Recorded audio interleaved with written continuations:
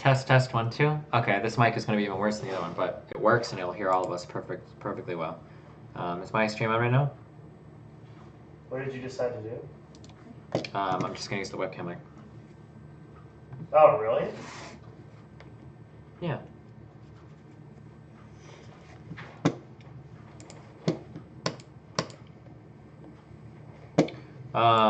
What were we talking about? Can barely hear the dude. He'll roll up over here when we're ready to talk. Illuminati and $10 bills.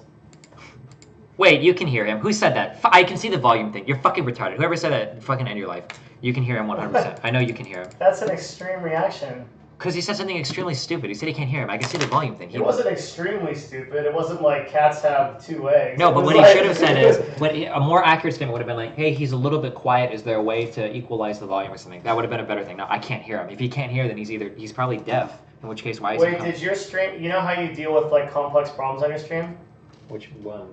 What do you mean? Various problems? How? What? By talking about them. On your stream, I can't solve this dude's deafness, though. No. Have you solved the problem where the dogs wear the pants? No.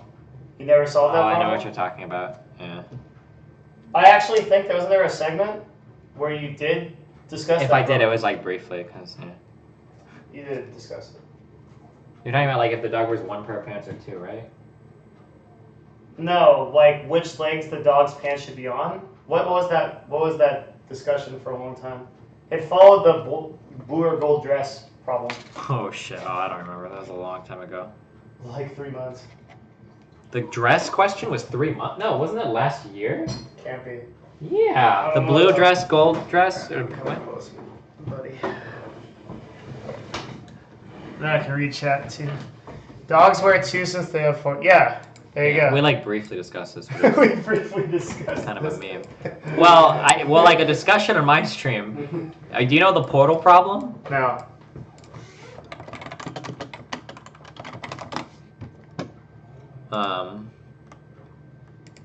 This is a problem that over the course of 2 days, we probably spent about 20 hours of stream time discussing this. No joke. Oh wait, hold on. This isn't it. I'm sorry. 1 second. It's this. So basically, it's you show the stream? Given this. Oh, that is your stream. Okay. Given this, what expected behavior would there be?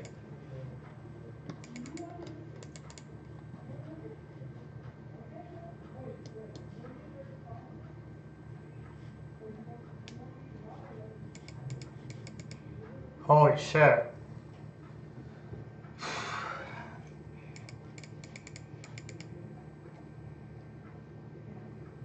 Oh wait, this one is a little bit different too. Oh, I'm sorry.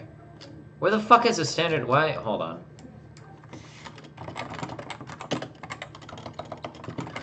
He's looking at the chat. I don't know. It's so puzzled. I can't believe me. What? Where's like the standard portal question?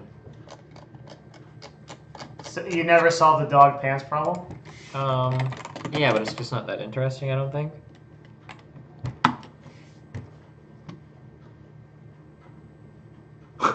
This is the number. That's your threat. Oh, I remember a conversation that came up over lunch about you. Uh-oh. Option Wait, that you just went to? Yeah. You guys were talking about you and I wasn't there? Weird, because you committed to being So there and fucking people weird. wanted to know where the fuck you were. Sorry, okay, what was the conversation? It was regarding your owning the Destiny name. I don't have a trademark. Just read it. Oh, yeah. Are you going to give it up on Destiny 2 release? If they pay me a lot of money for it, yeah. How much? It would have to be 6 figures. I'm not even joking. To give that up? Yeah, I agree. They might, though. Have you tried to ask them? I don't know if they would.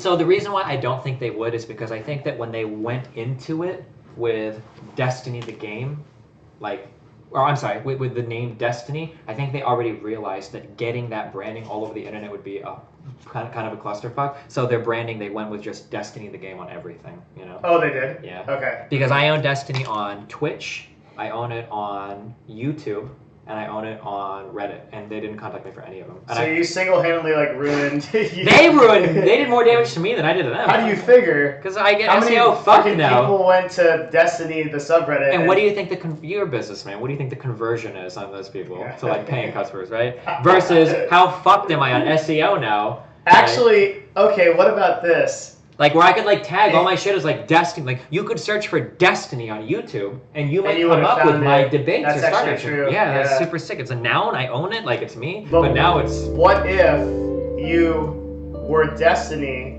and you played Destiny 2? No. I have to play Destiny 2, right? Just Really? because of that. I have to. Yeah. Because it's gonna be on PC. I'll do it. And your SEO will be absurd. Like, and if you put YouTube if I was like a videos pro up at it, or if Destiny I was 2, like really good at it, that would be like and retarded. if you put your YouTube videos up as Destiny 2, Like, it's over. I almost wonder if Bungie would come after me for like trademark infringement or something weird like that. Because it would almost seem official. I wouldn't try to represent myself that way, but I wonder if they would have like a case there, like this guy is using our registered trademark. Because I'm sure they have something That's registered. pretty scary. Like that would be really interesting. And you you know? have to finally change your name after from 6 Destiny, years. the game. Well, yeah, it would be interesting because I would own it first, but I think they would have a real argument, right? If you were using their IP, yeah. Oh yeah, even that too. Yeah, if I start to put out Destiny content and I have the name Destiny, and everything, like maybe you could make an argument in court that it almost looks like this guy is impersonating our company to do things. Like I wonder, that would be really interesting. But I have the name for a long time, so yeah, I don't know. And you can prove you had it, yeah. Yeah. So yeah, I'm not sure. That'd be interesting. My right ear is loving the audio. Wait, is the audio in one ear right now, or is this guy retarded as fuck as well? Who said that? Telton. Does Telton need to commit suicide, or are we good, or what? I am only here because this is the official Destiny channel. What the fuck? I've been Leroux the entire time. It's fine, he's retarded. Okay. He's retarded. I think I was finishing a thought before. A lot of people say right heavy. It's right heavy? Is it possible just because I speak much louder than him? Well, I didn't know that the microphone on this was stereo at all.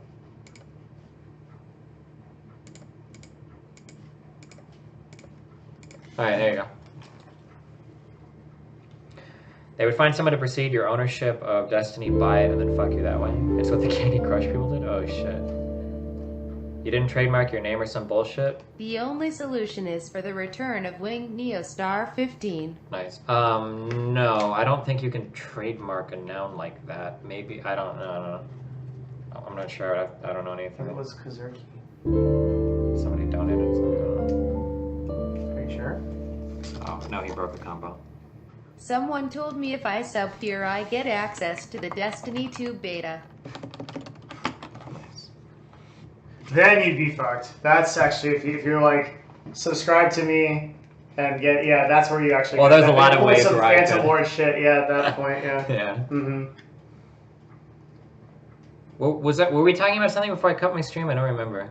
Or did we just go into the Dunkirk conversation? Well, we were doing $10 legal tender.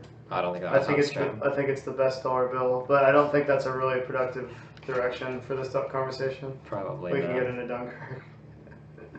I said that I think that living here, I think, would actually maybe hurt my streaming career because I think that if I lived here, I think I would be going out quite a bit because there's like a lot of people to like go out and do shit with. Except you don't ever do anything with them. Doesn't matter though. Every single day I've been here, I've usually been going out and hanging out with people, like almost every single day. So I wondered if I lived here, if I would do that too much. Oh, in LA you mean? Yeah. Just in general? Yeah, I definitely think so. I think that a lot of entertainers end up in LA and they just...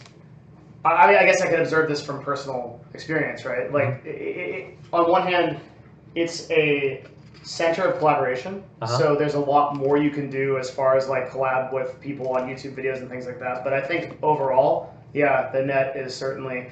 You also have to ask yourself: is it entirely effective for you to be streaming 16 hours a day or whatever you do, 12 hours a day? Like, it probably isn't. Like, you can probably there's probably a minimum effective dose.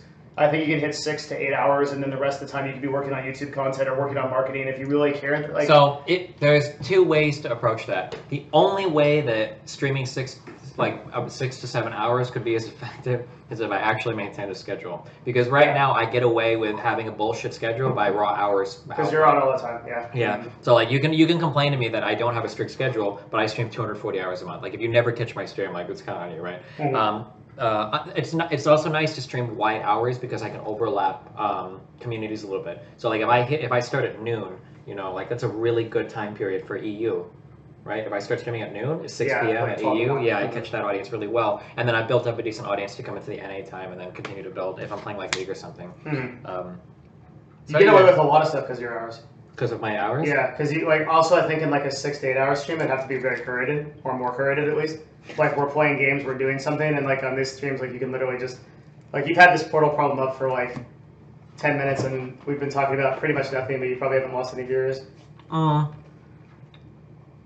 That's because the fan base that I've curated is here because they like me. But you will lose viewers every time that I'm on a stream. People lose viewers. When you're on the stream? Yeah. No, that's not true. Definitely true. Well, now I lost viewers because I cut my internet for like an hour. I had 3,000, probably like 2,000 now or whatever. After it catches up or whatever. Yeah.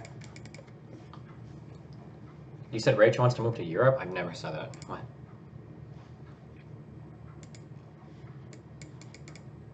Rich wants to play later. He's on Twitch chat. Oh yeah, if he wants. Oh no. Oh, the promotion I just got with Afro. It's all going away. Because it's like for you, collaboration doesn't really matter, right? I mean, I guess for your debates and your discussions, it's good because it can go on YouTube, but it doesn't. I don't know that. Well, I always say that, but that's because if you were in LA, like. I don't know. Like, there are people that I hang out with here that I think IRL streamings would be really entertaining with. Like Lily and her friends. Yeah. I think that doing like IRL streams with them would be really entertaining. I did. Did you see any? I don't know if you like watching the story. So I did an IRL stream yesterday with Geisha, who she was like Miss Dominican Republic, or whatever. Like she. Who is that? Like, I only saw it on livestream fails. So she did a lot in the Dominican Republic, like some TV stuff. She was Miss Dominican Republic, I think, and Miss World for 2008. She came to the United States, I want to say 4 or 5 years ago, or maybe in like 2008, it went longer. She lived in New York City for a long time, and now she moved to LA, and she like picks up gigs here for small acting stuff, and she's trying to like make her way that way or whatever. How did you make this connection? Ice Poseidon. She used to hang out with Ice Poseidon. I've hung out with all of them. I guess she thought I was cool, so now we hang out sometimes. But yeah, that's just like two people. Like I'm pretty sure that I could meet, because I'm a pretty sociable dude. I can meet a lot of different people down here and stream and shit. Yeah. Zach seems really cool. I could probably have fun with him, unless he secretly hates me or something. So like, yeah, there's like a lot of there's like a lot of really cool dude. That dude that have you met George's trainer? Yeah, Spencer. That dude is intimidating as fuck. He's a fucking monster. He's a beast. Holy shit. Yeah. Did you talk to him at all about? Oh yeah, lifting? Yeah. You but did. Like everything that he says about lifting is like the total opposite of what I've learned. Those would be really funny debates. It's like me, like the skinny fucking no name, like arguing with like this dude that's like a fucking monster. I wonder then if you and I have really different opinions because like everything he said is so far like in my book been like completely correct. Oh. He hasn't said a single thing that's wrong yet. Sure. As far as wow, you completely disagree. Well, there are different. There are like different flaws. I don't think it's like a huge deal. Are there though? Like yeah, like oh yeah, there are. There are some people that would like fight him to the death on what he says, but then there are other people that would. But ultimately, like the use case is the example, right? He's like, well, but he can always go back to appeal to authority. But that's why bro science exists, is because there's a use case for literally everything. There is a guy who goes to the gym who only fucking curls all day, who can probably squat like a decent amount just because of the random fucking shit he does. But He says that guy can.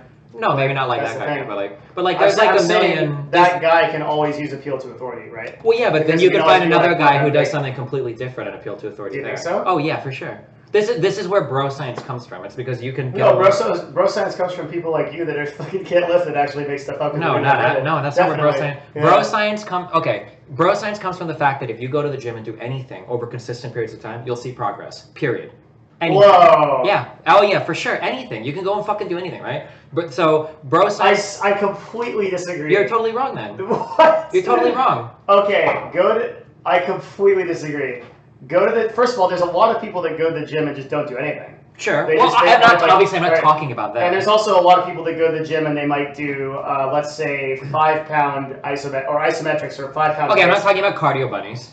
Okay, well then there's a lot of people that go to the gym and they use like those pushing machines and they do like 20 pounds. So let's say that you've got a guy with like we go on and on, right? You can have a guy with like a hyper efficient program that's like been min-maxed through all of his dieting, blah blah blah. But maybe he misses a lot of workouts, so he kind of like. And then you've got like a dude. Maybe this dude is a total fucking bro, and he does chest like 3 times a week or some like really retarded shit. Okay. He like day 1 is like 52 inclines and then decline like every single time, right? Is that if that guy hits the gym every fucking day or every other fucking day and whatever, like he's gonna see results after a few months, after 6 months, after a year. He'll get a big chest, he'll look okay. Nobody gives a fuck about your legs, really. And he'll look okay. Even though, and then like, the thing is he can come out of that and he'll be like, oh, well, this is what you should do. And that's where bro science comes from. Like, anybody can go. And as long as you go and you do stuff consistently, you'll see some kind of results. And that's where like the bro memes come from. And then on top of that, like, everybody has their own like autistic diet memes and shit where he'll say some shit like, well, I eat kelp before every workout and that makes me like really big. And because he has results, he can do the appeal to authority and like, oh, like now you can see like I'm a huge fucking dude.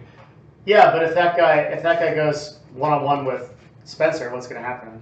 Like, is it still legitimate? Well, like, I can find people that are Spencer's size that would disagree with him. There's a lot of different, like, mentalities on how you should do, like, weight training in the weight world or whatever. Like, there's a ton of different people with, like, a ton of different... I feel like the like, elite top has a pretty constant consensus. Well, I'm like, talking specifically in... I'm sorry. I'm talking specifically in regards to training beginners. Oh. I'm sorry. Maybe at the very, very top, like, because he's like in the elite lifting category, right? That there might be similar in terms of like... To get there, like martial arts, right? I think, okay, I think that's a corollary that I can understand. Where in martial arts, at the beginning, there are tons of philosophies about how to do martial arts, right? Like the jiu-jitsu guys will tell you, all you need to know is jiu-jitsu, and the Krav Maga guys will tell you, just learn street fighting, right? And like the Chinese, like, will do, like Shaolin, you need to learn form for years, right? But at the top, like, it's pretty well established that like jiu-jitsu and MMA are the best fighting styles. Unless you talk to some of the retards in my chat, but yeah. Well, there's probably a lot of armchair magicians that are like, I've beat up 6 guys in a bar simultaneously, you know, bring 4 of your friends type of thing. But I mean, to anybody that's actually qualified, you think there's people in your chat that would like legitimately take a position like that? So we got into a big argument a while ago where I was shitting on Bruce Lee, and I think he's overhyped as fuck. He's a cool dude, but a little over. Like, there are a lot of people who think Bruce Lee was legitimately like one of the strongest people and best fighters in the history of all the world. He was very good, but he was not. He was probably very good, but he didn't do much competition fighting, right? And it's really hard to make those claims. When he did do kumites, though, he smoked people. Sure. But nowadays we have like we've got so many. But there are people that legitimately think that like Bruce Lee could come back in any discipline, and just destroy like 5 McGregors. And there were like several people that were trying to come on and make the argument that like everybody in MMA or everybody like in UFC uses Jeet Kune Do or whatever, or like Bruce Lee's fighting style, and like I don't know, and all the people that knew anything about UFC, like nobody could name a single fucking fighter. There was like one. No, the only consistent martial art in UFC is jiu-jitsu. Sure. Like almost everybody in UFC. Jiu-jitsu is striking. That's not grappling, is it? No striking. Opposite. Oh, it's jiu-jitsu is exclusively grappling. Okay. Yeah, and maybe joint blocks at like some level, but like jiu-jitsu is the only consistent martial art in UFC, pretty much, and maybe some boxing. McGregor said that Bruce Lee would be very good in the UFC. Yeah, but how does he know? He didn't meet the guy. What Brazilian Jiu-Jitsu is all ground fighting, right? Yeah, pretty much. You actually start standing though. Well, don't you start everything standing? Even wrestling, you start standing, don't you? Well, do you? I thought wrestling you start like. Don't you like? Yeah, but like you start full standing, but oh, you mean like standing with distance? So, like, yeah. Oh, and then you like tap and like you can go in. So there's like a lot of stuff to take down from there. Okay. How does he know appeal to authority? Yep. It's B Destiny. That's a good way to describe me. Oh no, he was talking about that. Oh, okay. Okay. Literally the second day I do Chimera. Everyone just says, oh, no one knows who I am. Yep. Sumo wrestling is S tier.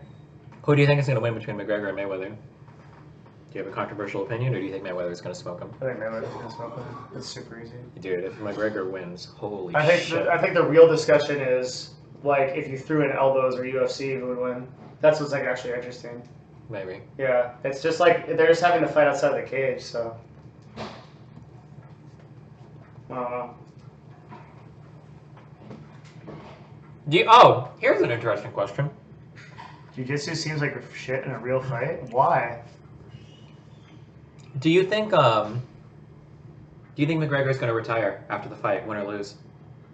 Can you ask him to explain Ethereum and the Bitcoin fork? Fuck, shut up. I really want to have the Ethereum discussion We will. at some point. Okay. That's a whole nother thing. We got like Dunkirk in queue, and then after that, who knows? Do you think McGregor's going to retire after Mayweather? No win or lose? I think it's smart for him too. He makes like $3 million a fight or some shit. Well, moreover, and I with think, this, he's guaranteed 70. Yeah, 70, 75. Do you think he goes back to fighting? Is like the champion and all that important to him? The drive to be the best, or do you think? He doesn't want to ruin his, like, how would you describe it? Like mental, you know how like after getting beat up a lot, you just get dull. There's some name for it. You know what I'm talking about? No. What, have you heard of it? Like if you're boxing for a long period of time. Oh yeah, you get fucked in the head. Yeah, I guess that's how you describe it. Yeah, there's some word for it, but I would say that I think he doesn't want that to. Yeah, punch drunk. Thank you. Okay. Yeah, he definitely doesn't want to do that. He's talked about that before. So I think it would be smart for him too, because he could like retire on the height of his career, have enough money, more money than God, be fine for the rest of his life. And you know, you also retire like in like the height of height, right? Like with the biggest payday you're probably ever going to take down. Yeah, I think it's only downhill from there. So if he's really smart, he will. But sometimes greed like gets the best of people.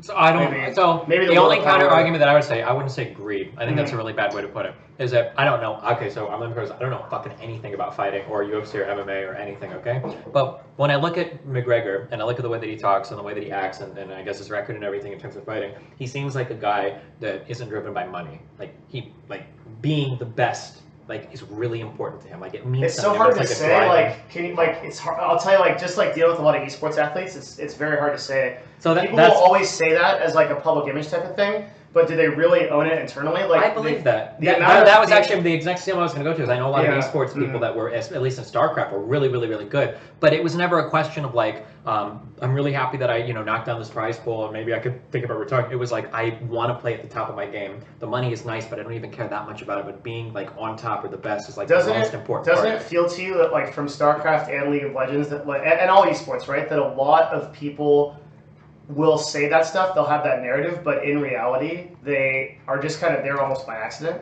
because they just played so many video games that they kind of got there. I don't know. So for people saying that like McGregor literally says all the time he's only here for the money, maybe I'm naive. I don't think you could be that good and only be there for the money. I think he has to want it more than that. I want to believe you. I really want to believe you, yeah. 10 million just off his fight with Diaz. Wow. 100 million off this fight.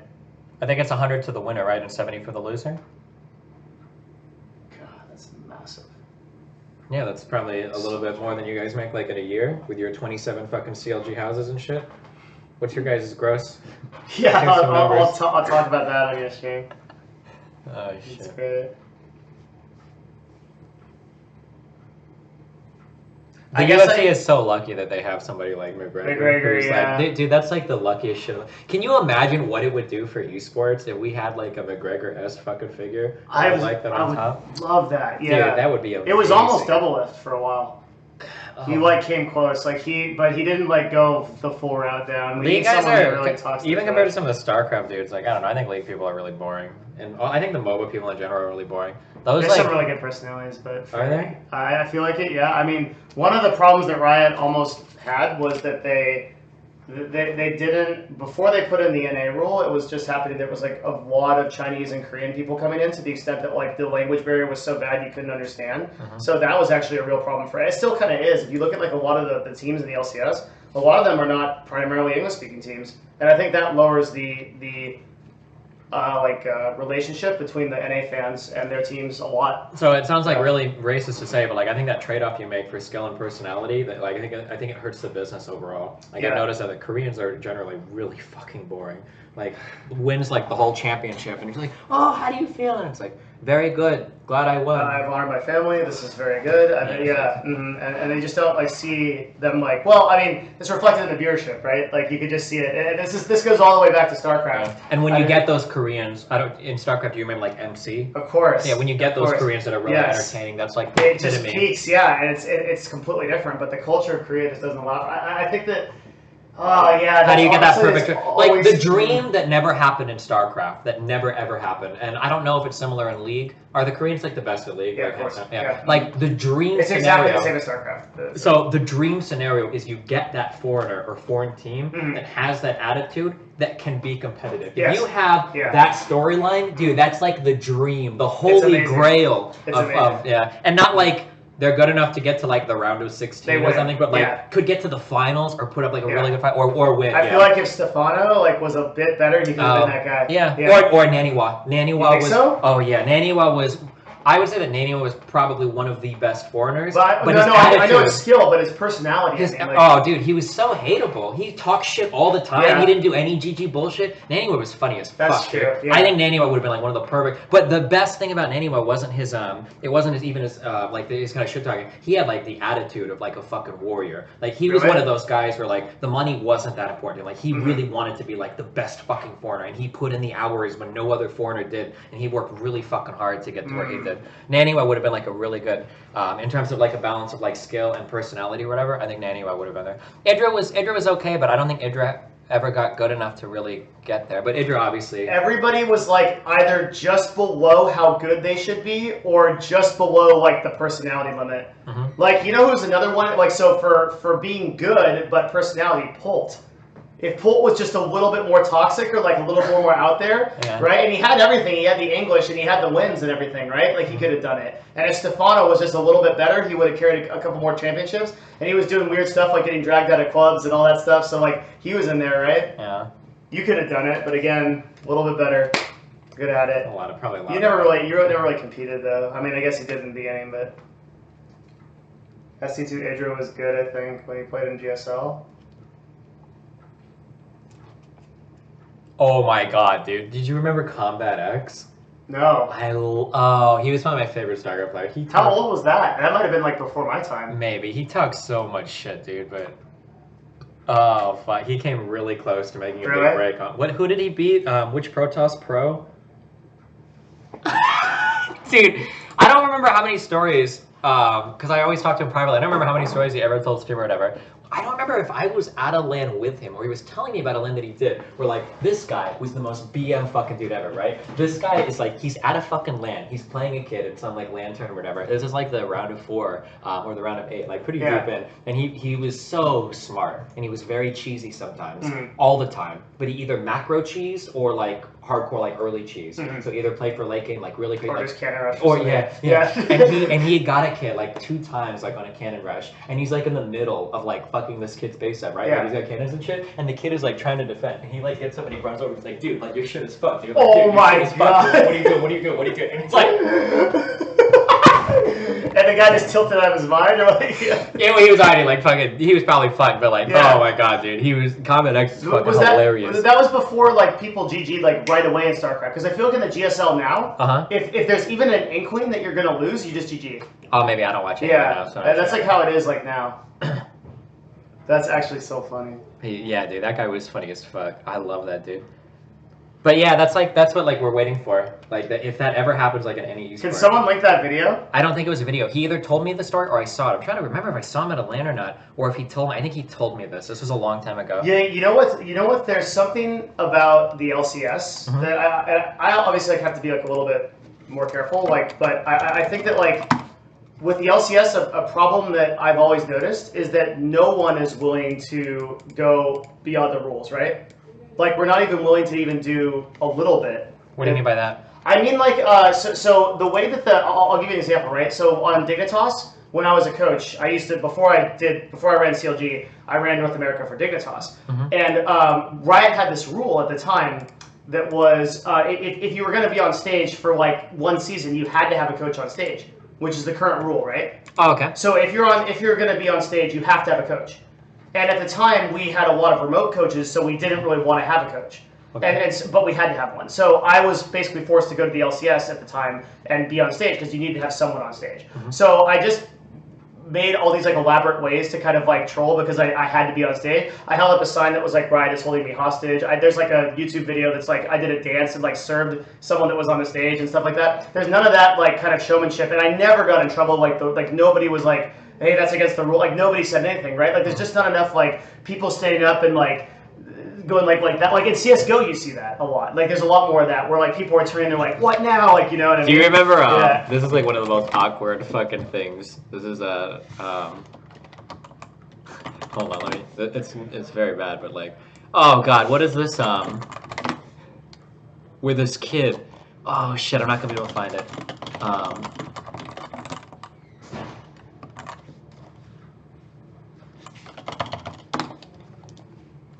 I don't. Does that really count? What? Carlton, the unicorn love general manager dressing up. I actually think he's the owner, right? I'm pretty sure that guy was the owner.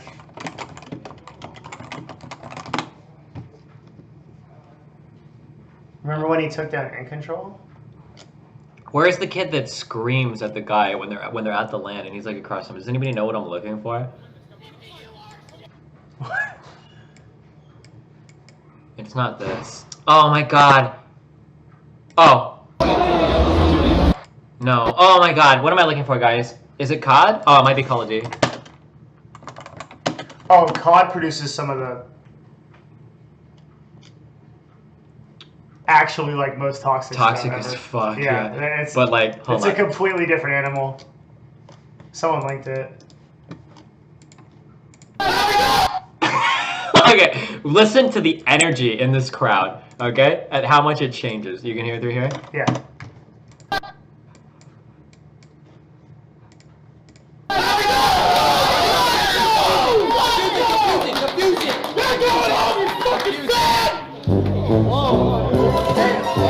Like everybody gets like everybody like gets so quiet. Oh fuck. I There's meant one to with like say without the fan. music. Oh shit, dude. Yeah, that's pretty funny. I meant to say fan. The fighting game community is like they're too far in the other direction. Smash though is really tame. I'm talking about fighting games. Wait, what? Smash is not a fighting Smash game? is not a fighting game. Smash is a party game. So in the fighting game community, they go real fucking hard, but they don't have like any of the professionalism. So they don't. There have, are like, so any many people in this house that would just. I know. I was almost gonna immediately make the joke when I saw the Smash shit over there. actually fight you. Do you really believe that though? No, I really It's don't not part care. of SGC. It's at Evo. Huh? It's at Evo. So was fucking Angry Birds one year. I don't know if I that's don't true. think or Angry not. Birds Yeah. was there. Yeah, sometimes you just. I'm sure there's say something. shit, Yeah, there's probably something yeah. in Evo that wasn't a fighting game. God damn, yeah. There is no way. That triggered a couple people in chat. That triggered me, dude. We have a Smash team, yeah. Smash is super legit.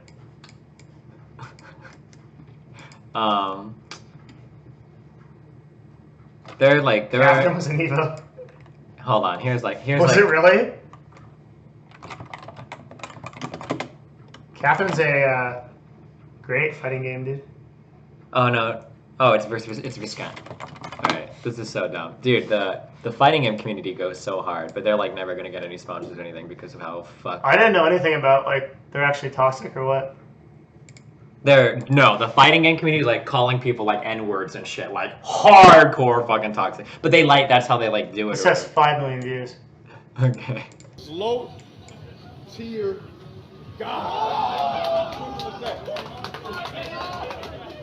That's how I know you as. Now, tell us a little bit about what the hell is going on here, man. First off, I played this has-been online with his dad jeans. Played him online.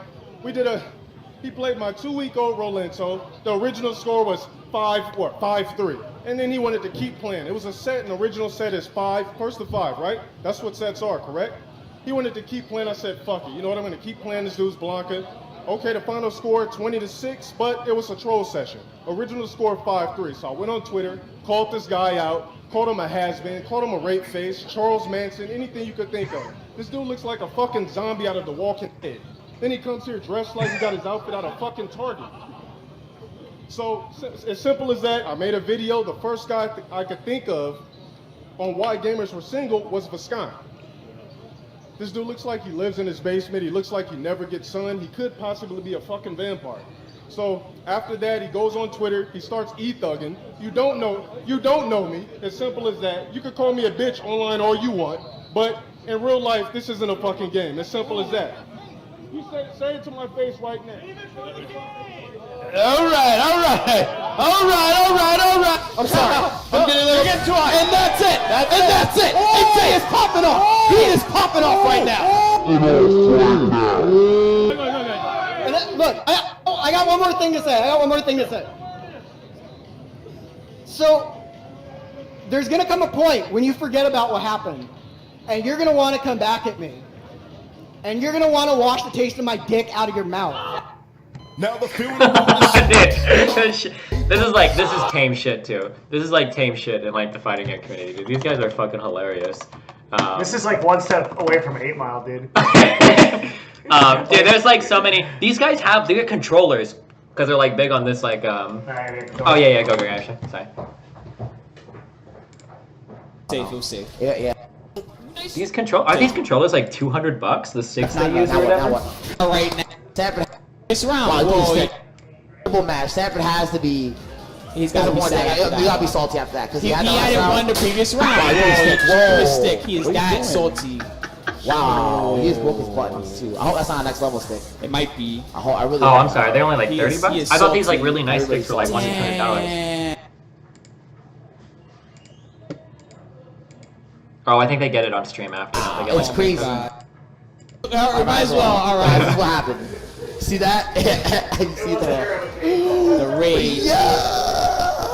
Yo, T-Pie Sunday. Dude, we have the ball. $30 for the bundled Wii ones? Yeah, okay.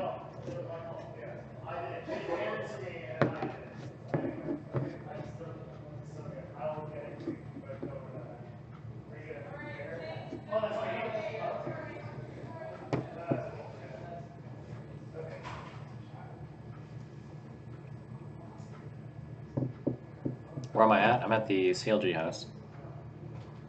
Fuck, I haven't been running any commercials like since I got here to this country. Or state.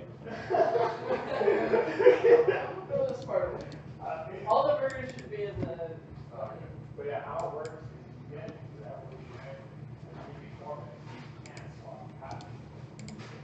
Look at this, 8 damage right there. Oh, I don't think I've seen this. Look at this, 8 damage right there. Maybe this is their new strat that they're going to work with. He drops that totem, but what a kick on healing surge. There's a grounded through. Oh, he did it. Wow, no great peel from Rectal. Alex trying his best to peel, but the team of complexity really coming out strong here on Digi. And Digi going down to 15k, absolutely nothing left. Calling, please kill him. Goes into Ghost Wolf, into a stun, out of it. There's that late trinket, but still goes down in the middle of the ring. Oh, that wasn't too bad. Hang on, I have a small disaster. What? I dropped a milkshake on the floor. Are you fucking serious? We have milkshakes here? I tried to drink, dude. I don't know if it was because of all the caffeine that I drank. So when I was young, I think I said this a few times, right? When I was young, I drank a lot of soda, maybe 12 to 20 cans a day of Pepsi. And I feel like I destroyed my like caffeine receptors. I feel like I don't like. I tried one of those 5-hour energy drinks earlier to see if it would like hype me up, and the dude's like, "You should only take half. Like you might start shaking." Like it has like no impact on me whatsoever. I kind of wonder. What? Be careful. What? It's oh, that too 5-hour late. energy drink earlier didn't faze me at all, dude. I think I don't think that shit does anything for me. I don't believe it. It did nothing for you? No. Are you a mutant? I drank a lot of caffeine when I was younger, so I wonder if like that like influences, like builds a tolerance, and now it just doesn't do shit for me anymore. I drink like Red Bulls every now, like before going to sleep too, and it doesn't like bother me. Drink 7. 7? 7 of them. Well, I don't want to like go out looking for these things, but I don't know. It just makes me wonder. No, it is very strange. You're the only person who doesn't have a reaction to it. Hang on one second. Good, I'm special. Be careful. Clean your milkshake up. I'm going to. Did you get extreme headaches, like caffeine withdrawals? Oh, I never actually thought about that. When I was growing up as a teenager, I don't know what they're called, but I would get the worst headaches right here behind my eye, agonizing. I remember banging my head against the wall because this sounds really memey. I wasn't like suicidal, but I remember that like if I would bang my head against something, the generalized doling of that sensation would feel good. It was the only way to relieve the pain. I wonder if I would kill myself if I had these throughout my entire life. I don't know what these were, but right here behind my eye, or whenever I would get them, I would have to bang my head against the wall for like 30 minutes to an hour before it went away. It was the worst fucking... Oh my god, it was so bad. It's called an ocular migraine. Yeah, whatever the fuck that shit is fucking horrible. Holy shit.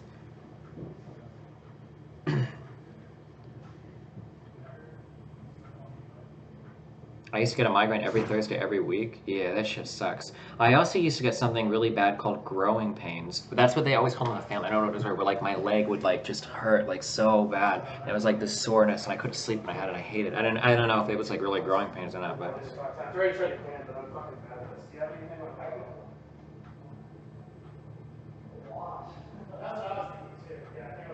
I don't know. I'm sure it was like something. I was probably like. I wonder if it was like a nutrient deficiency or some shit. I don't know.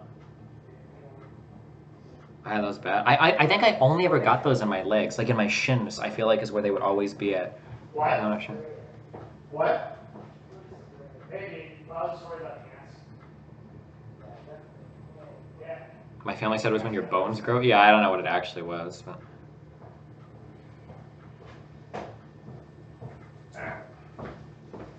Oh, I was just like, it's like these this like happens like I don't want to say like on the regular, but compared to like any other game. So these things are worth like at least $200, right? These are like really expensive. Like he's got to be salty. You gotta be salty after that. He hadn't won the previous round. Whoa, stick. He is that salty. Yeah. Wow.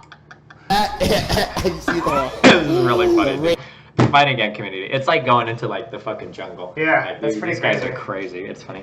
So does that maybe that's a big part of the publicity. And that's why a little bit. So the fighting game community, I don't know as much about history as other people, but I think like they make an effort where they'll say like, we don't want you sponsors, like stay the fuck out, like we're gonna keep it raw as fuck. Like they make those decisions. That's like, cool. They prefer to be like the local land. Well, they also get in a lot of trouble too, because like I said, like it's a hardcore. Like you're talking like they would laugh at the shit that we make big deals out of. Like they're throwing N-words and shit around. Like that's like the baby shit to them. Like this crazy fucking. It's crazy, dude. Yeah. But.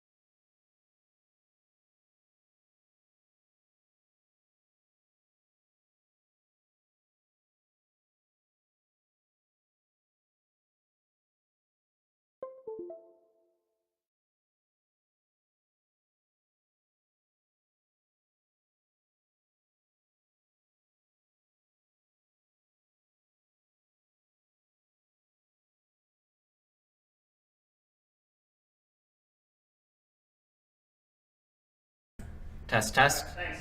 Alright, we've slightly upgraded the mic. I don't know how well this is gonna work. Does it sound okay-ish? The quality's probably really good. Well, the positioning is really bad, so. Why? Because the microphone should be positioned like this, but we're going to be pretty far away from it. Yeah, but it's omnidirectional. Just set it to its omnidirectional thing. Listen, it doesn't work like that, okay? It does. No, it doesn't. It does. No, it doesn't. Because you want the microphone to pick up as little background noise as possible, you want the microphone to be like right up here, talking right into it so that the gain can be turned down and you're only picking up the voice. When you start to pick up voice from back here, your voice is dispersing. It's not as good. The quality isn't as good. We're talking like 10 to 20%, right? No, let me put it this way. I could have you could make an $80 USB mic would sound better than a $700 pair of matched stereo mics, properly positioned. It's one of the biggest mistakes that streamers make. We can do a demo sometime. You won't believe it. It'll blow your fucking mind.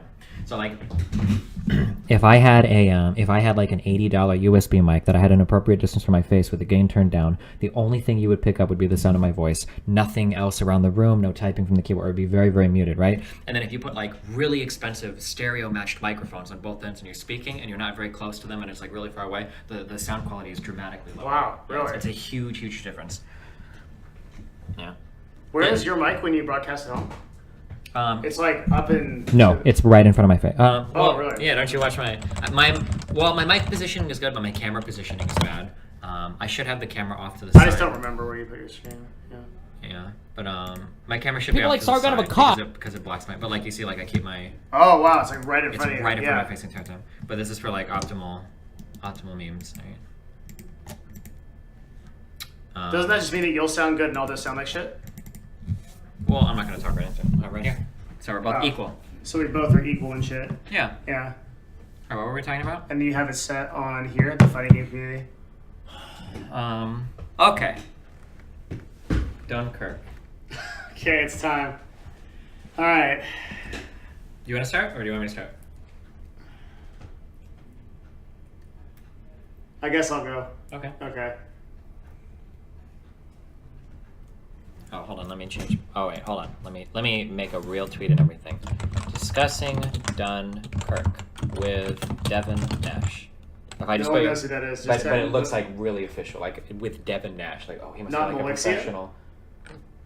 If I put Devin Nash, you look like a pro movie critic, and they just like haven't heard of you. Like if they say like, oh, just discussing with Devin Nash, like he must be like an Egert kind of person, right? I'll put your name in a thing and whatever for the. How do you spell it? MYLIXIA.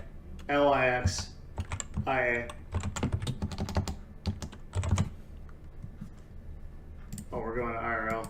Oh, I don't know. What do you think? Yeah, I do. Okay, me too.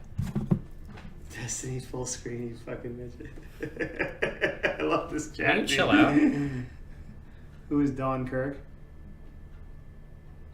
You ever ban people from here? All the time. Okay. I don't know. I probably lost so many subs. I ban subs. I shouldn't do that. I give leeway to some, but oh man, dude, I'm pretty bad. Gaming talk shows? No, he's gonna get way more viewers than IRL.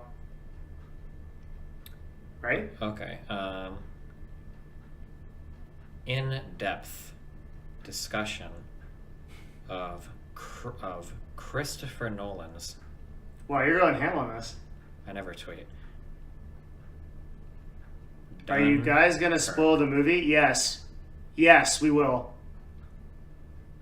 Devin Destiny was talking shit when you left? Yeah, I have no doubt.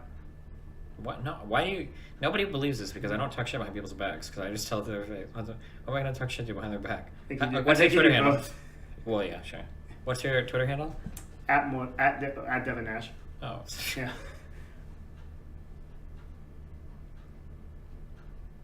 I'll retweet it. How about that? Wow. Wait, should I read? Yeah, I'll retweet it.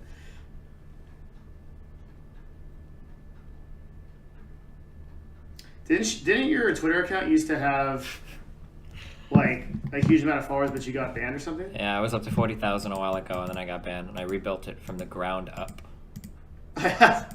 This is basically the best tweet. On behalf of Omni Destiny, I would like to apologize for missing lunch. He doesn't get out much and doesn't know when he's rude.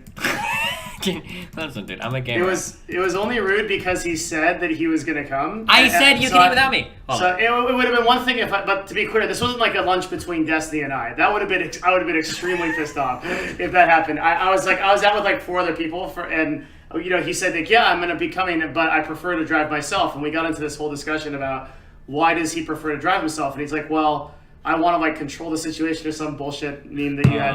And I said, well, why don't you just Uber? And he said, well, then I'm still not technically in control. And What I if somebody quickly realized, robs me and then I can't Uber away? Because I take my phone. taxi to the location. have I mean, a there's wallet. always a way, right? Like people got places before they could drive. So anyway, he puts up this bullshit fucking red herring, and I said, okay, well, I'm not going to argue with this because I realized that I couldn't argue with him. So I let that go, and I figured he'd be right behind us because he said the words, "I'll be right behind you." And then I missed the turn going to the restaurant, and when I got there and he still wasn't there, I knew something was up, so I texted him, "Hey man, like, are you coming?" And then I want to quote how he responded, because chat, you can tell me if this sounds like someone. Okay, wait, let's get to talk about Dunkirk. Can we go? I'm not done with this. Chill, I'll get there in a bit, okay? I'm not really hungry, so you can start without me. Don't wait. And then so when we come back, and I said, "Hey man, you never got there," he said, "Well, I didn't. I opted out. I was non-committal." Because he said, "You can start without me, don't wait," and that was like basically what he said was like, "I'm not going to be there." But he says, "Chill, I'll get there in a bit," and he just left because. So that was the situation. So I had like 4 people there, and then he didn't show up. He never even planned on going. That's my suspicion too.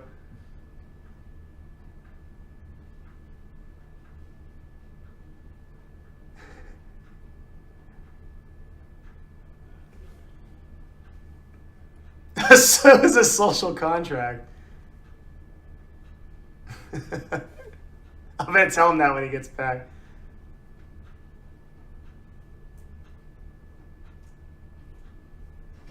Yeah, I feel like the reality is like half the time it's very difficult to get him to do anything.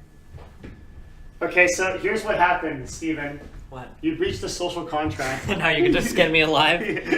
You base your whole philosophy of life on social contracts. You breached a social contract with me and my friends.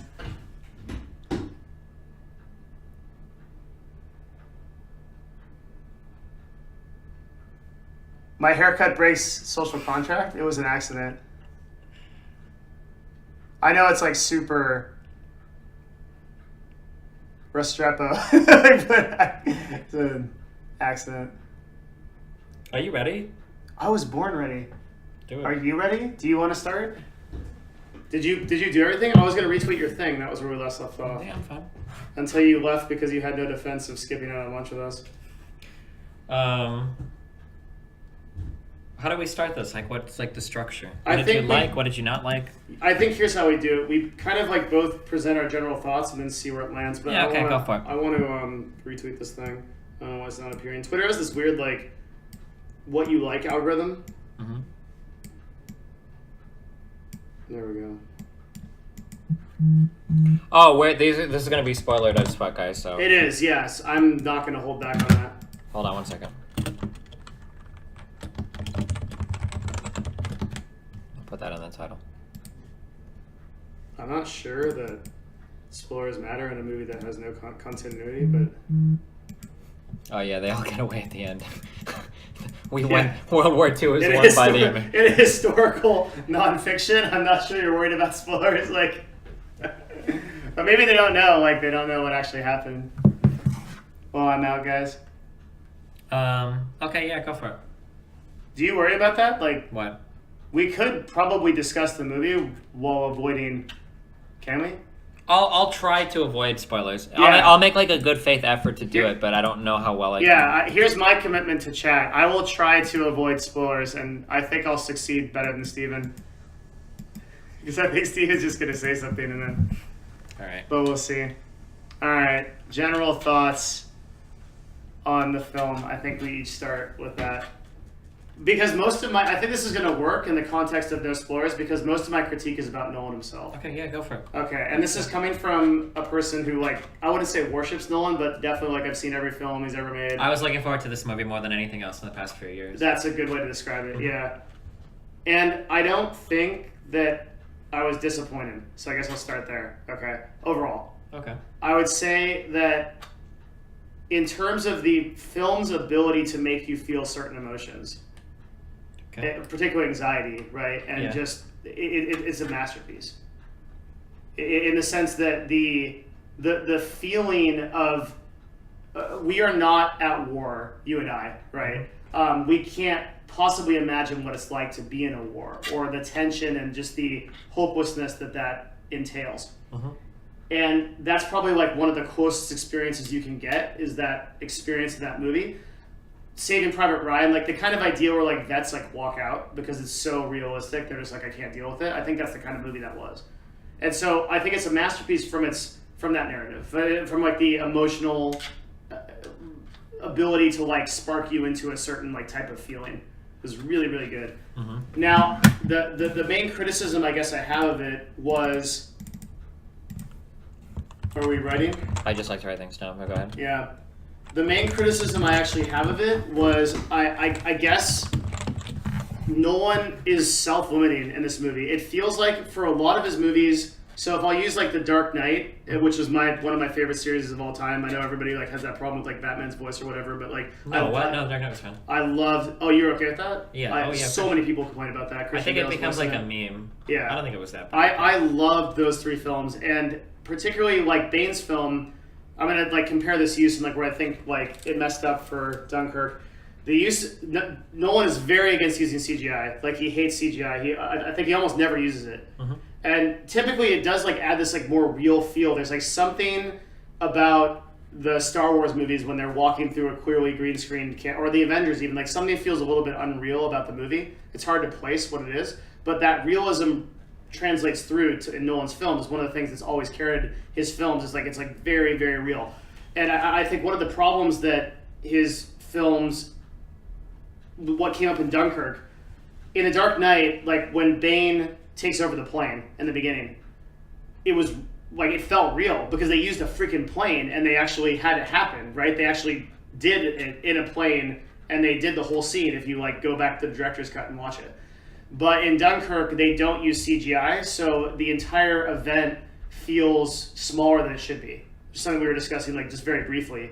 As a huge criticism I have is that war is supposed to be kind of like an epic endeavor. I think a huge opportunity was lost to make that seem like it was an epic endeavor, and when in reality it was just like a few hundred people like on a beach. Yeah, like, I think you said it where there's like 1,000 people tops there was in any there was scene. 1,500 extras, and the way that he actually made up for the extras, he used cardboard cutouts. Oh. And then he used like vehicles in the distance, but in reality it was like a massive operation. And he also only used like real boats. There's only about like 5 to 10 actual boats. It didn't, that loss of like epicness really hurt the movie. Maybe, yeah. There Really was like bad. 2 destroyers or whatever shown, I think, in like the entire movie. Yeah, and they were the same destroyer. And then the other problem is like every time you would have a scene, you would have like a group of people walking across an empty beach.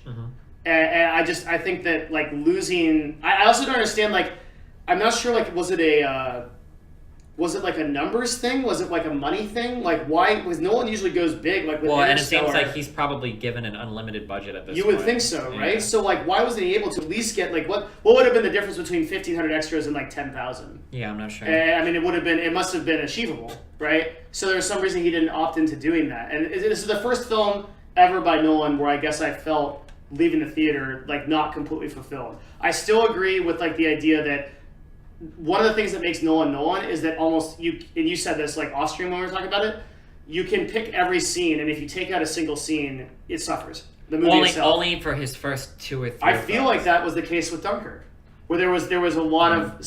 So that I guess I'm going to stop talking. Then. No, so what you were saying there, I agree with. I don't know how true this is, but it almost felt like Dunkirk was like a hardcore attempt to deal with every criticism I made of Interstellar. No, obviously not me personally, but like one of my big complaints is I don't remember if I brought this up specifically to you, but like if you look at Memento and The Prestige, every single scene needs to be in the movie for it to work. It has to be. You can't take shit out of them because everything is internally consistent. It all reinforces the exact same theme throughout the entire movie. Very consistent. In Interstellar, things come and go like very quickly. That Interstellar looks like an editor's first pass. And then you come back and then you really tighten up the story. Maybe you refilm some things you need. But there's so much to like, so I think I have a few examples of that, man. In the beginning, they, they have this discussion with the school teacher. Remember when they were talking about how like we teach that the moon landing was a hoax because we don't need astronauts, we need farmers or whatever, right? So I thought we were going to have this really interesting theme of like the necessity of survival and doing what you need to survive versus mankind's infinitely expanding imagination and the desire to explore. I thought that was going to be like a theme of the movie, like the practical versus like you know we need resources to save our planet, but we also need to explore and look beyond. Right? I thought that was going to be big, but it's not really. That's not really addressed throughout any other part of the movie. Not really, no. You never really feel like that trade-off where like, because once you find the big NASA facility and shit, like they're all working on the rocket and everything, and like that's like the thing. You never really. But the whole point of Interstellar, it's been a long time since I saw the movie. The whole point of Interstellar was to get the thing off the ground that eventually saved the human race. Because the Earth was doomed, right? But I'm just saying that specific theme of like battling that, like trying to fight against a group of people that are constantly. Do you feel like that got lost in the noise as they were traveling through space? No, I just think that it was brought up as an interesting idea, but then it's just not dealt with.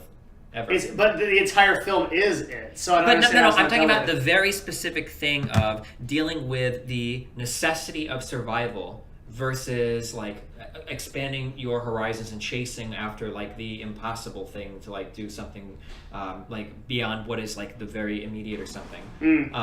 Like because like you're talking about like we don't need scientists, we need people to farm like that right.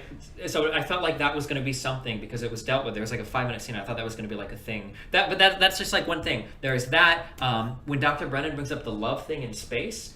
That's crazy. Brought up, but then like that's never really done, except for I guess maybe when he goes in the black hole at the end to talk to his daughter, I guess. But like that whole like that concept of love overriding everything isn't really. And then like when in the third act when Matt Damon's character comes in, that whole plot line is bizarre to me. That Matt Damon tries to kill the guy because he said he would put his family before the mission. I guess is. Didn't he want to get out?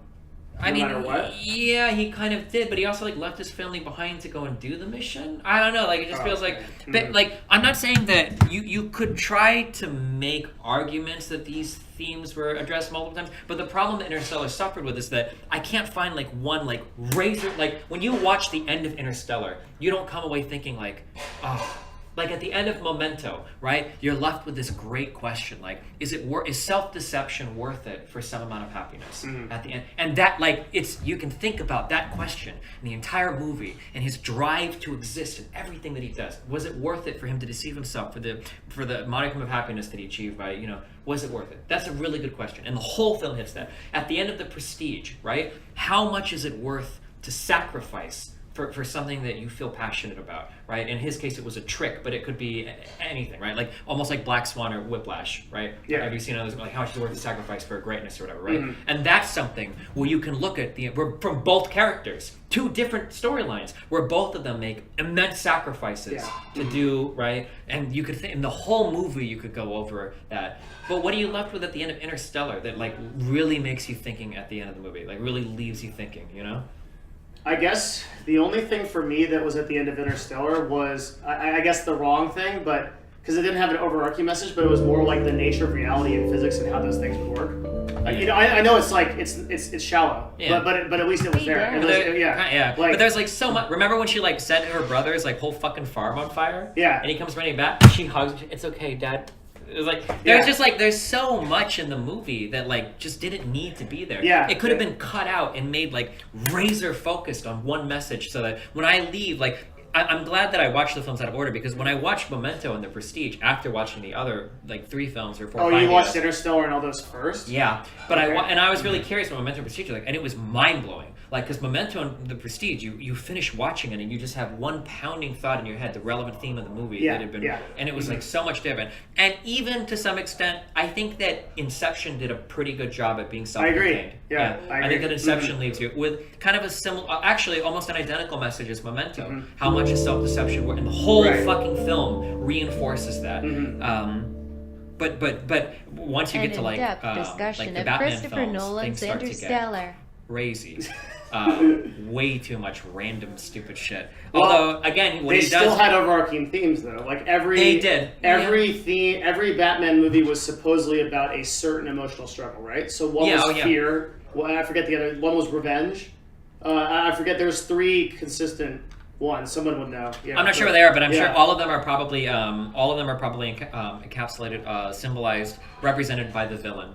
I said that. I think I told that to you. Like, I think Batman always has like the perfect villains. Yes. Yeah. He oh does. yeah. And Bane, he represents everything that Batman once was and needs to become again. Yeah. And then the Joker is the antithesis to Batman. Right. That challenges Pure chaos versus we're perfect villains to be placed in a way to challenge the Batman character. Yeah. And but Dunkirk, the Bane Ra's al villain Ghul was amazing as well. Liam Neeson. Yeah. I feel like the Batman movies are like my personal favorite movies pretty much ever. The amazing musical scores, right? The entire thing traps you in. It's like, music. Oh yeah. It was all so good. And the problem that I have with those movies is the same thing with Interstellar. Like the scenes that he does well are so good, but the scenes that are bad are so fucking stupid. Yeah, it's true. Like this is like it's minor, but like the whole plot device in the Batman in the third movie was so stupid. The idea that they break into Wall Street. And then there's like a mystery hat, and the next day, like the world's richest man goes bankrupt, and nobody stops to think, like, what's going on? Yeah, it's just like accepted. Yeah, that's really stupid. The third movie starts to really break down too, like the total inclusion of military forces in the lockdown of an entire city. Yeah, and they like send in the special forces. The special forces are like inept. Like I would rather they just don't introduce those elements because in reality, if you send the SEALs into anything in real life, it's just over. Like I actually have a really big problem in a lot of movies. Well, you were never military, right? No, I like. But I'm from I have a family that was in defense. Yeah, so I guess like just on like the things that I've read and what I've watched, like our special forces are really capable. But if you insanely capable. Every movie special forces are in, they're like a fucking joke. They can't do anything. Yeah, well, except for actual war movies, like Wind Talkers, or Black Hawk Down or something. Yeah. But like anytime you have like a semi-fictional movie and like the special forces going, they're always like the joke squad. They fucking do like nothing. Yeah, and it's insanely inconsistent. Like I'd rather they just that bothered me about Batman a little bit too much because they sent in the best, right? They came in undercover. They came in like food trucks. And they get found by Bane and immediately destroyed, and they get gunned down, right? Yeah. And I mean, it just doesn't happen. Like those guys would just sack everything. Yeah, I think the movie breaks down a lot in the third iteration of it. Mm-hmm. The first one, I think Batman Begins, was my personal favorite movie, is an absolute masterpiece. I can't remember anything really stupid about that movie. So okay, good enough. You're probably right. But we tie all this back. This goes to Dunkirk, right? Yeah. So, wait, I want to bring one more really fucking horrible thing about The Dark Knight Rises. Okay. And this bothered me because it wasn't just a minor plot thing; it was a major plot thing. I think it was severely fucked. So Bane. You saw Bane as this really powerful figure because he was the only one to have escaped the prison. Yes. Right? That was a really big deal. Yep. Bane was the guy that escaped the prison. But later in the movie, it's revealed that it wasn't him. It wasn't him. It was the girl. But who cares? Yeah. When it's revealed, it doesn't matter at all. It doesn't matter. It's totally irrelevant. Well, Bane in general, that character I think was completely destroyed by the end of the movie because he's like crying. He's like a mess. He's completely lost like that element of. In the beginning of the movie, he's just this terrifying thing, right? Yeah. Like I kind of think it was okay for me breaking down, but like everything, that mishandling of the woman being there, like kind of not. And then the way Bane doesn't die correctly. No. Getting shot by Catwoman was the worst. Yeah, it was the worst, especially after that crescendo victory of Batman finally beating overcoming him. He finally overcomes it. And then Batman actually ends. That was actually the worst part of the movie. Was the end. Was Batman loses against Bane again. Oh, kind essentially. of. Well, no, he holds the gun. He says, "You'll just have to see the fire, right? Like, imagine the fire." And then he immediately gets shot. He immediately gets shot. And then Catwoman says some quip. It was like we went full 80s, dude. Like he says some quip like, she's like, what did she say? She's like. Your whole no gun thing, I think we're gonna have to rethink that. And I was like, oh my goodness. Like, dude, what please. should be the narrative climax of Batman's arc is like 3 movies. It's like completely ruined. destroyed. Yeah, I totally agree. That was awful. Now, I don't feel like Dunkirk made any mistakes like that. No. Now that I'm thinking back, and it's helpful. It actually, we just moved Dunkirk up in the movie rankings because I remembered how bad the third one was. Sorry, hold on. I have to bring up. I'm sorry. I love shitting on The Dark Knight Rises. One more thing. In the beginning of the movie, here's another Nolan-esque thing. In the beginning, they make it sound like Bane's mask is really important. Like, that's going to be a really important part of the movie. The guy, why does he wear the mask? I thought that was going to be a really... big deal. He even said it. Nobody cared who I was until I put on the mask. Right. Oh, so are we going to deal with... The mask, yeah. It's... It helps him breathe. Yeah, it's like pain medication. Yeah. Well, you see, I have really bad sinus problems, and in the end, he hits him, and then he just has trouble breathing. I don't like that's something that like there are ideas here that could have been really good. Amazing. So like first of all, the mask is never addressed. I think that him being defeated by like punching the mask is like really stupid. Yep. Mm-hmm. But like it's a cop out to what. But that's a theme that maybe part of Bane's strength is the fact that he has the mask and whatever drug goes through him is also like a pain suppressor. Maybe that's like is actually like a decent part of the movie, and or at least is given some explanation because that existing as part of the narrative actually makes Batman's victory of him over even better, and it would make like a hit to that, like knocking it out, like symbolic to some extent. Like Batman was so good, not only did he overcome everything, like even at like a human disadvantage, he was able to not only defeat Bane but also like break the device against him. Like there would be so much more there, but there's just like nothing. The whole melee between like the cops and the army, where they just kind of ended up like a medieval battle. So this is another. It's a huge problem. Yeah. This movie I think suffered horribly from being way too PG-13. Yeah. Oh, Dunkirk? No. I think Dunkirk did too, but I'm going to get into that. Dunkirk, if it did, it wasn't as bad. But there are several scenes in this movie where there's like, you hear gunfire, it's like da-da-da-da, and you see the guy do like this. Yeah. But there's no blood. There's nothing. Yeah. I remember very specifically when they shoot the guy at the end of this plane, it looks comically stupid. Like when you get like planes, you hear like the gunshots. Hold on. And then you just see them do like this weird thing, and it's like it almost looks like a joke. This is it's before this. Wait, no, it's just you're right here. Yeah. They're gonna go in. The guy pulls his gun out. Yeah, and he's just like. Yeah, it's coming. Like here. Yeah. Like no gunshot, no ricochet, and then like just you don't even see like a little like thing or whatever. Special forces, someone in chat. It also happens. Huge splatters of blood are realistic. Yeah, it doesn't need to be anything, but at least like you need something visually to acknowledge that the shot happened. Was very difficult because they're trying to film this in the winter. Like it's supposedly supposed to be a winter shot, right? But this is actually filmed in the middle of the summer, and that's why you see how the light is really harsh. And it really shouldn't be, so it doesn't really feel like winter. And this throws off the fighting scene. In the fighting scene. What's the name of the guy that gets killed? It's not the commissioner. It's like the Gordon. No. That's why I said it's not the commissioner. Yeah. Oh yeah. This was the last one where. Oh my god.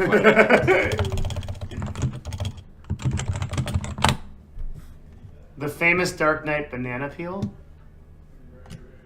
Oh man, there's a scene where like at the end when the fighting is ending, where you see the mayor on the street corner and she's driving out with like that Batmobile thing, or the he's not the mayor, he's the head of the police. Oh, maybe he's the head of the police force or whatever. He's the white glove guy. Yeah, and she's like, kill them all or whatever. And then like you see him standing, and then you hear the gunshots, and then they drive by, and he's just like laying there. And there's not even like a little blood, and it's just like, I actually thought that movie had severe problems. Like the PG-13 that they were going for actually like really hurt some of those scenes. Why does Nolan insist on going PG-13 for everything? Because he did that for Dunkirk as well. Why was Dunkirk not in our movie? Like that's crazy. He has the pull for it. I'm sure he's got to be able to get away with anything. Yeah. There's nothing he can't do. And especially in an era where we have people, fucking superhero movies have even got, after Deadpool, we live in a post-Deadpool world, Logan, it was fucking rated R. We can't get Dunkirk.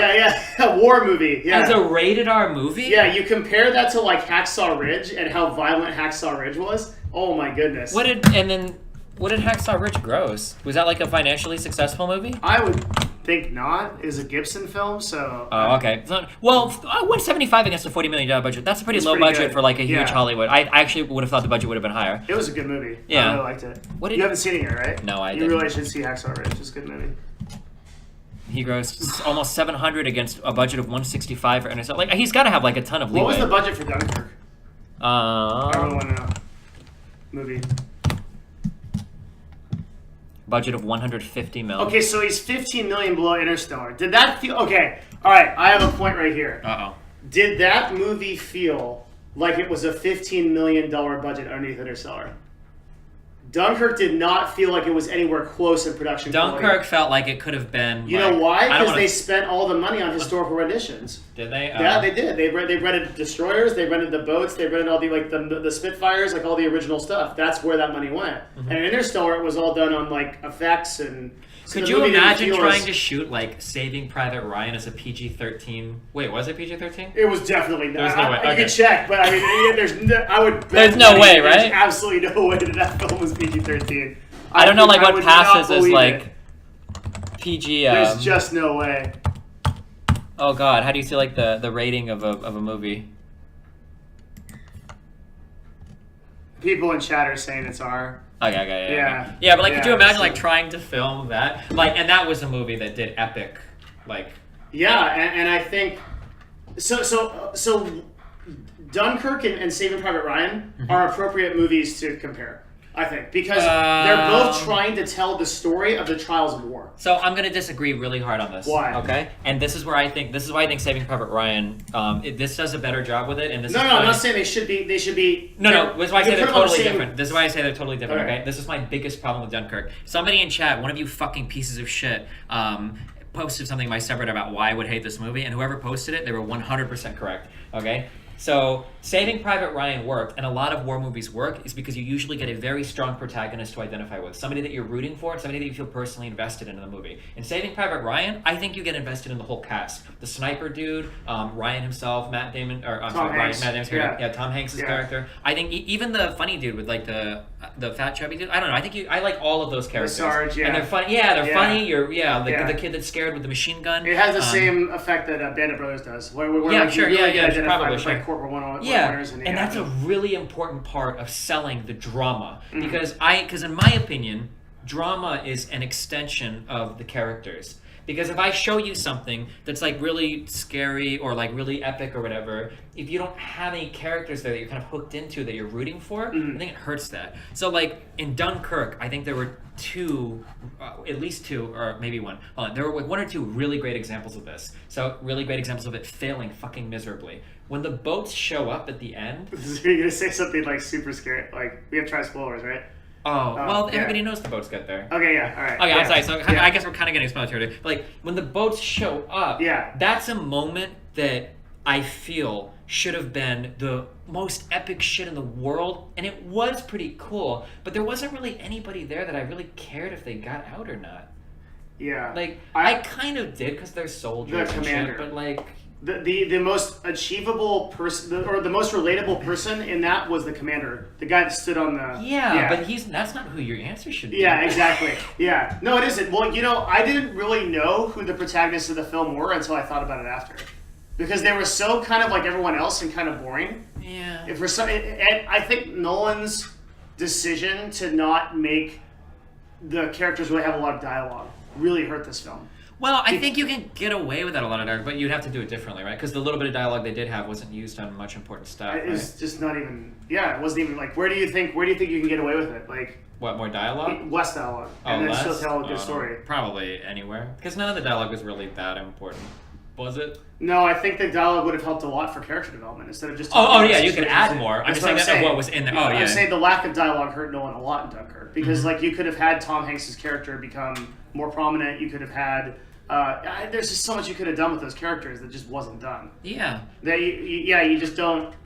The throwing in of like the grandpa, or the dad, like I guess they kind of hint at it that he had like some military experience, like he's probably the most relatable character. Yeah, I guess honestly. Like avoiding the dive bomber at the end. That's like the only thing that he kind of does in his war experience. Like, okay, well, I almost would have expected more from that dude. Like being able to do that was really impressive, but that's like the only time they bring it up.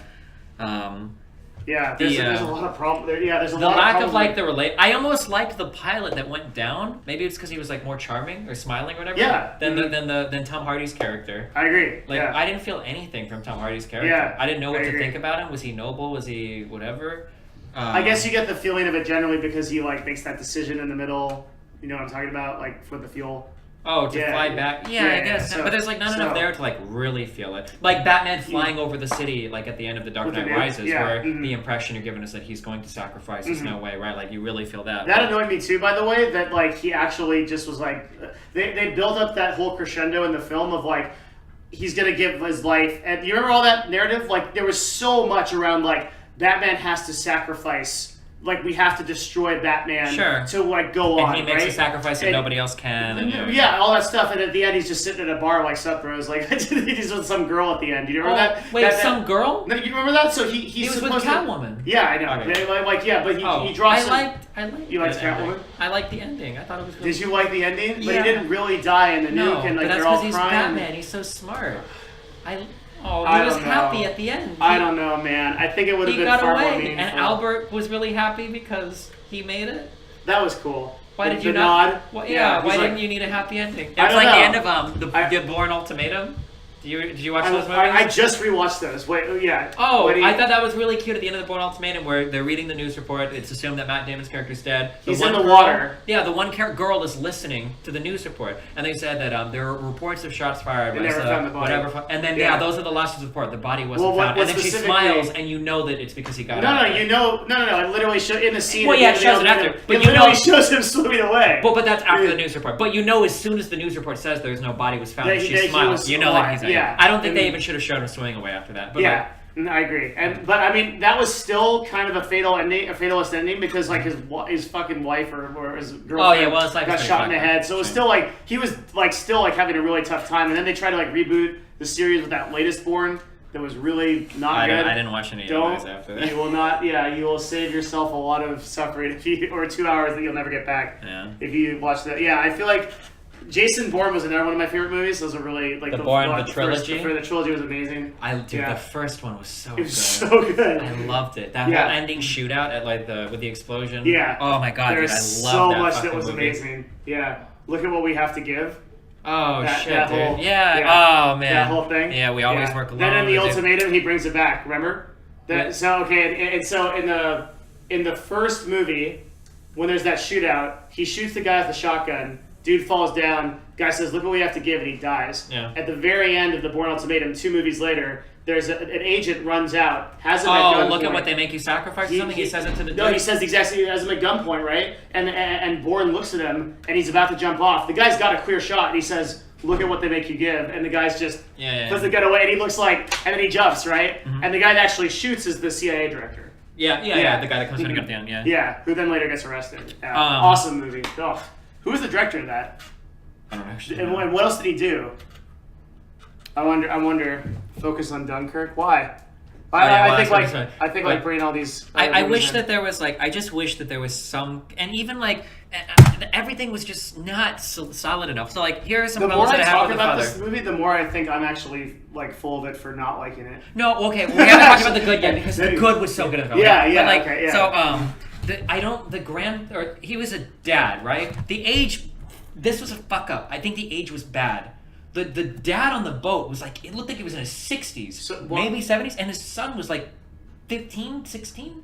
That was inconsistent. That was really but weird. I think it yielded to the greater point that the Brits were fielding men who were not. No. capable. But I'm just saying that Yeah. relationship. Why couldn't he be a grandson, or why couldn't the kid on the boat be older? I think it's because they wanted to have that coming of age moment where he lies to the one dude and tell him. But like that age gap fucked with me, not Really? in a good way. I didn't like that. Yeah, Huh. because a father-son relationship is He's having like a kid at 55, and yeah. well, it's because a father-son relationship. That's one of those like archetypal things that you can hook into, and like it's grandparent-child is different. Grandfather-son or grandson is. It would different have than worked too, though, father-son. in the context of that movie. I think. If Yeah, you would have been it a would've grandson, I worked, think it yeah. would have It would've worked. worked, yeah. Definitely, Mhm. absolutely. Mhm. And so was the other kid like a nephew? The younger kid that one that- the things that happened. Yeah, I'm sorry, we're in the yeah. spoilers territory. The other one that I think he was just like a friend. So we don't know that. It really bothered me that established, yeah. we really so a We little were spoiler. supposed to be very attached to that character. It and bothered me didn't. that things went down the way that they did. The And, whole like, thing was- he doesn't care at all. Yeah. He doesn't And- like him. He's like, well, okay, Sonny, we gotta keep going. Yeah, Like, exactly. which also runs kind of weird to, I don't want to say contrary, but like you're doing this for your children, for the future of the country, blah blah blah, and then in the process you like suicide or So let's dig into that. Yeah. What was the purpose of Scarecrow's character? Like, why was when I saw the he trailer, I thought he around? was going to be a really important part of Same. the film. Yeah, I thought he it was going was to be a really important. really clear and I that- thought yeah. because narratively, it seemed almost like in the trailers, like you were setting up him to overcome some type of shell shock stuff. And he never did. Yeah, he remained like weak throughout the entire film. Yeah, not that there's anything wrong. Like I guess it happens in reality, but like narratively, like why waste screen time? No, but even if it did happen in reality, then that story should be told, right? Where how he can't overcome it. But the fact was, it just kind of left it open ended. It seemed like the only reason why he was there was so that the guy's son could have that moment where he says like he's gonna be okay, to have that I guess like growth moment for him. That was a really important moment. I don't know. I mean, that was maybe a victory, but then he finds out anyway. Because when he gets off at the end, but it's not. But it's not about him. It's supposed to be about the kid, like becoming a man. But it's just a weird because, like, initially he hates the guy, locks him in the room, and then gets up, doesn't like him, very nasty towards him. When he pushes him down initially, and the guy's like, "Is he okay?" And he's like, "No, he's not okay." Very nasty. And then when he asks the big question, then you think there's like some like. I know for a fact. You're reaching like there's some greater theme there. Oh no, there was a story there because Pretty sure that's not. No, that's fine. There's a story there because after the guy asks, okay, so we're in pretty heavy spoilers today. After the guy asks him, like, is he going to be okay? And he looks at him and he says he's going to be fine. The father looks at him and he... Yeah. Yes, sir. For what? Absolutely. Yeah. Do you know where my keys are? No. I don't either, but check my desk. Just check around. If you can't find them, let me know. Okay. Sorry. No, that's fine. Because after he says that, he makes eye contact with his father nods, and that's a big moment of his maturation as a character. But he's like a character that had all of like 3 lines of dialogue. I guess, I'm not disagreeing that was like the idea. What I'm trying to say is like there was a total missed opportunity with that dynamic that I just don't think, for sure. I don't think that like actually got conveyed. I think you could have taken out that whole subplot. The problem was, so Nolan wrote a 75-page script, total. Okay. And for the how do movie. you get no story edited down from 75 or no? 75 pages is not that much for a script apparently. Like I guess it's a very concise script. Okay. And then if you look at most of Nolan's movies, they're very long, right? Interstellar was like 3 hours. It was like some incredible like most of his are pretty long. The Prestige is pretty long, I think. But it is very long, and so is Inception is a pretty long movie too. But Dunkirk clocks in below 2 hours. Okay. So it felt short to me, and like I think that like. Nolan was almost afraid to cut some of the chafe because it would be even shorter. Or I just don't know. Add much in. Like that whole subplot, I think, could have been taken out. I guess it just bothers me that, like, in war, it's really easy in a war film to give you characters to relate to because, like, it's war. It's horrible, and like the men are usually very young, and you feel there's like a crazy torn between innocence and growing up, and like there's also so it's just really bizarre to me that the closest we got to a character that we killed about was like the young guy that was trying to help the French dude. Yeah, but even he was just like he looked so much like the other soldiers. Like he didn't do anything. He didn't talk enough. Like I didn't get a connection to him. Yeah. The only guy I really had a connection to was either the old dude that was driving the boat or the actual British commander on the deck. Because the British commander I don't think had a connection with, but he was the one that talked a lot, and he was like kind of doing some exposition. And was like an honorable dude. Yeah, you wanted to stay at the end. Character, and and I kind of like felt connected with him. Like when he like saw there's a little bit of a spoiler here, but like when he saw like the horror and like he looked up and there was the dive bomber and it was like coming down. Yeah, this is stuff that I didn't like because I feel like he wasn't supposed to be a character. That he wasn't supposed to be, but he was because he was like carrying the weakness of these other characters that should have been. Yeah. And so maybe the real problem with this film was the choice of protagonists. I don't know, maybe. Like the two that should have carried the film in some way. Do you think? Yeah, I don't know. Yeah. But like this is when I originally told you my thoughts on this. I said that it was a good movie for what it was, but I don't think I liked what it was, and I don't think there was supposed to be a protagonist that you were supposed to strongly identify with. And so I guess. So what did you like? Well, if we want to move on to what I did like. Unless we're not done with what you did. Because, I mean, we can always go back. I guess, have you dealt with the scale problem yet? Because you haven't commented much on that. Scale problem? The scale of Dunkirk and like how the film was shot. Oh, okay. So in terms of like missing extras and soldiers, that was a problem. Mm-hmm. I love like Nolan's like composition. I love the shots. I loved all of those shots. The airplanes over the massive fucking sea. I loved those shots. The boat in the water. I really like that type of shit. But it all felt. I agree. I love the shots, but it was very much like The Revenant. It was very much like The Revenant, and also very much like Interstellar. But The Revenant and Interstellar carried themselves on like you are a small thing in a very big universe. But that doesn't work for Dunkirk because like the epicness of like the scale of the human effort against the environment should have been much more weighted. So like this is like a weird thing where you're probably right, but it only worked for me because he was so bad with that scale. Like because you could have almost sold like a kind of like a man existing out at sea in the imagine if vastness that of had the been ocean. filled with planes. And you Yeah, it would have been way different. Imagine that if was we did actually that. something I don't know anything about what happened in Dunkirk. Actually, like It was a big deal. yeah, but I like it seemed we weird would have to lost me. the war Sure. if they hadn't got I'm out. talking about like in terms of scale. It seemed weird to me that there were like 3 planes. Like That's that what I'm was, saying. Like, Yeah. just their mission, like 3 planes Yeah. to go intercept. I know. And they did some exposition in the movie to explain it. They're like, well, they're holding off for the actual war on the shore. It's like and I don't know if we don't anything get about these guys war. back, Yeah, I don't know we're- anything about there is actual no war. war. But do you really Yeah. send do they do that? They just send 3 fighters out? No, I don't think so. Is that like a real war? Do any of you guys know? Is that like a real war thing where you just send like 3 fighters off to like intercept bombers? Like that just seems like that seemed really kind of weird to me.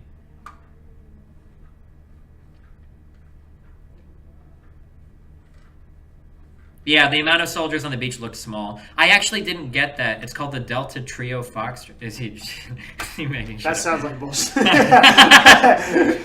Delta Section 937 strat. The saying is you only need 3 to make the land free. How many bombers were there? Oh, that was another thing when they were like, we're on the beach like sitting ducks, and it was like every 6 hours, like There 2 was bombers one. came by. There was one fighter. I don't know, like I Yeah. don't know, like how historically accurate it is, but like narratively, it felt really stupid. We watched it in IMAX. Yes, we watched it in IMAX with like full sound and everything. Which I don't. It was really loud, but I don't regret. Yeah, because it was like literally there were like 3 planes like for the whole effort, like in the. I don't know. It just seemed really weird to me. Also, and this is something I legitimately don't know. I should know the answer to this. Was radar not invented yet? It wasn't. So they only had to go by eyes and shit in the air for airplanes. We could do aerial. I don't actually know if that's true or not. I'm not sure. Yeah, because this is before jets, so I would assume. Yeah, like radar might have been around in like other use cases, but I don't think it was like you could detect. There was no like lock on or anything. Okay. There was no. Okay, because I thought that was weird that like they're like flying and they just like start randomly getting shot. How many planes are we talking about that the RAF actually had over Dunkirk? We're talking about more than 3, right? And how many destroyers? Because in actual Dunkirk, I know that the civilians only picked up about 5% of the soldiers, Sure. and the rest was the Royal Navy. But it looked like.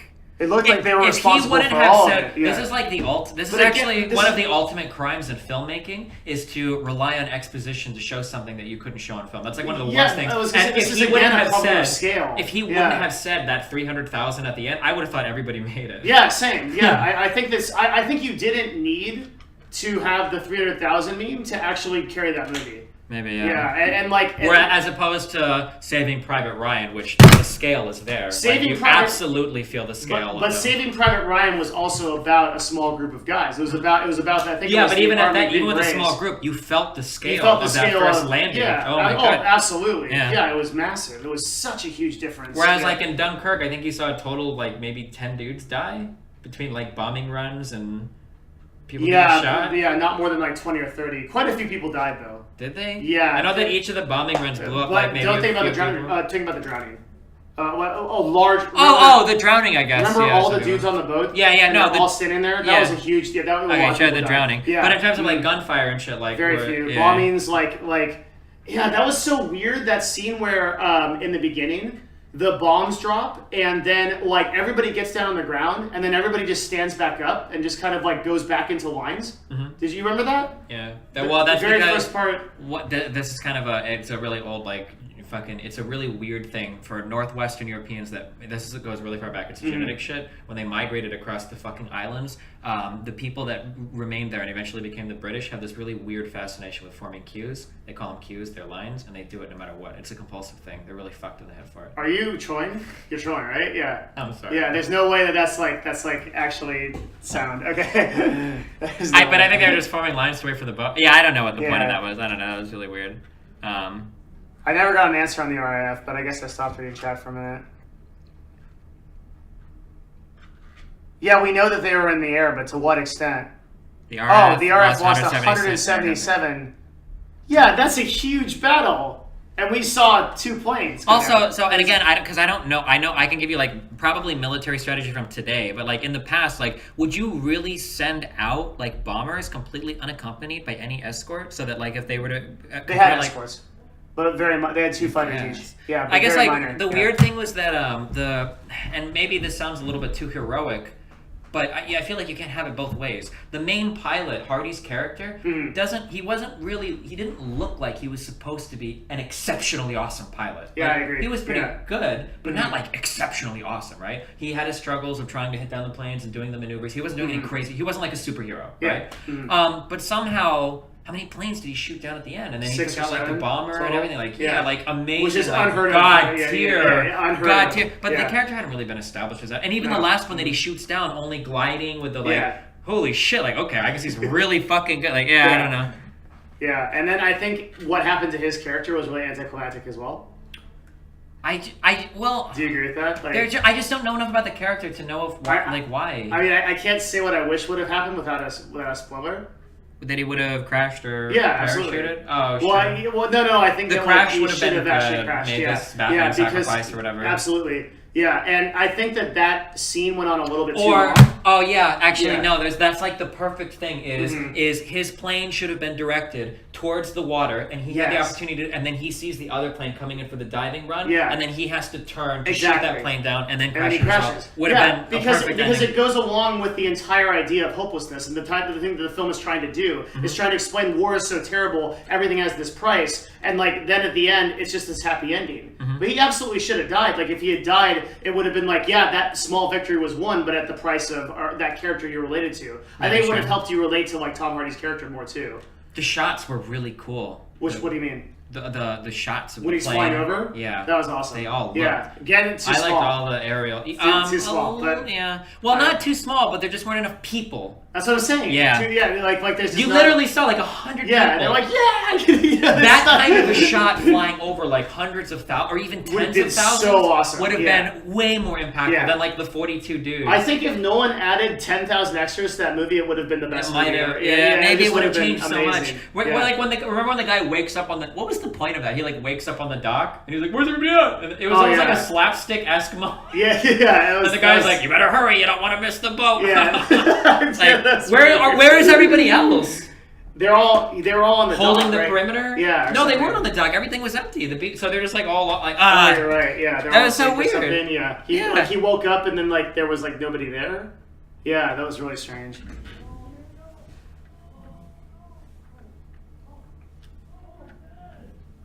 So here's something this is a really interesting question, and I could be convinced either way on this, right? The music, right? One of my favorite things about Saving Private Ryan, based on my extensive experience in real life with guns and in video games and everything, I thought that the sound design... Your World War II I thought that the sound design of Saving Private Ryan was one of the best, until I watched Dunkirk, of making bullets sound just so menacing. Yeah. Like and Arma 2 does it. Have you ever played Arma 2 or DayZ? Yeah, I have. Yeah. Arma 2 did this where instead of just saying like pow pow pow pow pow pow or whatever, the crack of the bullet like hitting. You know why, right? They actually take guns. I know. In Arma 2, those guys are crazy military stuff. But like that crack of like bullets hitting things and feeling like, I thought that in Saving Private Ryan it was done so well. But I think that something that really helped Saving Private Ryan, and I could be wrong, maybe I remember this, but I don't think there was any music in that whole movie, was there? Was there maybe at the end? When they would cut back to the main guy? Yeah, and the meme of when which is an actual meme of like when he like transforms into the older guy. Yeah. The sound design in Heat is really good. I will agree. Do you watch Heat? I didn't like the movie, but the sound design for the How did you not like Heat? Well, no, it was okay. I didn't like the gun battle. That was the best part. Yeah, What's wrong with you? I felt like a huge boner for like really realistic like gun scenes or whatever. What's like, wrong? Why did you people not are like like running around in the street like shooting AKs? It just feels really dumb to me. What was wrong with that fight? Because any officer that had any training whatsoever with a weapon would have just shot and killed the dudes instantly. No, definitely not. Yeah, what about that? No, you heard tons of cases of when like 150 people, that one but there's like 50 police, and then there was that one guy that was one of the McDonald's. They shot the entire thing up, and the other got hit by like a ricochet. It's pretty hard to hit someone with a pistol for you. Not a pistol, but this was SWAT. They had rifles and shit. SWAT wasn't there. It was all ground cops. The only guys that were there were the actual protagonists, and those guys did kill them. The guys with assault rifles did kill them. I don't know. I'd have to go back and look. I'm not sure. Anytime people like running Pull it around up, dude. Pull that scene up. You can pull it up on. No, I'm serious. Like, we're going there. I can't, if you didn't like Heat, we need to fix this. Okay. Yeah, it's not good. Like, It's not good. It's not good. Oh, yeah. shit. It's not okay.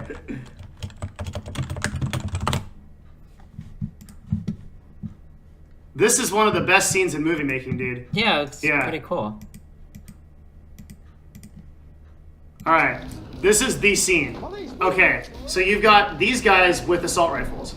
And these are the protagonists, right? Mm-hmm, yeah. These guys are heavily armored. They've got body armor, they've got everything. They've got mil-spec assault rifles, and they're trained. And... Oh, we'll talk about that flag. We're getting to that. About what? The sound in Dunkirk was Yeah. so good. Oh my god.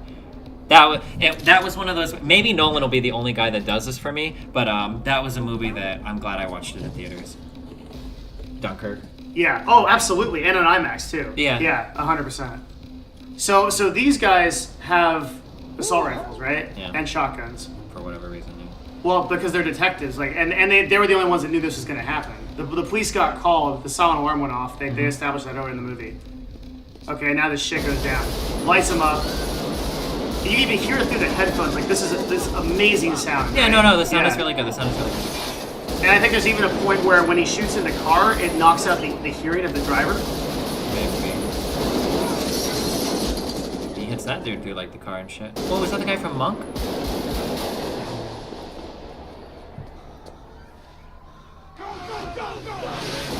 And now the cops are going to start to come, right? So, and like you'll see, like the cops form a perimeter, and Val Kilmer just lights them up. I mean, it's just, and that's exactly what would happen with an armor piercing assault rifle.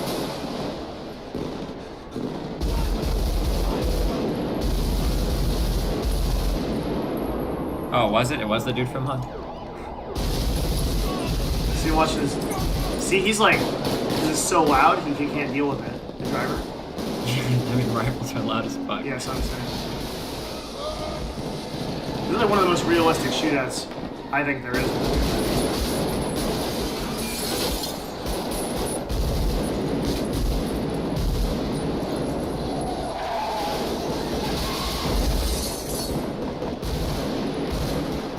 So here you go. Okay, so these are cops with pistols. There's no SWAT here. Okay. And now he just lights up the entire, which is exactly what would happen. I mean, none of these cops have. I don't know. I guess. Under suppressive fire like that, armor-piercing rounds. You're one not dude gonna is suppressing 20 dudes. Yeah, all have pistols, and none of them are lethal. Yeah, you know, like when you carry MGs around in the army, you know why they in a squad of like 9 to 12 people, they carry around like 7 MGs. The reason is because of the suppressing fire capabilities. Yeah, and you move up one while they're shooting. You can't just discount it. I just proved this wrong. Like you have to accept the point, and then we move on. That's how arguments work.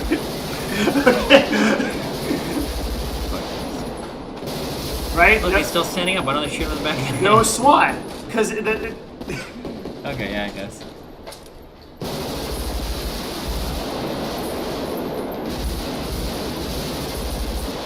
Why is it that this guy can't hit anything, but then at the end he pulls off, like, doesn't he pull off, like, the god shot at the end?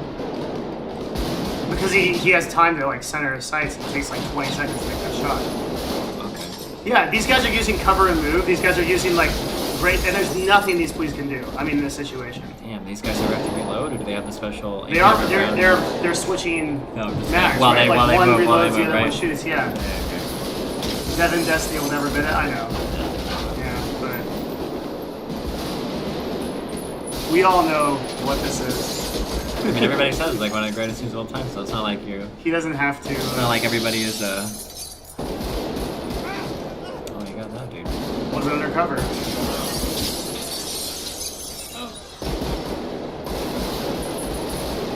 Yeah, there's such a drastic difference between the guys that know what they're doing and the ones that don't in this scene. And I think it's one of the things that makes it so realistic. And he gets shot because he got flanked. And he got flanked by an actual guy with an assault rifle. Oh, the town is good too. Oh, I've never seen it. The town is amazing. Like that blockade is just donezo. There's just nothing they can do. That would be exactly what happens. The cars are wrecked. It's just over. Oh, he gets his buddy. All right, so like, have we dispelled this meme? Is this? Yeah, I guess Is this that's not good? as bad as I remember it. I Okay. never actually watched this movie. I've just seen parts of the scene. I guess I always just figured that like SWAT was set up and nobody could hit anything. So Alright. it's an okay movie. I'll give you Cool. this one, alright? Okay. Thanks, man. We can go back to Dunkirk now, Yeah. unless you want to watch this whole thing through. It is a pretty sweet scene. Well, he gets in the end, right? Only De Niro gets out of this, I think, if I remember right.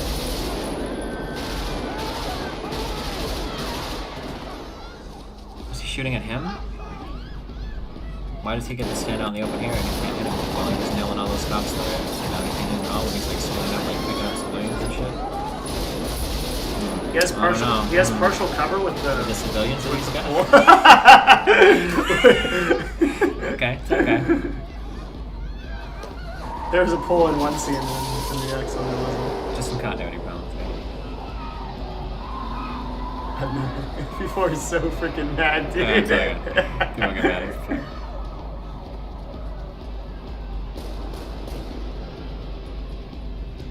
Yeah, like actual boys in blue cops are not that great. Yeah, at I know. handling They situations suck like shit at- this. And they Yeah. not even shoot. I'm pretty sure you shoot. Don't you? Isn't it like fucking once a year for certification? Yeah, it's something like that. And then when you actually, the problem is, so actual police are like overhyped in movies, but SWAT is underhyped. Like we were talking special about. forces, yeah. Yeah, because if SWAT responded to this would have been over.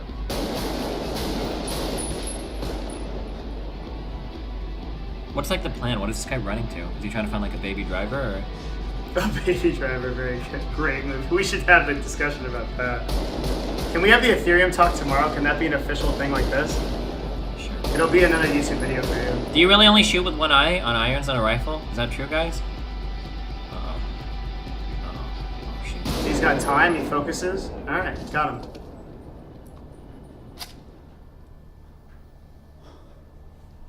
But why didn't SWAT respond? Because it takes a lot of time, even in Los Angeles.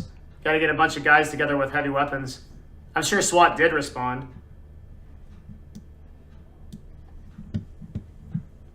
Alright, good enough. Back to Dunkirk. So Plus I think one my from question, Alexia. my question had to do with music. So I thought that Saving Private Ryan, I thought that everything was so much more brutal and gritty with no music because the sound design was so good.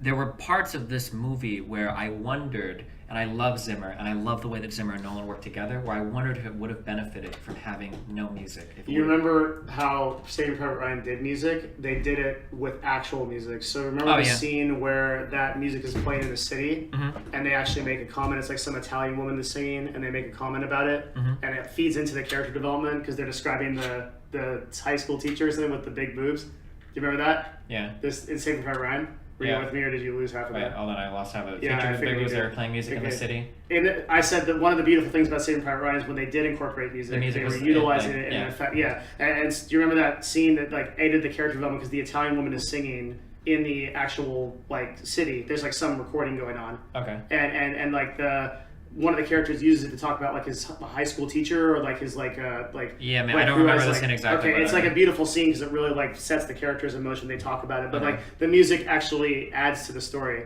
And in Dunkirk, I actually am a pretty big fan of the sound design. Sound design, like including the music? Yeah, because I'm not sure if what Zimmer created there could be considered music. It was such harsh Yeah, well, it words, was like just but it was like if the objective of the music was to establish a feeling, it succeeded. Yeah, it definitely completely. did. I just wonder how much of that feeling would have still been there even without I think with the just music letting. added a lot. Yeah, maybe. It really did because it just like the scenes that were tense, it just never let you go. It's just this iron grip that's like it's horrible, it's horrible, it's horrible. It's like to the point where you just want to leave the theater, but not because it's bad, like not because the movie's that bad, like, but because it was just so impactful. Yeah, I'm a big fan of the sound design. Do you disagree? No, like I said, I could go either way, and I just kind of wondered at some point, just because it felt like it was getting pretty repetitive Like we were hearing a lot of the same stuff over and over and over. And there were just some scenes that I really wondered. So actually, you know what? I'm only saying this because I loved the sound effects so much. I thought the planes and the machine guns in the planes, I thought all of that sounded so good. Yeah. I was curious what it would be like on the standalone. The fact that you could like differentiate between the sounds of the planes and the dive bombing and everything, like I wondered, like, without, like, do we need the music here to add to this, or is like the horror of what's going on, like, is it already expressed in like the sound of the dive bombing and everything? But I'm not gonna make the argument that the music was bad or that it took away from anything. Just that I would be kind of curious what it was like on its own, just because everything else sounded so awesome. Yeah, the incoming plane sounds were so scary. Also, one scene that like really, like right away when you know you're in for like a serious movie, the movie starts with him running. Yeah. And those gunshots. Oh yeah, when he's are so What did you think of like never showing the Germans? Aside from the casual dive bomber and everything, like they made a very big point to not show infantry. Yeah, remember like when they're in the boat and they're doing the target practice, they never show who's shooting. Yeah. Yeah, it's one of the only war movies that's done that. Where they don't show I guess I guess you can make the argument that maybe the enemy was supposed to feel like the enemy, and they were like all oppressive, unstoppable, like omniscient. Yeah. But I don't know. I didn't. The problem was that I didn't really identify enough with either side, with any of the protagonists, to really care that much about I think again, if you had. So I guess the argument I'm coming back to of the whole movie's problem was scale. I think that was actually it. Because if you had 10,000 people on the beach, and then you kind of try to create that oppressive German force, I think you would have succeeded a lot better. Yeah, there was an idea that there was always something going on around the perimeter, that our boys are pulling them back and fighting. Never really got conveyed. There just wasn't enough people. Like the perimeter thing, like you had like the field trip of like 10 guys, like we found a boat. Yeah. And it's like no one else found the boat. Okay, like. And then they walk like 20 steps and like the Germans could be right over there. Yeah, and then it kind of points to like a blank hillside. Yeah, and it's like yeah. Well, wait, so they could all be right there. What about right over there? Yeah, or even like when the guy found the dude burying the body, right? When he just like walks around the hill. It's like, hey, it's just me with one dude. Yeah, just here, and no one else is like anywhere. But there are 300,000 people. 300,000 people on the stage. Yeah, it felt really, really, really deserted. The other thing, this is a very small continuity problem, but. This is gonna actually, you might agree with this because you like minute details, but when they get on the boat, they get in the boat. Okay, the target practice starts. The target practice direction, the direction the bullets are coming from, is the same direction they walked away from the home army. So the Germans would have been firing in the direction of where they came from, like where the Allies supposedly were. Oh, maybe. And that made me mad, but it was my whole problem with that film is scale. That is actually what it is. I think Nolan's use of CGI, lack of use of CGI, actually hurt him in this. Which probably hurts because it would have made the shots that I like even better. Like if you could go from a beach with tens of thousands of even CGI people there and being massive, and then cut to the shots of the planes over the massive, expansive ocean. I guess my argument is Nolan has pulled out the stops on other movies to do things. I think this is important. Like he's pulled out the stops on other things. Like I'm pretty sure. The Dark Knight Rises, that was the first time they said that. That was the first time they did a live hijacking of a plane in real life to film that. Oh, it's possible. He pulled out all the stops to do that. Or like in Inception, they built the hallway for that. For the gravity So scene. why couldn't he have done something like, we hired more extras than any other movie production has ever done, right? What are we seeing? It's the Dunkirk scene from Atonement. I don't know what Atonement is.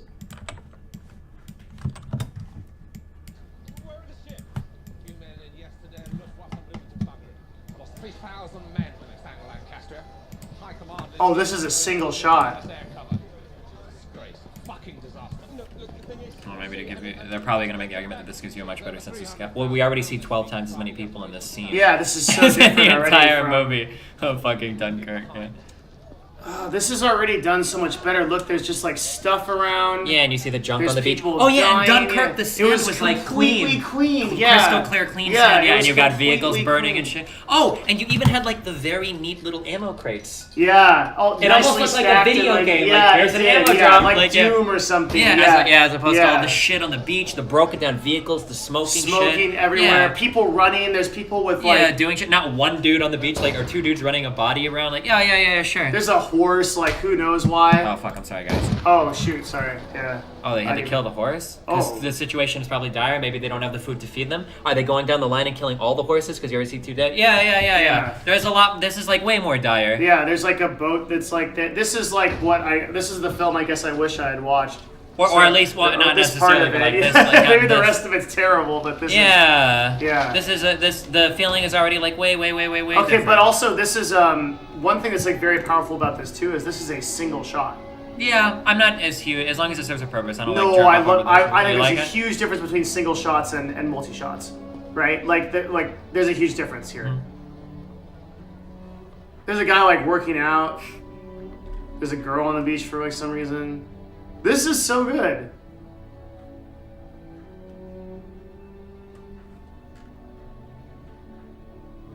Yeah, I agree, Dustin. Yeah, I think that. Yeah, something like this would have probably been a lot more appropriate. Baby Driver did single shots really well, by the way. Yeah. There was a lot of single shot stuff in that was Creed did super as well. If you watched that movie. No, I haven't seen that. Oh, it's. Did you see Rocky Balboa, the movie? Mm. What that movie was? Did you like that movie? It's too long ago to remember. Yeah. Shit. What that movie was supposed to be, I think, is what Creed was. Okay. Creed was really good. If you ever get the chance, I recommend seeing it. It's pretty sick. This is amazing. There's more people in this. Yeah, and you hear I think like singing and shit. Yeah, I'm sure the sound has too. Yeah. There's more in this in 2 minutes than the entirety of Dunkirk. Yeah. Hey, if you go and see Dunkirk, you'll be shocked. Because listening to us now, if you haven't seen the movie, It's you have in empty. your head an idea Yeah, of like like what it looks like, but you actually don't even know. Yeah. Because what you literally see is what it reminded me of is this is gonna sound oddly specific and really fucking stupid, but it was anytime you did like a fire drill that didn't involve the whole school, and you had like only like 2 or 3 grades come out and line up. So Yeah. you got like maybe like 80 to 100 people that are kind of like lined up. Yeah. That was like everybody. Yeah. Yeah, it was. It felt very, very small. Mm-hmm. I think there was a huge problem with the cleanliness of things. Now that you mentioned it, Yeah, because There it was- looked like a vacation beach. The it sand did. was And perfectly- supposedly, like they were getting bombed constantly and things like that. But it was just a totally clean, flat beach. Mm-hmm. And how could that be if there'd be craters, there'd be people in them, there'd be all kinds of stuff. Like, yeah. I guess I just don't know where that $150 million budget went. Feels like you could have done a lot more because $165 million was Interstellar, and Interstellar had special effects like crazy. Yeah, right? I'm actually really. I guess it depends on how hardcore they went on some of the Well, scenes. if you read, I read up on it to have Okay, I this didn't. discussion. Like, were the airplanes real? Yeah, it was real Spitfires, and they actually commissioned a French destroyer to actually, and I guess that was like $5 million. Okay. So I guess they so just- the Spitfires were like live they planes actually that were blew- flying. Yeah, and, Okay, they okay. blew up an actual Spitfire, and that was a big deal because that's like an actual relic. Okay. So they blew up a relic for the movie. Atonement was filmed in. How did I miss this movie? This movie was this movie pretty good? They I spent wish I had- $100 million to try to keep Harry Styles' fans away from I the felt set. like the Tom Hardy's character could have just been the guy from Mad Max. Like, you know nothing about him. Yeah, pretty Like, much. You have no idea about anything. It literally felt like he was like the Mad Max dude. Like, he was just a guy like trying to like shoot things and get away. And he was Could the kind of- tides make the beaches cleaner? I mean, to some extent, but like we're talking about a lot of beach. The tides didn't reach all of it. And then we're also like, there's also this scene in Dunkirk where they say when the tides are coming in, there's this very dramatic scene where they're like, Oh, the how do you bodies know? are returning. Yeah, and there's And there's, two like, 2 or bodies. 3? Yeah, and you're just like, yeah, like it's like it would have been one thing if it was like Lord of the Rings and it's like freaking like 600 bodies and you're like, oh my god. Or for a more Yeah. apt comparison, you compare it to after the invasion is successful and you get the shots of the beach on Saving Private Ryan. Yes, Where it's like, yeah. holy shit. Yeah, You've got exactly. the mines or the things. What are the things that fuck the Oh, armor up? something endures the. You know what I mean? The big like the X cross things. Yeah, whatever those things are. Aren't those to mess with armor trying to move? Yeah. Or, like shit like that. Tank traps? Yeah, I don't know. I think there's an official name for it, but yeah. That's probably it. Yeah. Yeah, that's to stop armor from coming out. The shots were filmed on Red Car Beach. What for? Caltrops. Yeah, actually, so I think one thing in terms of like creating hopelessness, like having more people to kill, I think lent a lot with Saving Private Ryan too. Because like, you always hear like D-Day is brutal, but like in Saving Private Ryan, when they would open the boat and every single person is dead instantly, you're like, holy shit. Yeah. When as opposed to Dunkirk, when they do the bombing and like two people are dead, everybody just kind of stands back up and then goes back in the line. Yeah, that was really bad. There were some dude Saving Private Ryan, that opening scene, but they Saving were like Private Ryan watching those boats open. Yeah. Do you remember when they're trying to defend the town? This I think was actually as iconic as the Omaha landing, like with the sniper guy when he has to shoot the dude out of the tower? No, this was so at the end when they find Matt Damon. Okay. And they're trying. It is Matt Damon, right? Yeah. Isn't it? It's Ryan. Yeah. Oh yeah. Okay. Was it? Yeah, it was. So they find him, right? And then they have to defend against those huge infantry columns of Germans. And at one point, there's a half track they're trying to take out. So they're trying to take out a tank.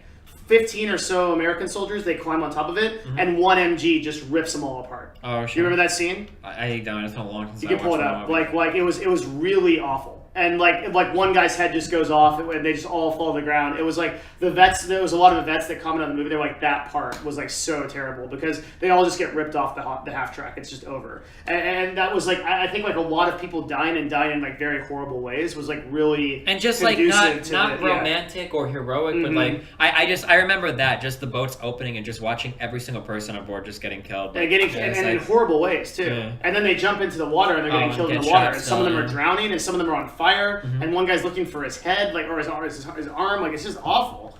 Yeah.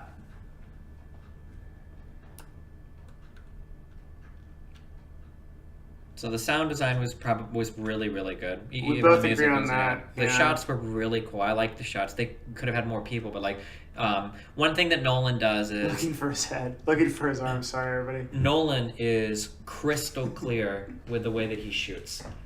Whereas on a lot of air stuff, like we get like this kind of shit with like the fucking airplane, right? But on his stuff, they're gonna get that for sure. Like it was all like very, very clean. Like when Hardy called to the dude, like get ready to break left or whatever, like you knew exactly. You could follow the airplane moving left, Hardy's plane here, waiting for the other enemy to move left to shoot him. Like everything was crystal clear in terms of following the action. The huge. This is another reason why I like the huge shots, and this is one of the things that I think that Nolan does that makes him. It's really weird because I guess he doesn't risk some things, but like these are like the really risky shots. Is that this is one of the things that I loved the most about Interstellar was when you are a big actor and you can throw $50 million at a fucking screen to make CGI anything happen, you usually want to dress things up as much as possible. This is another. I'll comment on this in the film. When you shoot things, they explode and it's awesome. And you've got tons of explosions and all of that, and like the planes have to look cool and do crazy things. But he's really cool with keeping things very simple. I thought it was really cool in this movie that you knew the planes were going down when they started to get shot, and then the engine started smoking. Yeah, that was really cool. That indicated it was never like. Never ever. I don't think a single plane exploded in the sky. They actually all went down in the same way. Yep. Yeah. Where they started to shoot, they hit the engine smokes, they gradually go down. Yeah. I thought that's not actually realistic, right? Because you can't actually shoot a plane out of the sky. I'm pretty sure. I don't know. Yeah, like I don't know. Right? Like, I don't know. Not every plane goes down the same way. I don't know. Oh yeah, no. Well, I'm sure it's possible too, but like I always think that it's cool that Nolan has the capability of being really reserved there. Yeah. Okay, I didn't actually say this. Oh, I didn't. This is it. This is 100% it. Watch this. Yeah. This is insanely brutal. This scene.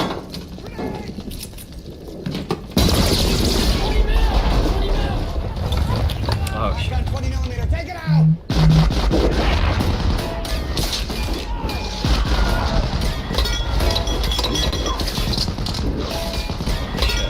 Yeah.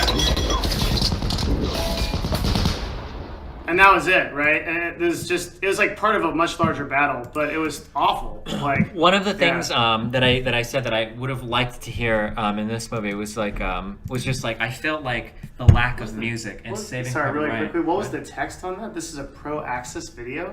Did you see that? That was bizarre. Okay. But I feel like the science, or not the science, the silence, like after the shots and you just hear the echo, like that is like so terrifying. I love that so much. In Dunkirk? No, in like Saving Private Ryan. Yeah. I think we're talking about how good Saving Private Ryan was and how bad Dunkirk was. Well, no, I don't think it's bad. This just goes into like because I'm only bringing this up because if you listen, so I'll say this, right? First of all, you should see Dunkirk. You don't disagree with that, right? You should see Dunkirk. Yeah. Right. Mm-hmm. That's not up for discussion, okay? Yeah. And two, you should see it in theaters. I don't know if it has to be you should in probably IMAX, see it on the biggest screen you can if you find. can, but no, you should actually, see it. I think like we're spoiled by IMAX, and if we'd seen that in standard definition, we'd have been a totally different conversation. Maybe, I'm not sure. I don't know. I But think it's IMAX possible. is really like But, you need to see it in IMAX. Like I would. This is comparable to Interstellar, and that you lose out on not seeing it in theater. Have you seen Band of Brothers? I haven't. I've seen a lot of clips and stuff, but yeah, no, I should. I should. Yeah, Band of Brothers is everything you could. It's Saving Private Ryan episodically, basically. Yeah, which is more or less. Well, and Spielberg does it all too, doesn't he? Band of Brothers. I believe so. Yeah, and it's not that many episodes too. It's probably 16 or so. 16 episodes. Is it even that many? I thought it was almost like 6 or 7. Check, and I believe maybe it's like 12 to 16. Gotcha. Why is everyone mad at this person?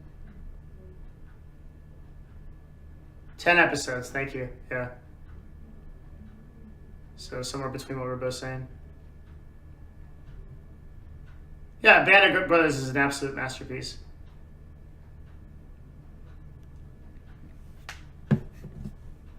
Yeah, I've heard. That's like I need to watch that. Yeah. You really do. Yeah. You watch much TV? What? No. Just in general, yeah. Just some of the scenes where the guy kills the was it a German officer killing a child? In what? In Band of Brothers. There was some scene where he like makes the dude kneel and shoots him. I don't remember. It's like a 2-minute clip. I don't remember. I should watch it. I'll think about it. Yeah, you should watch it. Let me see what's up for dinner real quick. I'll let you know. Be careful. Like 2 seconds. Well, it's right out there. All of the Christopher Nolan dick sucking is making me cringe as fuck. Oh, what? Do we need to do a little bit of Interstellar jerk off? Because we can do that if we want. We can do that if we want, okay? I'll do it, dude. Different movie, you're thinking of Fury? Oh, maybe I am.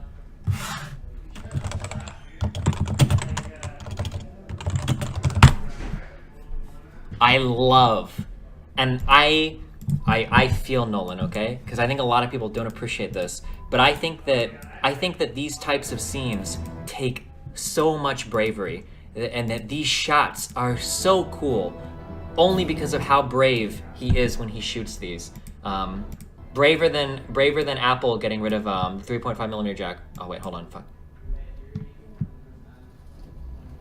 Show me the lander approaching. Show me the lander approaching. No, the overhead shot. Show me the overhead shot. Is it before this? Is it before this?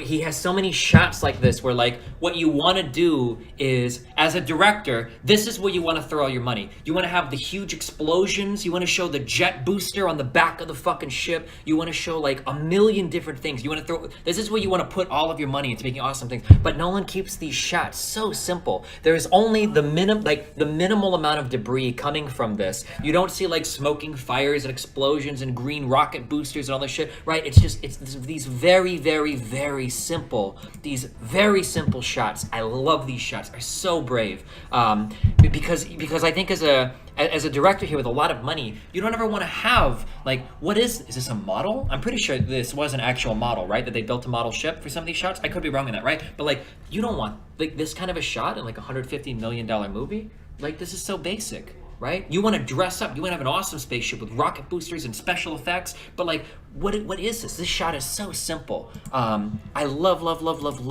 I love these shots. All of these shots are so simple. Look at how the simple design of the interior of the ship, of the little space station. Like, oh my god, these are so cool. I think, yeah, like to Michael Bay, it would be like your desire here. Like, I think it takes a lot of, I think it takes a lot to like, and the clarity, right? Like as soon as you know, like match retro bullshit or whatever, right? Like you can see it, right? Oh, and the sound, him keeping everything silent in space. That's another thing. Like, do you really want to have no noise here, dude? Because we can add a ton of audio. We can get explosions. We can get fucking the sound of the, you know, movement in space, the colliding, right? But all of the external shots are silent, right? And it's like that's to do that, to be confident enough in your like the composition of the scene to do that is like.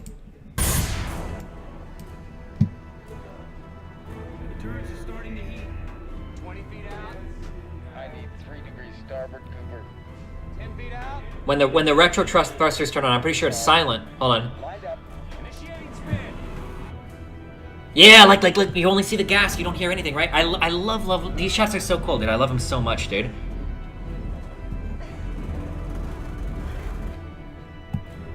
And you have clarity, right? You have the clarity in the image to tell exactly what's going on. You can see that the RPMs have been matched between the two vessels. Oh my god, I love these shots so much. I like the dude. Interstellar had so many problems, but this is like one of my favorite movies of all time. The ending here when you get like the shot of the sun or whatever. Ah, shit. This is so sick, dude. Holy shit.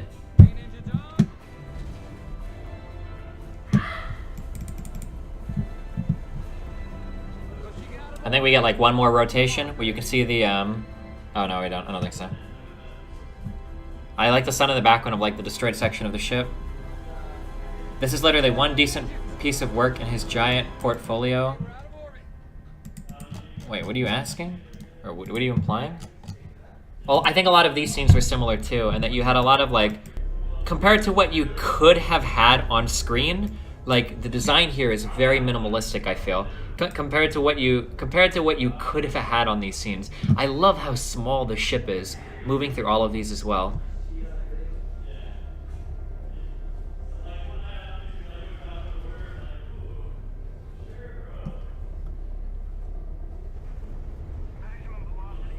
www.bandicam.com.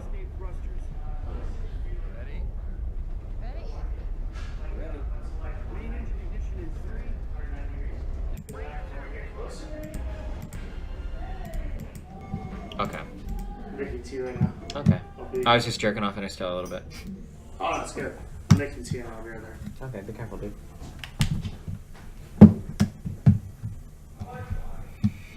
Did Interstellar borrow visually from 2001? Oh yeah, I've never seen 2001, and even I know that. Because I think 2001, a lot of the shots, I don't know if there are any shot-for-shot remakes in Interstellar, but I know like the robot units, I think in Interstellar were based off of Space Odyssey 2001, and I think a lot of the ship and the shots of the ship, I think were based off of that. I never saw 2001 though, but...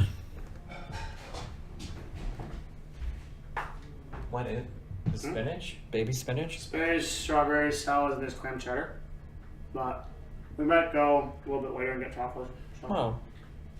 maybe you'll actually commit to that. Wow. Maybe. Okay. I'm gonna boil water and then I'll be back. Okay. What are you doing okay? I don't know if I can do my stream without you, but I'll try. I've been doing it for 7 years, so... Thanks. Sucked up till now.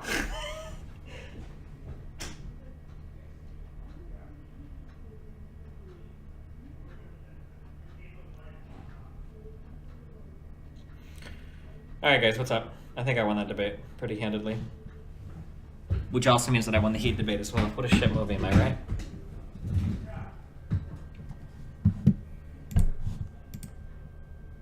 Why are the comments like this? Was a discussion about women in the gaming community? Oh, this was my discussion with the one lady, right? She was actually really smart.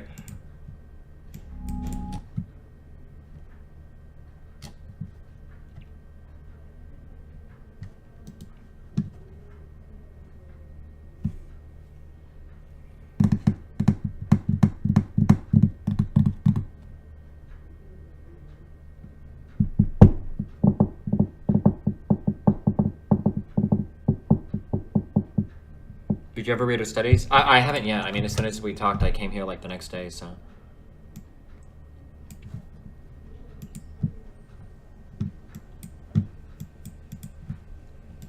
Oh, holy shit. I have to watch this. I'm sorry, hold on. Did this just come out? Yeah. Oh, God, fuck.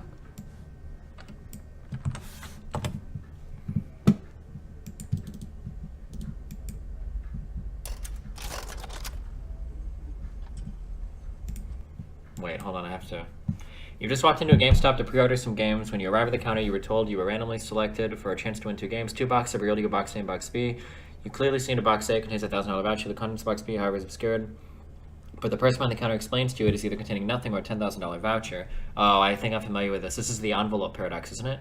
You are told you can either pick.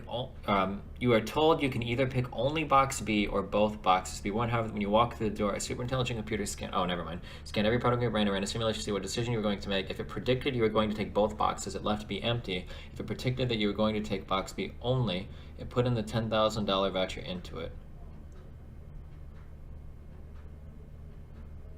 So I go in.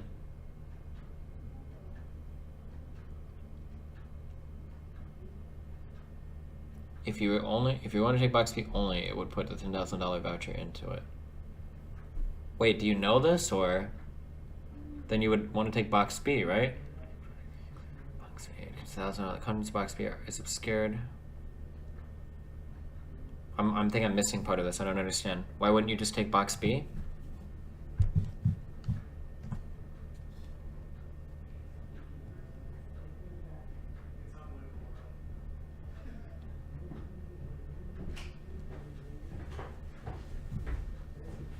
What's on your phone, buddy? Don't worry about my phone. This is my life, okay? Hey, I'm asking for your viewers, dude, who you don't explain your life to. They don't need to know what's on my fucking phone, that's for sure. None of Lily's friends follow politics, but does Melixia? I don't. Yes. Wait, like a lot? Yes. Wait, like a lot? I was able to keep up with you in the Comey debates. Well, I'm not trying to like say keep up or anything, but I wanted somebody to jerk off with. Wait, do you really? Yeah. We'll see. When you ask somebody if they keep up with politics, it's kind of like asking somebody if they're into spicy food. If you're into really spicy food, well, there are people that are more than me. But like, you know this, if you're like, I'm probably past the casual level of enjoying spiciness. Like, do you like spicy food? No. So there's an issue that you deal with. I really like spicy food, okay? So there's this weird issue you deal with spicy food where when you go to a restaurant, you always say like, oh, like, do you have anything spicy? And they're like, oh yeah, we have this, and it's very spicy. And is white people spicy is the word? I don't even like to use that. It's usually, I don't actually like to use that because I think a lot of Asian spicy shit is weak as fuck as well. I went to a Japanese restaurant with Lily a while ago, and they did that where they had like the spiciest thing, or they had like a dish, chicken something. And they were like, how spicy do you want it? And I was like, the most, very, very spicy. And they're like, very spicy? And I was like, yeah. And it was like the weakest thing. It was like super mild. So like every time somebody's like, do you like spicy? You have to be like, well, when you ask that, what do you mean that? Like really spicy, or do you like it's very hard. But like with politics, it's like the same. Like, do you follow politics? And someone's like, oh yeah, all the time. You're like, oh really? And then you like try to talk and they're like, oh, well, like I know that like Trump won the election. You're like, oh. Okay, do you have any? We've already talked all right, about here we go. Okay, what do you think? What do you think about Indian shit? Oh, I'm sorry. Indian shit is really good. The better question is, what am I capable of talking about? What No. my position is. Oh, sure. Yeah. What's the chicken shit? The chicken Indian. I don't know if all of it's like this, but the chicken vindaloo is very fucking good. That's like the perfect level of like spicy shit for me. I love. Are you one of those like I inhale ghost pepper people? No, or, like autistic like that. I lick like rare Amazonian toads to get my no. spices. Yeah. I like spicy food. But like if you go to like a wing place. Wing places usually have really spicy shit. Like the hottest wing, I probably couldn't eat that comfortably. Like it would be like I could probably suffer through it, but it wouldn't be enjoyable to me, and I would never order that. Chicken tikka marsala. I feel like I've heard of these. They have a soup. What's the fucking Indian soup? Oh my god, I love it. Curry? No, they have like all these weird Indian soups. I think I've tried 2 of them. They're like you're absolutely right though. There's a lot of people that are like, yeah, sure, I follow politics, and it's like, like Trump's president, right? What's the What's the soup I'm thinking of? Somebody's gonna name it. Oh man. I listened to the entire Comey debate, I guess. Okay. So. I don't know anything about tiki myself. I don't know if it's spicy or not. I like the chicken vindaloo shit. That's like the perfect level of like spicy shit for me. Mulligatawny, I think. Or Mulligatawny? Have you ever heard that? I don't know what the fuck it is, but that shit is good as fuck. And there's one more too. The Indian food place in our house is really sick. Like in a good way. Please unban me from Twitch chat. I want to meme again. Rebel Hobo 1812. Why is he banned? Can you check? I don't care. He donated. He's good. He's good in my books. But can you check in theory? I can go try to find his logs in it right now. You can find logs in your Destiny GG chat, right? Yeah, everything is logged. Oh, and That's this so one. cool. I log everybody's chat and Oh, all it's Twitch Twitch is chat. logged. Hmm. All Twitch chats are logged. Logged by whom? There's a guy that's a fan of mine that built a log site, and I think this is hosted on. I think it's hosted on my web server right now. But name somebody's chat. Like you can find basically anybody that I've like interacted with. Yeah. I like. Go to my Thai chat. food is the bomb Oh, I don't- spiciness. I'm a partner streamer. Yeah, but it has to be somebody that's like interacted with me probably.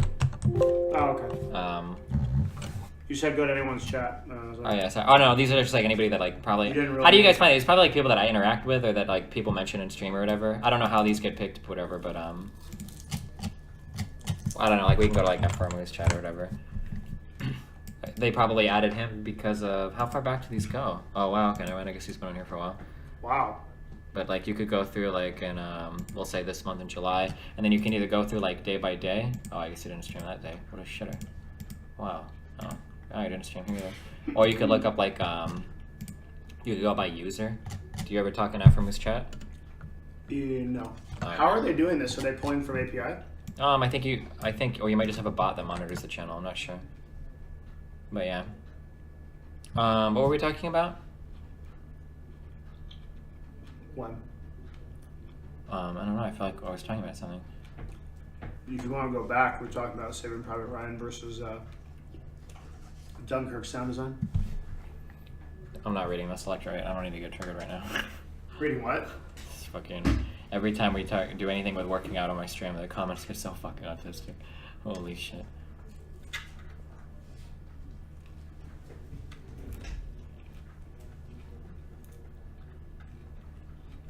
Oh, I was watching this. Oh, Westworld trailer.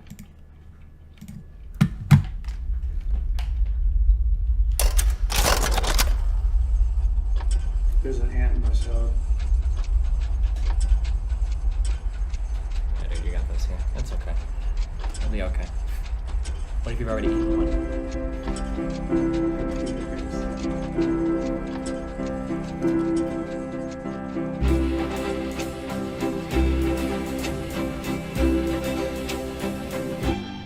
I want to live. Oh, we were gonna talk politics. That's what we were gonna do. Not merely survive.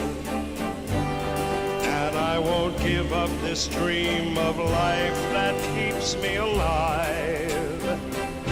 I gotta be me.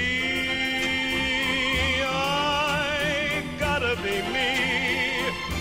What else can I be but what I am? I'll go it alone. That's how it must be. I can't be right for somebody else if I'm not right for me. I gotta be free. I just gotta be free. Daring to try to do it or die. I gotta be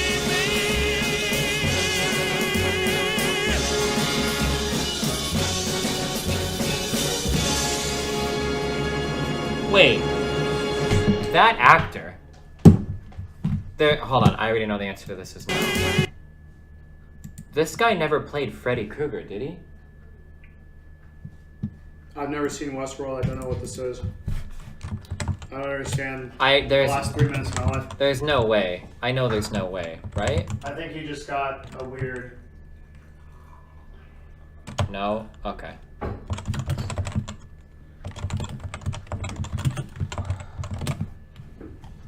think you have Robert Englund.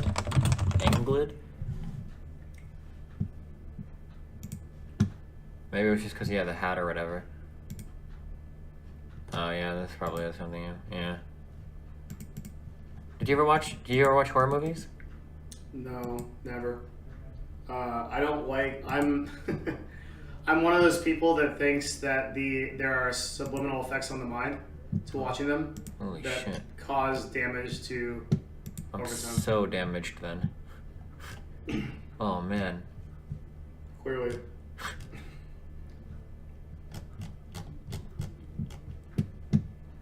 Are you like one of those people that's like really into horror movies? Growing up, I watched all the Child's Plays, all the Puppet Masters, all the Hellraisers, all the Friday the 13th, all the Jason movies, or that was Friday the 13th, the Jason Voorhees shit.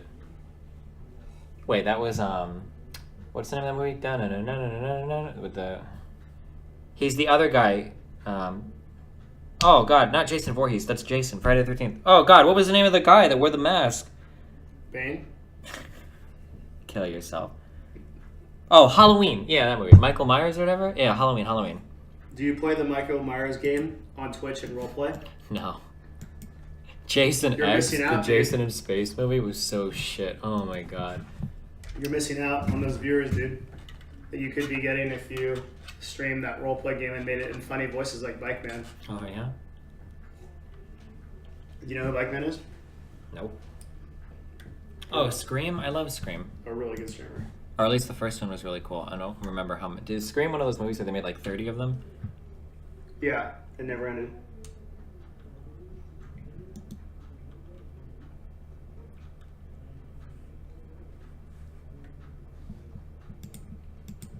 Jason X is an experience, that's for sure. Okay. Talk to us about the session stuff. What do you think about the session stuff? Let's talk about this first. Uh-oh. Why do you study politics as much as you do, or spend as much time on it? Aside from I don't want to talk about this because I voted for the first time in my life last year because I believed what you were saying, and now I'm like, I hopped over to the other end of the fence. And what was I saying? Wait, what? Fuck politics. You might as well be apathetic to it because you can't enact any real change anyway. Yeah, because you can win in business. Okay, but now I'm trying to get involved again.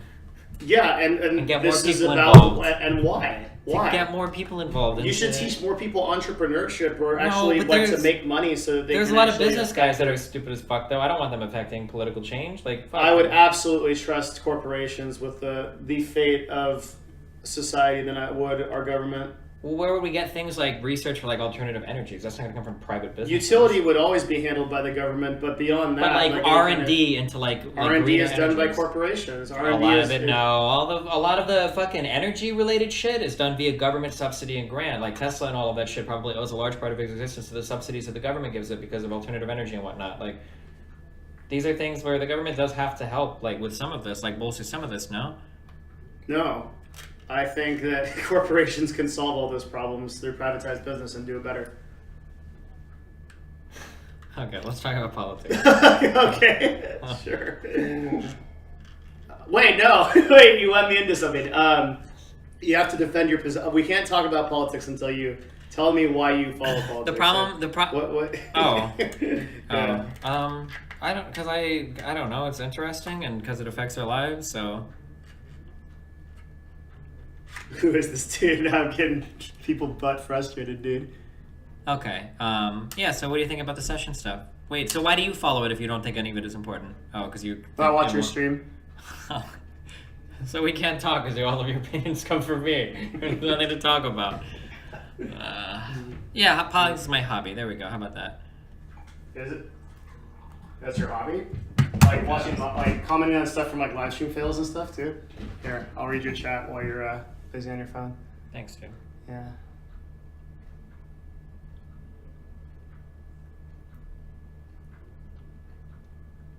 I already won the war debate, right? Yeah. Wait, what war debate? The heat debate, dude. You want to conveniently affect that? How can you think corporations can lead society? Because I run one. That's not an answer. I know. Oh my god.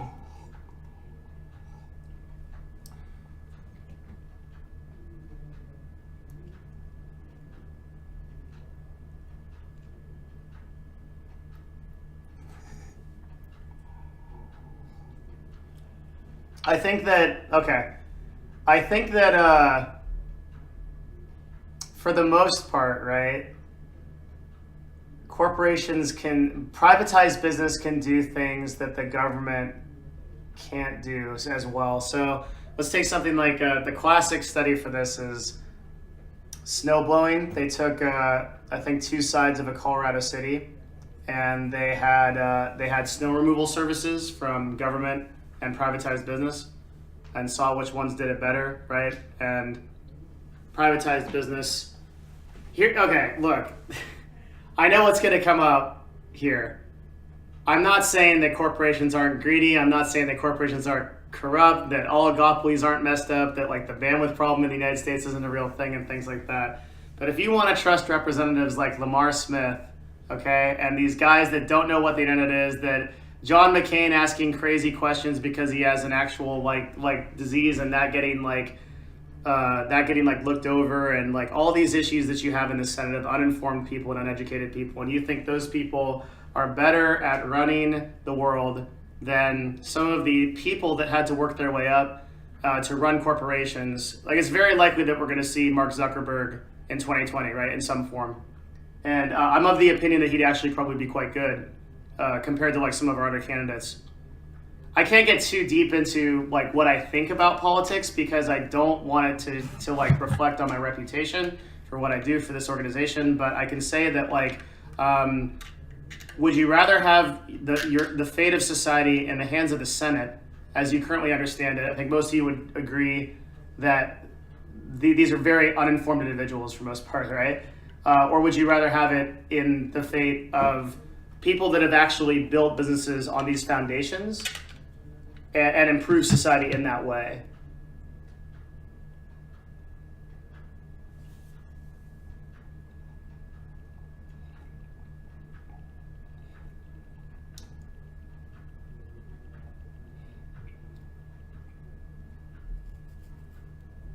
Did you work out yet today? You okay, man? Of course.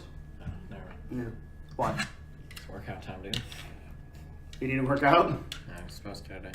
You want me to check your form? I'm serious. Fuck.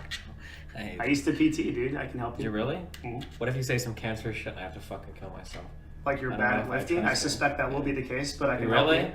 Yeah, of course you'll be bad at lifting. You just started. Nah, I kill myself. You can't just read Reddit all day and like think that you have a practical application. I read all the books. You read R lifting. I can already hear it. Well, you see, you're squatting way too low. You need to low bar instead of a high bar. Maybe try front squats. Have you thought about lunges? Deadlift is bad for your back. How many memes? How many memes can we go through? Don't bench press. Deadlift is bad for your back. Whoa, that takes me. Would you say? That was a tough one. Do you I think the deadlift is the best exercise you can do. Some people say that. They don't want to do back snaps. I don't fucking know. Except maybe squats. I think it's tied with squats. Sure. Sure. Have you lost all will to live, my friend? Me? Yeah. You seem so deflated. Oh, every time we talk about lifting on stream, it's just like the most autistic fucking shit in the world. Why? Because everybody just says just the dumbest fucking shit in the world. I get like these emails of people like saying just the most retarded fucking shit. Like what? Like any bad advice you can think of. One guy sent me an email about stuff he'd been told in high school, and he said that when you squat, both of your feet are supposed to be pointing straight forward when you go up and down. That was an example of one thing. That doesn't sound that bad. I mean, it just sounds like it's obviously wrong, really, but it doesn't sound autistic. Well, yeah, no, because when they send me these emails, they always make them sound like, hey, Jess, let me, okay. This is an ego problem for me, maybe, okay? Or a narcissism problem. So let me phrase this a little bit different for you. Hey, Destiny, I was watching your lifting streams. If you're going to get into lifting, I think that you really need to take some time to study your form. I'm worried because I see you do a lot of really unsafe things on stream, and I worry for your safety and your health. If you continue like you do, you're going to get injured. One of the big problems I notice is that when you squat, your feet are way too spread. They should be facing forward only, otherwise you're going to injure yourself. Do you think something like that is like a little bit more irritating? No. Okay, well that shit like sets me. I usually like tell people like this. I think I lost a sub over that guy that was emailing me. Yeah. I like what I would do if I were you is like I would put those all into like one segment and just read the emails and make fun of those people on stream. But you can't because half the people in chat will like start too. They're like, oh yeah, dude, like your feet should 100% be pointed forward. And then with working out, like you can find like literally like any like you can find like random links to like support the shit that you say or whatever. Like holy shit. Holy shit. I don't know. I don't think that's like out of the ordinary. I don't know. Maybe I'm weird. I don't know. I mean, it takes a while to get your form. I don't know. Actually, in defense of Steven, having watched like 2 of your lifting streams, I think, you're really trying to put a lot of effort into getting this right. I mean, I don't think the form is that hard as long as you have the correct mental cues on any of the big exercises. The only legitimately difficult exercise I would say is the like because I'm a huge pussy. I don't like power cleans. So like doing the thing where you pick it up and then you like this. Oh, I hate power cleans too. I actually never do them, even though I guess I should. Oh, there you go. That's like a meme that fuck that shit.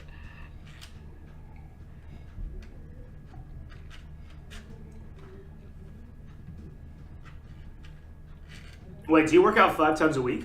3 times. It's Saturday. When do you work out? I just every other day or every third day. I don't have like a Monday, Wednesday, Friday. It's just every it's like day. Saturday. Like okay. Do you think the body rests on Saturday? Do you think your muscles? Only know Sunday because the Lord says so. Oh yeah. Mm-hmm.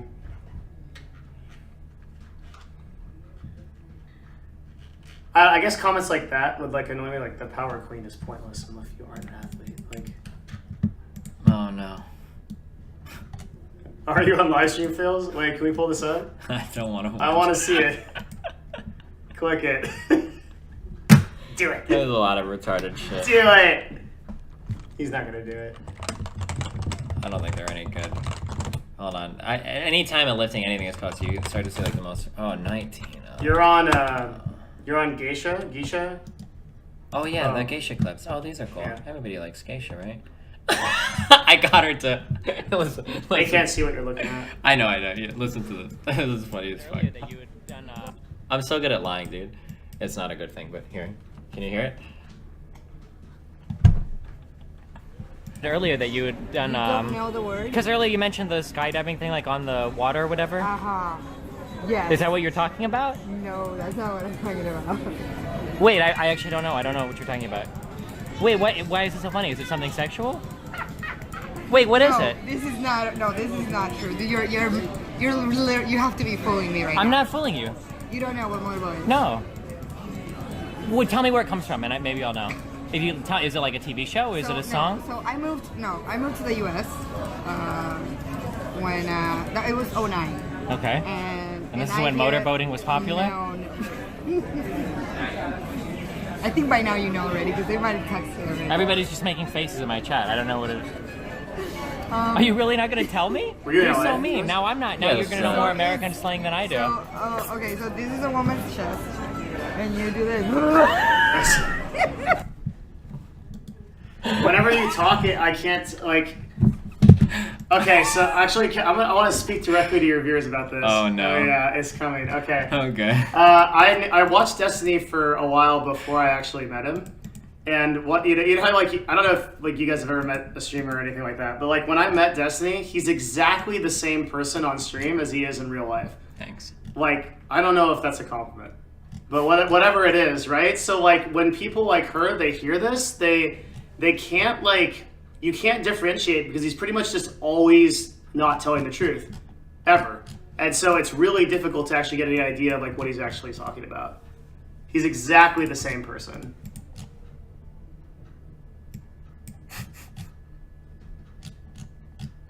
I was almost disappointed because he's exactly the same person. Nice. Is Ice actually like dying? Is this like a real meme? Dying physically? I don't know. Yeah, I'm just, like, I had a message from a couple of people that are telling me things that like Ice is having like a real rough time in Europe. He weighs like very little. He's not eating much. He's not. I don't know. I can never like tell like who's memeing or not. Isn't he still banned on Twitch? Yeah. But suppose he's like really lonely or something. Like I don't know. What? I haven't had a single hot chocolate since I've been down here, guys. Okay. We have hot chocolate. Here at the house? Yeah, of course. Just ask for it. You get anything else? Yeah. Oh my god. We have tons of hot chocolate. Well, you don't have like anything, like no soda or anything, so I thought you wouldn't have hot chocolate.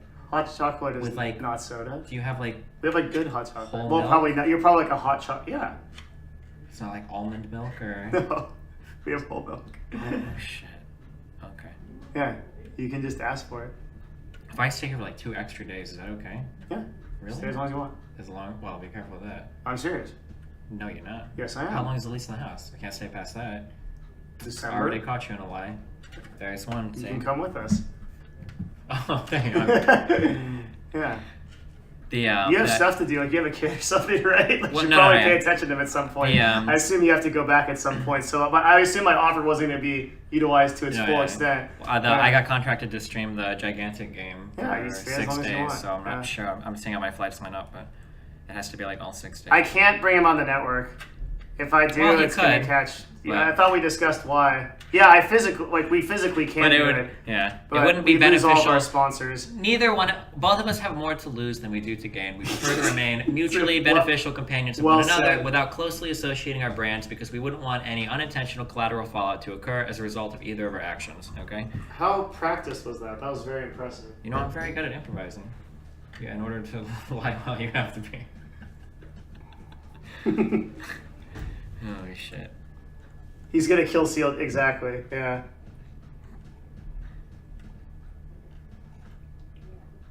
Can you ask this guy if he's a legit business degree or just a Dick 4? Do you actually have a business degree or do you just have a Dick 4? I actually do, but I don't know why that's relevant because nothing that I learned in business school actually taught me to run a business. Did you, in California, do you still have to get a Dick 4?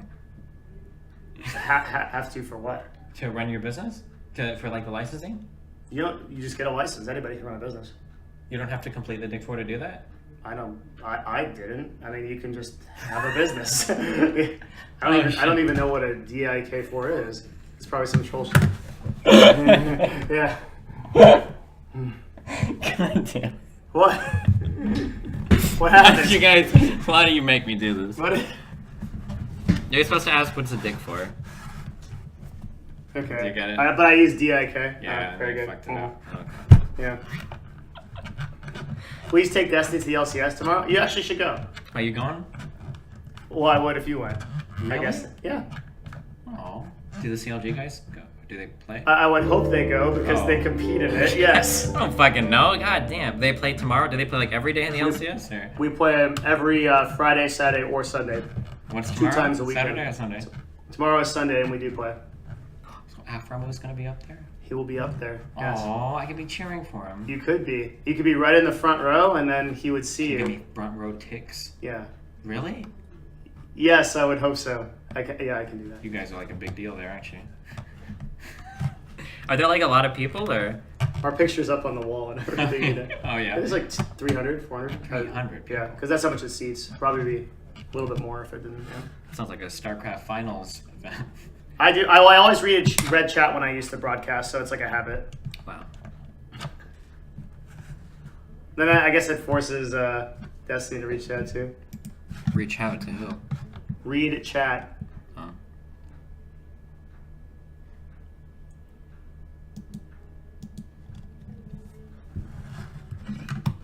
You're not gonna actually go though, right? I don't know. Maybe. Didn't I say that one of the worst things about me being here is that I can go to everything? Maybe I will. Doesn't that contradict that statement? Like, wouldn't you're like, the worst thing about me being here is going to everything? Just and because you you have thing? having a cognitive bias doesn't mean you've overcome it. So I understand that a bad thing about me being in California is that I'm susceptible to spending a lot of free time messing around with people. What should you be doing? Probably streaming and shit. To what end? I don't know. I could be bugging Afro for games. Do you think he would have played with me yesterday or today or anything? Yeah, so there's one thing. I can leech off of his audience. I can build a relationship with him. I should have been leveraging that a lot more. I probably. You make it sound so mechanical. See, that's why I don't know if we're actually friends or if this is all just an elaborate game. I don't even. If I'm into some like Saw stuff, dude. Like you're just like playing this whole thing. Do you enjoy spending time with me? I do. I enjoy spending time with you. Isn't that good? That's like friends, right? Yes, unless your definition of enjoyment is I get the most out of this possible at this moment in time. Well, I feel like I get a lot out of us interacting with each other. I enjoy my conversations with you. It makes me happy. Isn't that... Yeah, that's good. Okay, I think we're on the same page then. Okay. Just had to check. Sometimes I worry. When you say things like, I could utilize Afrobu and leverage him for his audience, I'm kind of like... Well, but the only reason I could utilize him is because I think that he's a really cool dude and we like get along with each other, right? Okay, but what if like Stixay had actually just like walked in first? Would it have been Stixay that had been the case for, or The only reason I play games with Afro is because he seemed like a really cool dude. I don't care how good they are, what they play. He's like, not a sociopath, guys. I confirmed it. Okay. He seemed like a really cool dude. Yeah, he is. He's one of my favorite people in this organization. And then when we He's were playing, awesome. he seemed like a really cool dude as well. He seemed like a really funny guy. Don't sign his social contract. I guess I don't know the terms, so. Oh shit.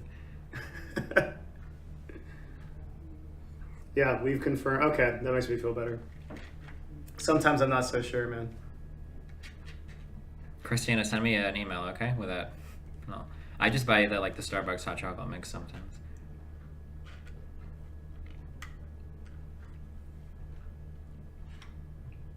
No, actually, I think Afremu only has one account.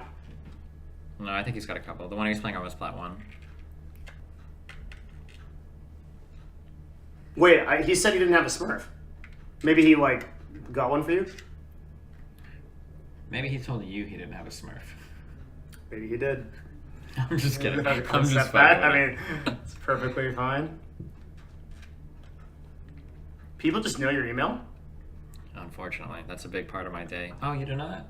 I answer every single email. You answer every email. Yeah. The really brutal thing is when I do, whenever we do... Define answer. No? What? No. Thanks, dude. How many do you get on average a day? Anywhere from 10 to 15. Depends on if if we discuss this, you're going to get 25. Well, it's usually when, hold on, so we go to the 10th. It's usually when, whenever there are big debates or whatever, people want to talk about those things. This has been kind of I don't want to say the worst because that sounds really mean, but Disney just says thanks, buddy. Yeah, that's what I was wondering. This has to be an exaggeration, right? What? That you answer every email. No, I answer every single email I get. Why? I don't know, because it's one of the ways that I communicate with my dudes. It probably builds a really good rapport. If you get an email response to me, it probably feels really good, right? Yeah, I mean, that's really cool. Thanks, Nathan. I guess, but the only time it gets to be a little bit too much is when we're having around the vegan shit. Yeah. And when other people's fans start to send you stuff. Well, it's when people will send me massive emails. I usually show Aaron I'll get when I enter them into a word checker, it'll be literally 11,000 characters, and it'll be 2,000 words or whatever, and it'll be readability level college student. I'm literally getting college level dissertations on some shit that gets really extreme, and those take a long time to go through. But yeah, I do my emails. I actually answer every email as well, but I'm much less in the public spotlight, so I very rarely get them. If I'm doing something like a public speaking engagement, then I'll get quite a few, and I'll always answer them. But almost everybody just asks me for jobs. Oh. Yeah.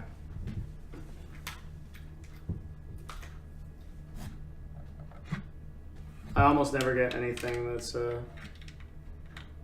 not asking me for a job or how they get into esports. People trying to leverage their non-existent relationship with you. Yeah. I save really good emails. I was doing a thing on stream where I was posting my favorite emails, but then people said I was too mean, so I stopped. Yeah. Some people sent me some. Wait, why would you stop? What's wrong with that? Because people said it was too mean or something.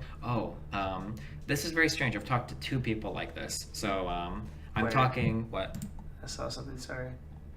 Oh, sorry. That's really important to note. I actually, if you're sending emails to careers, that's another staff that does that. I don't think we respond to those emails. We read them though sometimes, but I don't. So this guy, I'm pretty sure from the very little I remember of my high school AP psychology class, I'm pretty sure this guy is a paranoid schizophrenic, a delusional schizophrenic. Mm. So this guy will send me emails where he actually writes all of this is 100% original about how part of it is about how I'm a god that's come here to accomplish certain things on Earth. Other parts have to do with crop circles and UFOs and this is just one email chain. This guy has sent me a lot of and all of this and what I do usually when I get emails like this, what I'll do is I'll copy paste excerpts. This is bananas. Yeah, I'll copy paste excerpts. What is that? That's yeah. I'll copy paste excerpts because I'm curious if he's like just copy pasting this somewhere or whatever. But like every now and then, like some of his emails will be like he'll be like very angry or like very upset about something. How many of these are there? Hundreds? I'll get like fuck you, I hate your fucking guts, you fucking son of it, like just randomly out of nowhere, like, and then like the second member of the continuum is my brother. He is the reincarnation of it. Like it's like crazy shit. There's been 2 people. I actually talked to this guy on stream once because he wanted to come in and talk on stream, and he sounds like very normal. It's like it's really crazy because when you talk to him, he sounds very normal, but he just starts talking about these absolutely insane, like very delusional, like in a clinical sense, like. It's like a really bizarre conversation. I've had 2 different people on stream that I've talked to that I got that vibe. That, something's like really up. And you still just reply to those, like just kind of? No, these I don't. It's way too much. The I always thought that it's like those kinds of, the disintegration of the mind, I think, is like one of the saddest aspects. Like growing old wouldn't bother me, your body kind of giving out and all that. But it's and seeing that happen to people who are in their like early 20s is like that's like it's not quite like Alzheimer's, right? It's like a little bit different. It's like they're still. They still like have cognitive facilities, but they're just like really delusional. So they like. It's like you lose like your grasp on reality. You have delusions of grandeur. You think so highly of yourself and what you're capable of, and you think that you understand things that nobody else does. But you lose your perspective completely. So you're incapable of evaluating like the reality. Yeah. Like it's really bizarre. Your stream knows about these people? Well, I brought one on because he donated $100. He wanted to come on and talk, and it was like very interesting. And what did he talk about? Like some Stargate BS? Like some just like we are from other worlds? We had a conversation. Yeah. I think originally, what did he want to originally talk about? Like the existence of God or something. And he kind of was like, he was stumbling over his words a little bit, but he was very charming. He was very friendly. Like that's always like the weird thing is that like it's not like talking to guys like I'm the best guy in the world. Fuck you, blah blah. Like he was very friendly. He was very charming. Like if you weren't actually listening to the words, it just sounded you'd like be like, oh, this is the kind of good guy. Yeah. But then you like listen to it and you're like, this guy's completely out of it. Yeah. Yeah. Mm-hmm. That's pretty crazy. Wow. Yeah, that's pretty insane. You don't cover anything spiritual, right? I'm very meditation. I would consider myself like anti-theistic. I'm very much against. No, I don't mean religious. I mean spiritual. They're all the same to me. So. Okay. I wonder if I could start there. Yeah. Let me just clarify that statement. So you're saying that everything to do with metaphysical. Yeah. But yeah. Yes, is considered theist. Well, I'm sorry, I'm not considered theist, but I'm like anti all of that. I don't have any stock in it. Well, I would say you're a very good Buddhist then. Okay, maybe if that's what Buddhism is, sure. Pretty much, yeah. Okay. I mean, Theravada Buddhism is just the total refusal of anything metaphysical. It just doesn't matter. Okay, yeah. Sure. Then why wouldn't they just? Oh yeah, sure. Okay, then I'm that guy, I guess. Yeah, and they have some good principles. You should look into it. No, I'm good. Then you can have a. I like my sociopathic, logical approach. You like that approach? I don't know. I enjoy it a lot. Yeah. Metaphysical. Why have you not like looked into things like meditation? Okay, so like, why haven't you looked at things like meditation from a purely scientific perspective? Because in the mind of a killer, being alone with your own thoughts is the most frightening place. I don't know. I just don't feel like every now and then I'll take a drive or something to like clear my mind, but I don't know. I'm not like a big meditating dude. Like you haven't like been interested in trying any of those like yoga or any kind of thing like that would maybe improve your physical or mental state. You haven't been interested. You want to know why I think this is important? I'll tie it in. Because it's going to tie into the lifting. No, it's going to tie to the first thing you ever said to me.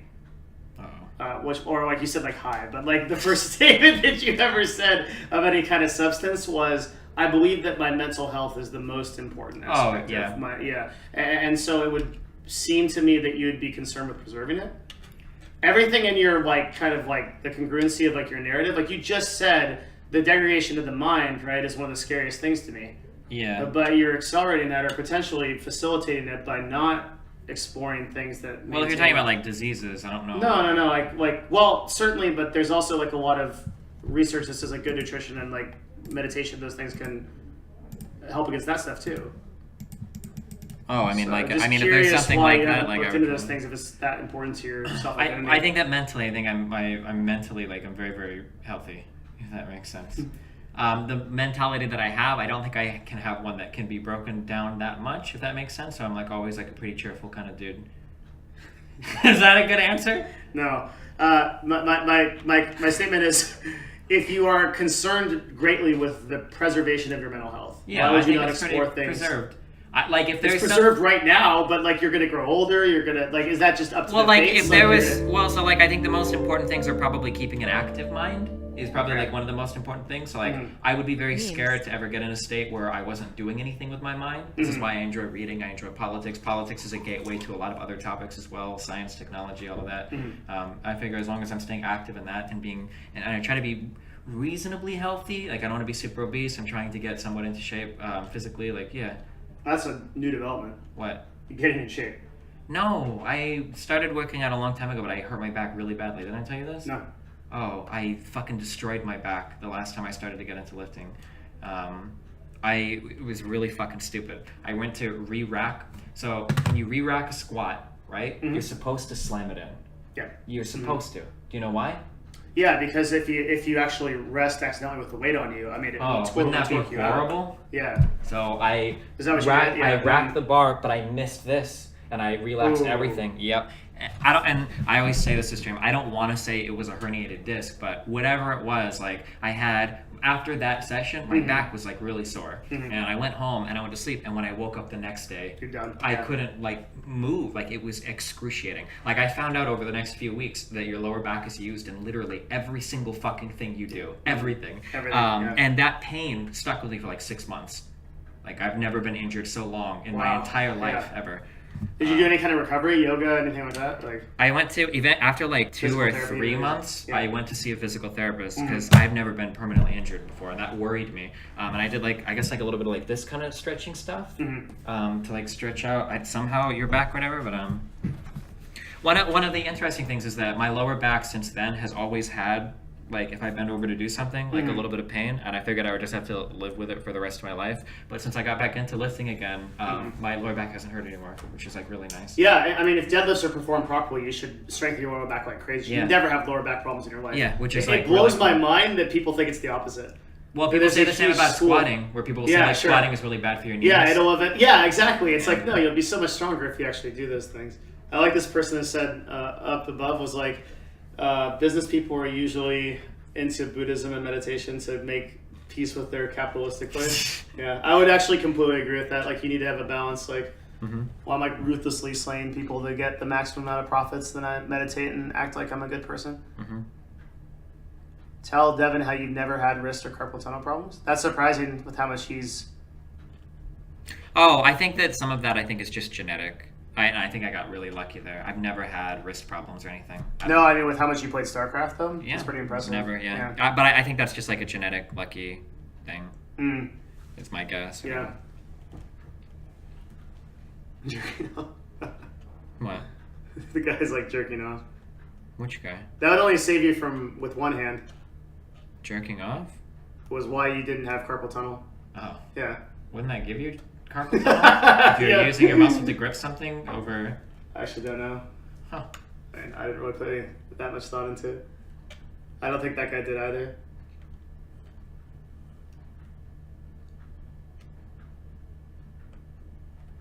Okay, so the whole reason why you follow politics, I guess, is just like a hobby?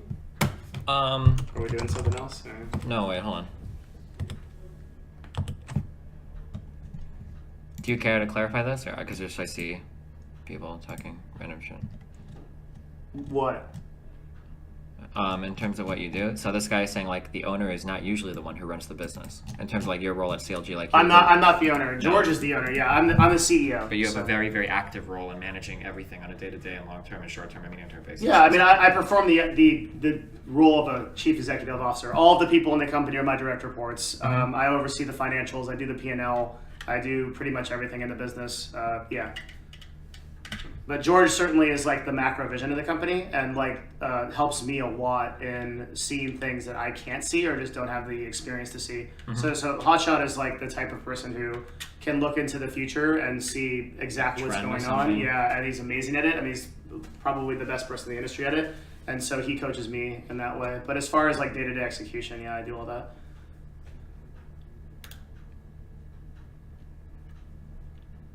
I guess like it doesn't, I'm not like upset or anything because like we never really clarified what I do. I guess you can just Google. Well, actually, a lot of people don't know. Oh, I didn't know. Think I was trying to like talk shit and say like, oh, you're just the owner. Okay. You don't actually do anything to kind of like discredit things you were saying. I wasn't sure if it was. Oh, okay.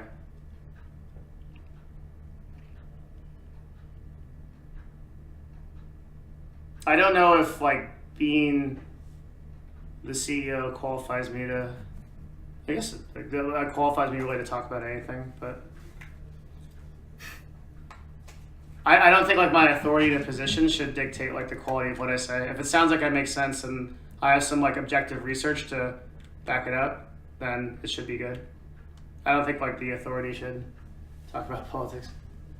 I'm Devin Nash. My name's Devin Nash. I'm Melixia on Twitch. I used to stream full time, went on to work for Team Dignitas, then ran North America for Team Dignitas, and then after that, I went and ran CLG. So I do a bunch of stuff on the side. I'm a motivational speaker, and I ran a couple of small businesses in addition to what I do here.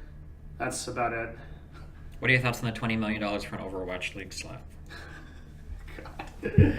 I have to be really careful with answering these questions. Do we have an Overwatch team here? We did, and we do, yes. Yeah, so our Overwatch team right now is like kind of just like on a holding pattern, but we still have them. Yeah, they're not officially announced into the league yet, and I can't really talk about what they're going to be doing. Wait, did you just break like an NDA or some shit by revealing that? Revealing what? That they're not officially announced into a league or anything? Well, no, it's like public knowledge. Oh, okay. Because like they're not officially announced. we could be in, we could not be. Like, yeah, I don't know. Gotcha. So you had to pay $20 million to get into that? To get your team into that? In theory, if we were to join, we would according to. That's an insane amount of money. Yes, it is. Sorry, I have to be really careful here. But maybe not too much money. Maybe it's a worthwhile opportunity to invest into that platform for the advertising opportunities that your team is going to be exposed to. Or the potential of the league, yeah. Okay, there we go. All right. Yeah, it's hard to say. Okay.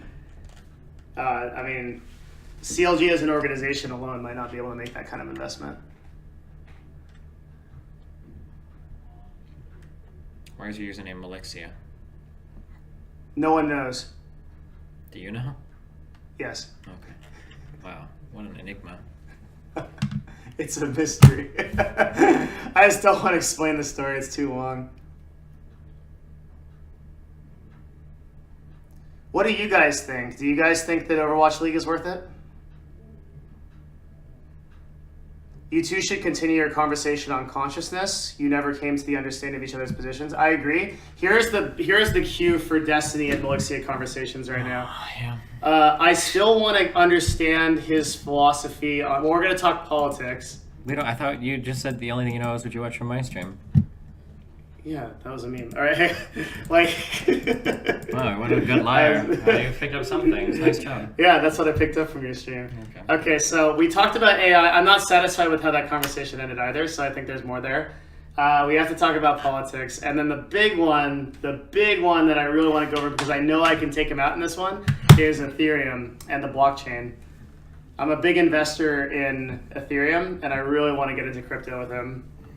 But I'm afraid like he's gonna like go home and like do all of his research and read all of his blogs and stuff, which you should do if you're gonna have this conversation.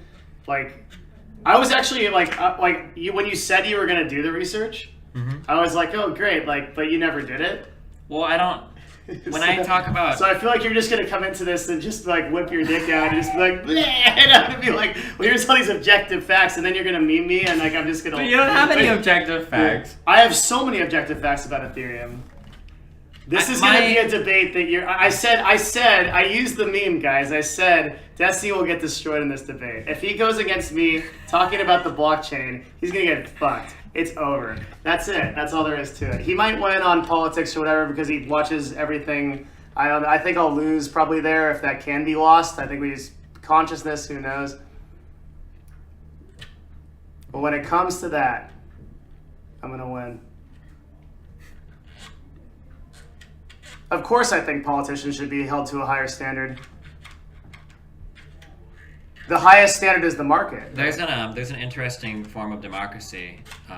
I'm curious what you would think about it. Does anybody know what it's the idea that only educated people should hold office? Yeah, but define educated. Is it a bad idea to talk about Sorry, did I politics get and too far religion? forward? Oh, no, face of there's the like a name company? for this. Oh. It's not Is a that meritocracy. bad Shut the fuck business? up. Fuck, what did that guy say? Oh, a technocracy. And What? the idea behind this form of I don't know if this is actually democracy or not, but the idea behind this form of government is that, like, you know how you've got like your chair or department of like internet communications or the FCC or whatever, right? Like the FCC and all the people that make rulings on this, these would all be people who were either in business for or were educated like to a high degree about these types of topics. So like your people that are making decisions about it are very knowledgeable in the fields, or like the people that are running making budgets and whatnot, or running the congressional budget, or like all of these people are like PhD level economists, like very intelligent in those fields, like is the idea. Are you asking what I think of that? Yeah, do you think that would be a good idea or a bad idea? It sounds ostensibly it sounds like a good idea. My question immediately would be, what defines education? Yeah, Right. you would have to make some type what of defines qualification. educated? Yeah, you would need some kind of like objective way to figure that out. Uh-huh.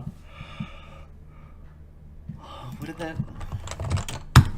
Oh my god. Trying to find out what this guy donated. I don't remember. Do you read donations? Oh yeah, sometimes you do. I can't hear it now. Is it a bad idea to talk about public religion as a face of a company? Is that bad business? I think it's just not. I think it's just not like peace. Oh, PC is such a stupid word.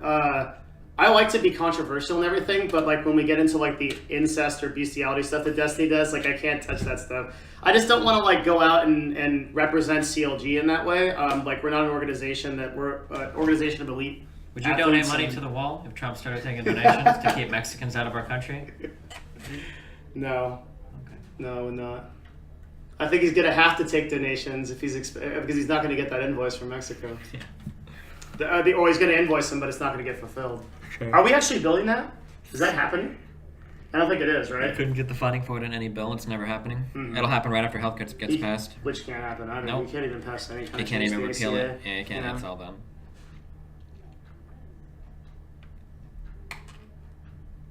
But okay, so back to technocracy. Is that how you say it? Technocracy or something? technocracy? I don't know.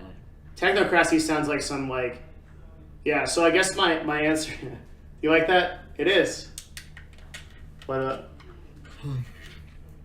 yeah, I actually think that Reynad is a super smart guy. A lot of people don't because they watch his stream and so they get that side of him.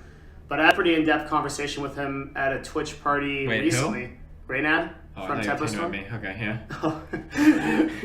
They think he's a super smart guy, but we talked at length about some things off stream, and actually he's pretty fucking stupid. Wait, you don't think Reynad is very intelligent? No, I think you just tuned in like halfway through. I swear you only listened to like 25% of what I said. Well, I started listening and I thought it was right. Yeah, okay, I'm making a case that Reynad is intelligent. Okay, that most people do not think he is because he is on stream and he kind of trolls. But in reality, he's actually. I don't know, like when he began Tempo Storm, I think it was hard for him, like it is for anybody. Like when I began in esports, I didn't know anything about anything, and I still don't think I know a whole lot. But Reynad has actually grown into like a very competent just remember, business you still have shit taste in movies. I actually, I had a problem with esports where I hate players. So why? I just think they're stupid as fuck. I just think they're from your StarCraft days, or yeah. Well, from everybody's days, they don't read contracts. They don't. They don't. It's improving. I hope it is. It is, yeah. Okay. And even if it doesn't, then representation will solve the problem, just like it did in sports. Once there's enough money for it to be viable. I'm actually a huge proponent of player representation. I think every player should have a representative. Yeah, they fucking need it. Yeah. Well, it just makes negotiation easier on both sides. So the guy at the other end of the table has actually read the fucking contract. Yeah. Well, not only that, but also because we can just have a frank conversation. Like we don't have to get into like a lot of subjective realities and like emotions about things. Like we can just do business. Sure. So I think it's a lot better. I don't understand team owners that are like against player contracts. So they're like, no, we can just like hold the players under and we can make sure that they. Well, the idea that it would be that you would have more to gain from saving on a predatory contract than you would to gain on having. In the short term, yes, but in the long term, that destroys the ecosystem, so it's not beneficial. What an interesting comment. So are you saying that sometimes businesses could prioritize short-term profit-making over the long-term health of an entire system? That almost sounds like an argument against what you said earlier about corporations running policy for government. Most businesses that are in the long game will not do that. Okay, but which a lot is of why you businesses, have organizations but the like problem Amazon is businesses. The problem is you can have businesses that are for long-term gain that end up getting edged out of the market by businesses for short-term gain. If those businesses try to get short-term gain, Stephen, they will fail in the market because the market prioritizes people who are going to be the best quality product or the best quality service. Not necessarily it's true. Always true. That's the market always. True. That's why we still have an economy that's heavily reliant on oil. That's why all of the That investments. stuff is because of government regulation. That stuff wouldn't happen. The government regulation is because oil is the most like dense fuel. No, if the market doesn't work, it's because the government is regulated. That's what I'm saying. The free market is a perfect system. It's not, though. It is. The free market is. It's not. It's like anything. Like democracy in theory is a perfect system. No, right? That's not true. Even the market is not perfect. There are market failures. It's not perfect in practice because there's a lot of iterations. It's not perfect in theory even because there are market failures, things that can't be accounted for by the market. Temporarily, but then over time the market always goes up. But market going up. Have you seen the picture? Improves. Have you seen the picture of the three guys sitting around the fire and they're wearing like the fucking rags or whatever, and they've got like their sticks out and they're roasting like some dead duck or something, and the caption is like, for a short moment in time we created a lot of value for shareholders. Yeah, I've seen that. Yeah. Oh no, he's retarded. No. Ice Poseidon doesn't he have an associates in fucking?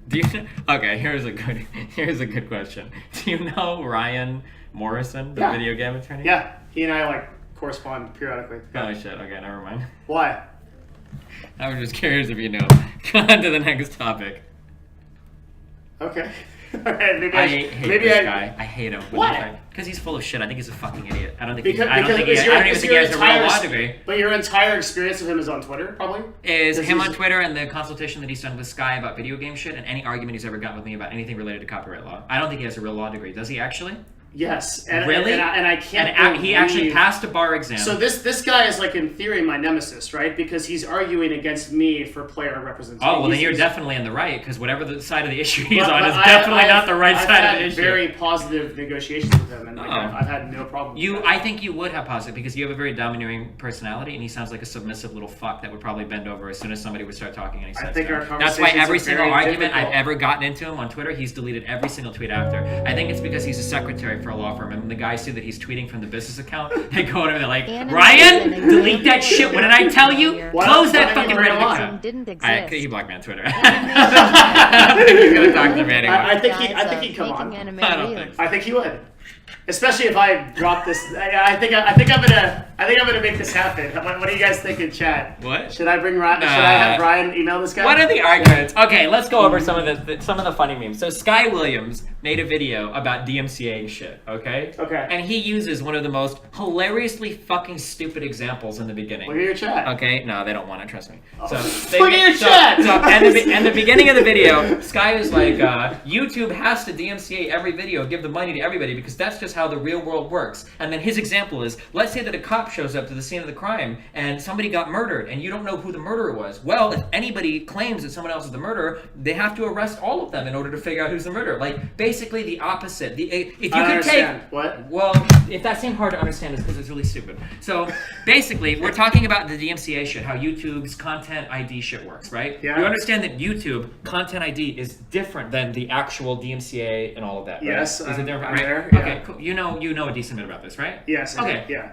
So, the big problem that a lot of people have... We have the DMCA stuff in CLG all the time. Sure. So, a big problem that a lot of people have is that YouTube's system is too aggressive and it favors people that file copyright claims on YouTube. It's better now, but Oh, whoa, we haven't even gotten there yet. Okay. But yeah, that is part of it, right? So what Google does is Google has their Content ID system because they're trying to show that they're making a good faith effort so that they can fall under the safe harbor area of like the DMCA Act, right? The Digital Millennium Copyright Act. Because they don't want to get butt blasted exactly, by the so that government. YouTube can't be held liable for it, right? Well, the problem is they probably go too far in some extents. Like, for instance, it used to be for a while that if you DMCA'd somebody, you would get, like, I think, is it retroactively all the money that video was earned? It was, like, extreme shit. Like, it was to the point where people were creating businesses. It was that. Yeah, people were creating businesses just to DMCA stuff and then get money for it. And particularly in music. And it was really one-sided. Because if somebody shoots a DMCA claim off at you and you fight against it, if you're right, good job. Nothing happens, and this guy is fine. But if you lose, it's a permanent strike on your account. Yeah, big deal. And so, if you had 3 permanent strikes, you're dead. Yep. Yeah. And you lose your entire following. You're banned from YouTube. And I was getting into arguments with people on YouTube, and I think I did a little bit with Sky about how this was like absurd. So Sky makes a video. He's like, "Well, I know you guys are all mad, but you shouldn't be mad at YouTube. They're just doing what the law requires." And then the example that he gave was, let's say the cops go to a murder scene and a guy is dead. Well, if there are 5 people there and everybody says all 5 of them were the murderer, they just have to arrest everybody, because that's what we do in the real world to try to figure out. Once they've got them all arrested, they'll try to figure. And it's like, and he got this example. He got from Ryan Morrison. He got from the video game attorney. Okay, and it was like because the funny thing was that it was the exact opposite of how like probable cause and issuing an arrest and exact opposite, right? And and so me and Ryan after that got into a huge spat about he must know this. I don't know if he just takes these retarded positions to fuck with me, but for a while it sounded like he didn't realize that like actual DMCA takedowns are different than like the YouTube fucking forum shit, and that like there is a difference between like the content ID shit isn't like an actual legal requirement, like the government requires YouTube to do all these things. Because the funny thing is, after we got into his argument and then he deletes all of his fucking tweets, is that like 1 or 2 months later YouTube started to roll back some of the more aggressive parts of their content. Okay, so don't you get aggravated a lot of times? You've told me off stream when a person characterizes you based on one encounter. Okay, so what was another encounter that we had with the video game attorney? I've had multiple encounters. No, it's not just one. I have. There's tons of people. This is what he does. 3 YouTube videos from you. This is what he does. This is like no. This thing. is what he does. I can tell you. I know Ryan Morrison's shtick. Okay, he's very good at what he does. So I think that he probably went to maybe Iowa and got like his associates in law, and he passed like the fucking the Kellogg's bar exam, and so he has like a license to go and practice like fucking child law in like a kindergarten class or some shit, right? God. So what he does was anytime anything pops up in a thread, we're like, oh no, legal problem. He's just like, hello, I am Ryan Morrison. I am the video game attorney. I can help you. I am a real lawyer. I can do this. I am very intelligent because I am a very real lawyer. Go ahead and send me some information and I can do some very real lawyers. And he does this and he does it in the video game world because nobody knows fucking anything about getting actual legal representation or contact people that are qualified, right? And he does this. But the problem is like, he puts his name out. There's so many different things and like nothing even fucking comes of it. Like, remember when he helped H3H set up like the FUPA fund to go and help all the people against like the copyright? Like, what the fuck ever came from that? No one's ever tapped into that fund. No one's ever used it. You've never heard any like high profile cases or anything being used to protect copyright shit on, right? When his law firm was handling the case for H3H, they even fucked up some of the filing when they were working on transferring the case to another fucking law firm, and they ended up like fucking up like some of the case while a bigger law firm that actually probably does law was like taking over like doing the H3H case for the copyright infringement thing. I hate him, okay? What else They fired him? Oh, he got fired. Okay, so maybe he doesn't even work for a law firm now. Like, this guy, what else did I argue with this guy about? He offered to help Nia Coulson. He did. Like, it's just the way that he comes up, how he like he shows up in every like our games that like anytime like a legal thing like video games, he's like, I am the video game attorney. I am an attorney that is real life attorney and I can do video games. Let me help you with your problem. I am the law video game attorney. Like he's like the Judge Dredd if he was like 7 octaves higher and 2 feet shorter. I fucking hate him so much. I'm sorry. I gish gallop you. Go ahead.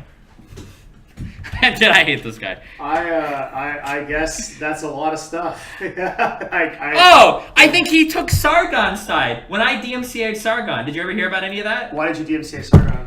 Fuck this guy. So I had a 2-hour conversation with John Tron, okay?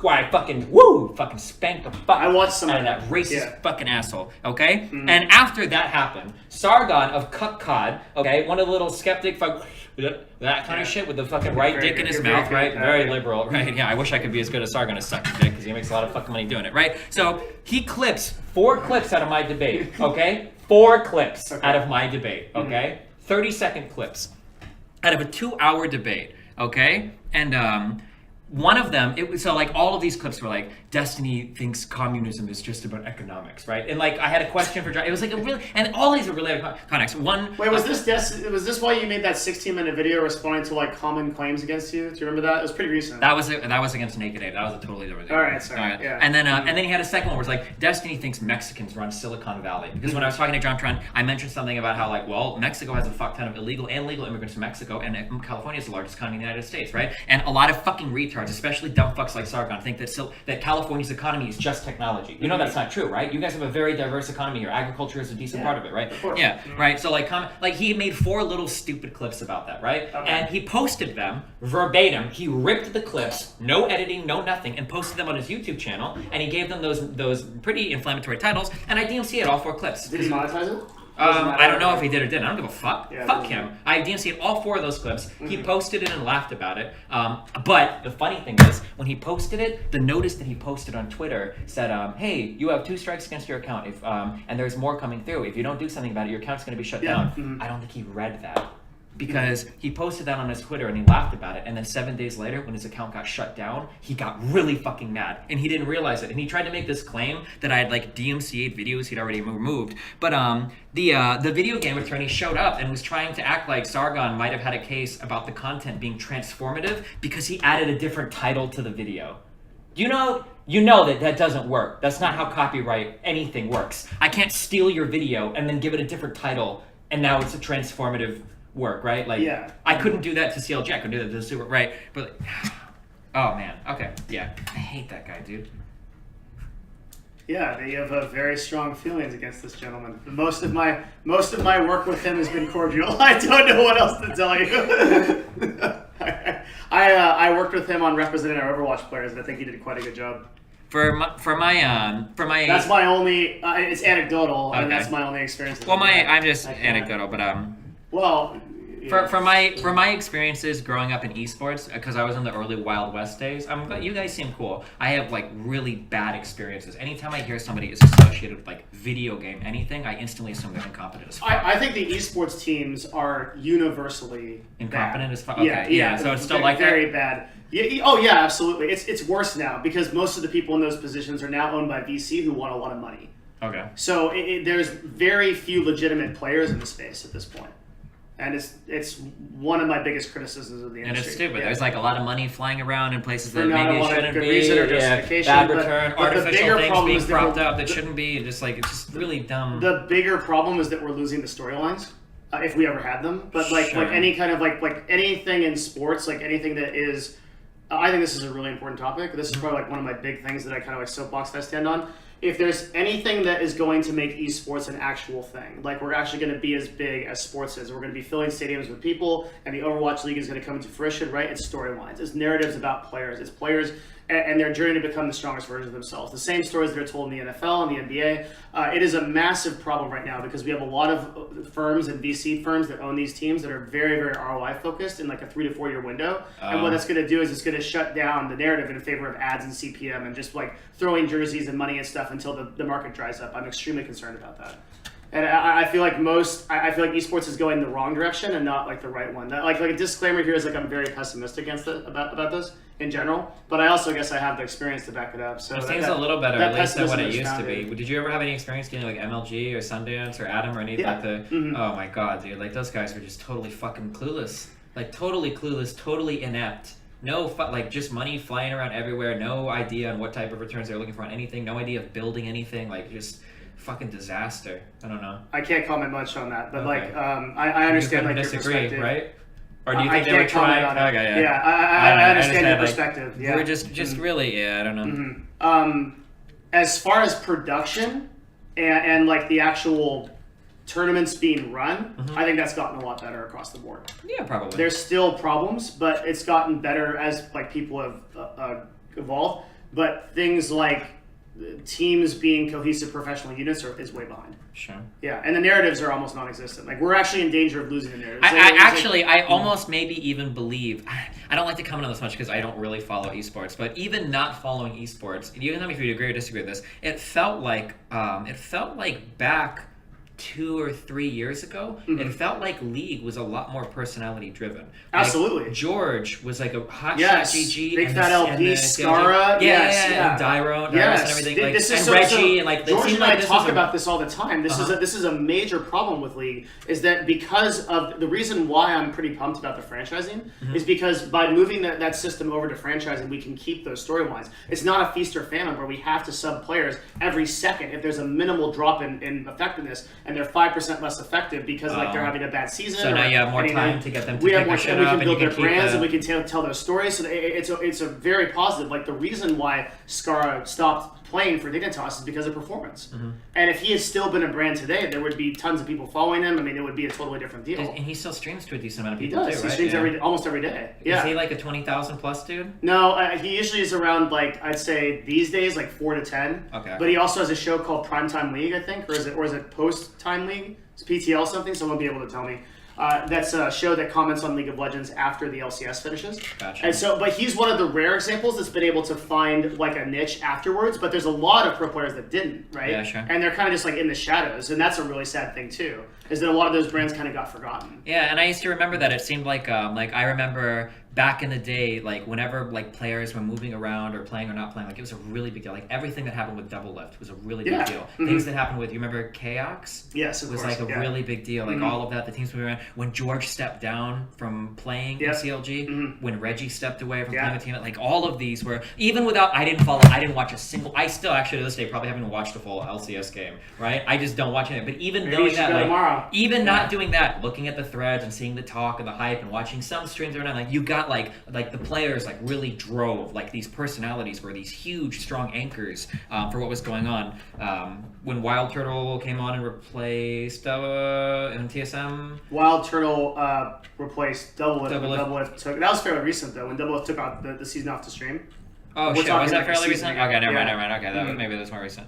I probably only remember because Double Lift was Wild Turtle doing stuff before. I feel like I heard of his name. I feel like I heard of his name, like involved in some big shit. But it just seemed like 2 or 3 years ago, like it seemed like stuff going on with players. Dyrus like retiring, that was like a top thread on like all of fucking Reddit for like fucking 12 hours. It should be. But I like it shouldn't be a top thread when someone retires. I mean, sorry, it should be a top thread when someone retires. That shouldn't be the only reason we're getting top threads. All of the narratives you just listed were people retiring or moving on. That's bad. When Hotshot GG steps down, like you were using, all right, it should be storylines between the rivals and conflicts of those players. Oh, when Wild Turtle replaced Chaos. Oh, okay. Okay, gotcha. Sorry. I do remember that. Destiny funded building bridges instead of burning them. So far. Do you like? Yeah, you don't like. It's funny. You don't like really go to like PAX and like. It's kind of. It's funny because like in the Ryan Morrison example, if you went to PAX, right, or you went to any of like these gaming conventions, like I go to, you'll see him at every convention. Oh yeah. And it's interesting, like what would happen if you guys interacted. I don't know. Like most people in esports, like within the industry, are pretty cordial to each other. It would have to be at probably like a PAX East or a PAX South. Yeah, South isn't too far away from you, I think. Where is South? Austin. Texas? Yeah, okay, yeah. Someplace where I can conceal carry so that if he goes after me, I'm ready to fuck. I don't think you have much to worry about. Ready to fuck. Why? He's a pretty nice guy.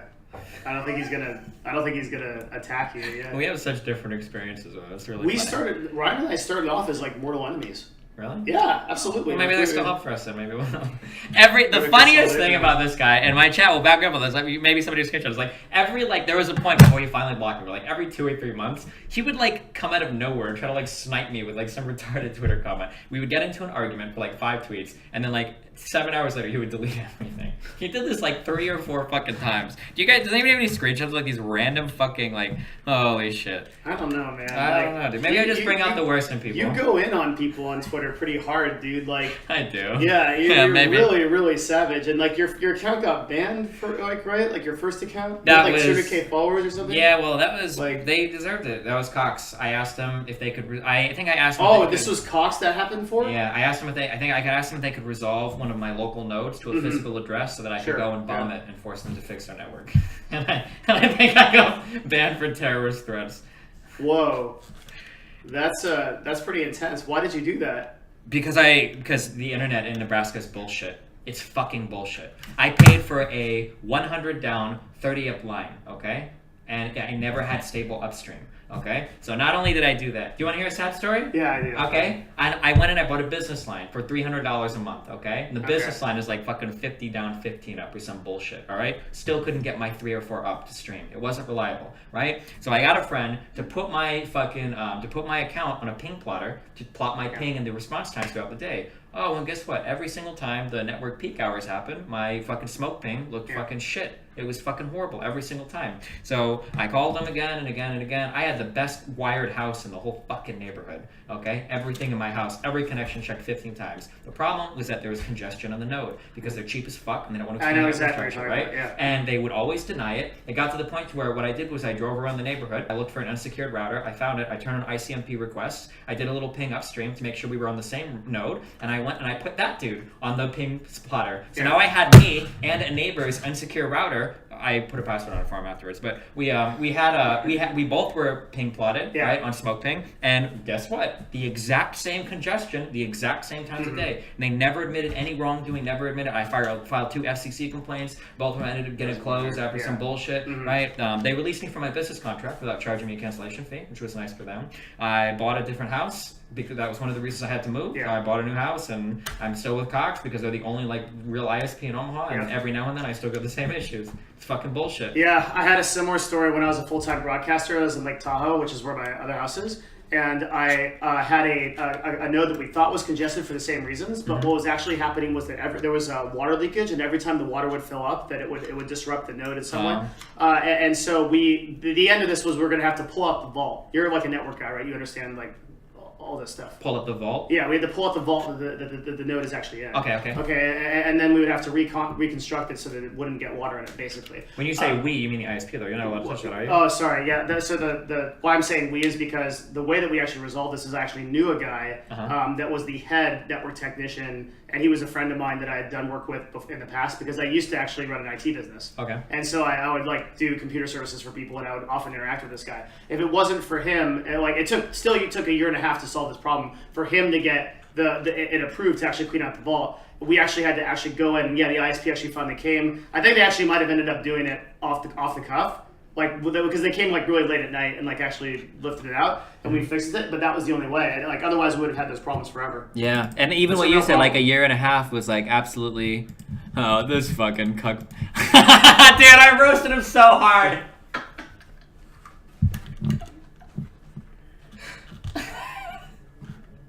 Oh man. Okay. Another deleted tweet. Oh, dude, I roasted this guy. I got some real good roast. I want to take the lead real quick. Yeah, sure thing, buddy. Be careful. Oh shit, dude.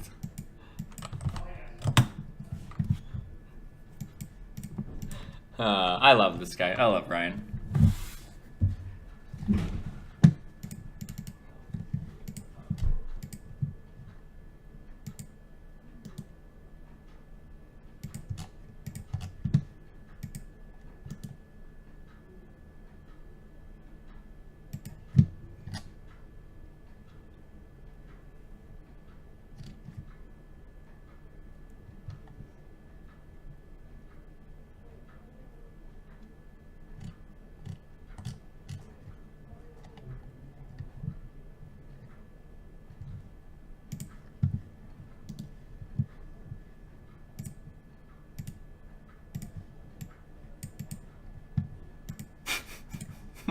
What's up, guys? You figure out what you're gonna do with your internet situation? No, it's not. It hasn't been as bad.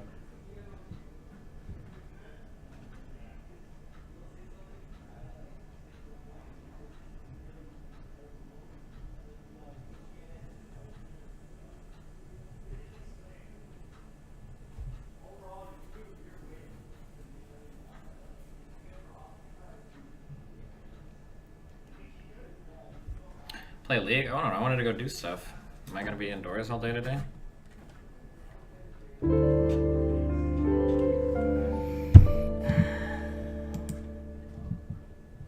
Can we just get these streams to forever replace League streams? I notice when I talk to people, I feel like, so I always worry that like, I feel like I have like a really boring life, but I feel like I have a lot of interesting stories. I think I have some decent material that I can like entertain like a new person with. Do you think? I feel like I do. I feel like my life stories are pretty interesting. Or maybe I'm just pretty good at telling stories, do you think?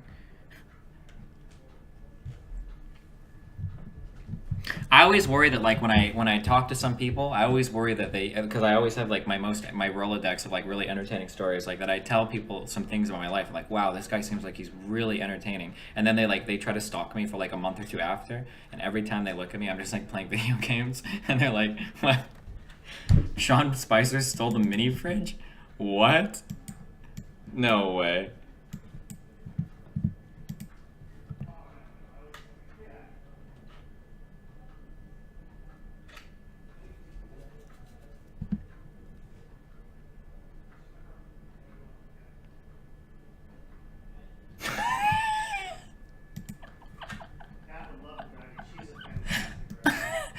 Oh my god. What's up? Apparently Sean Spicer stole a mini fridge from some White House aides. Are you serious? That's news now? That's what qualifies as news? That's funny as fuck.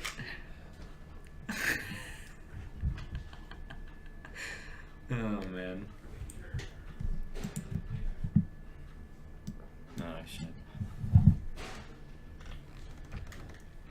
How you doing, buddy? I'm good. I'm enjoying this. Are you enjoying this?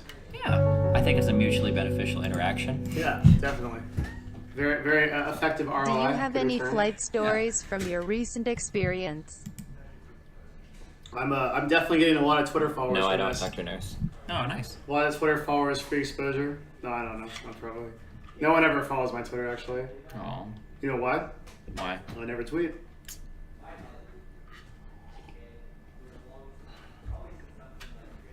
Phantom Ward's back? Yep. He's gonna start streaming again. Oh, I see. What do you think of that? I don't know. Are you stressing out the CEO? He's getting pretty red.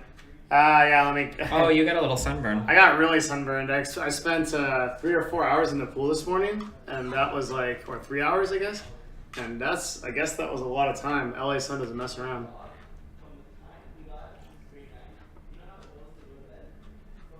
PL 2.5k viewers. Hello. Whoa, what's wrong with 2.5k viewers, dogs? Listen, chill out.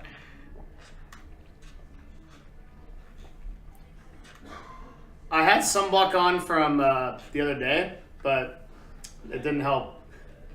From the other day? Yeah. I don't think it works that way. It doesn't. It was a mistake.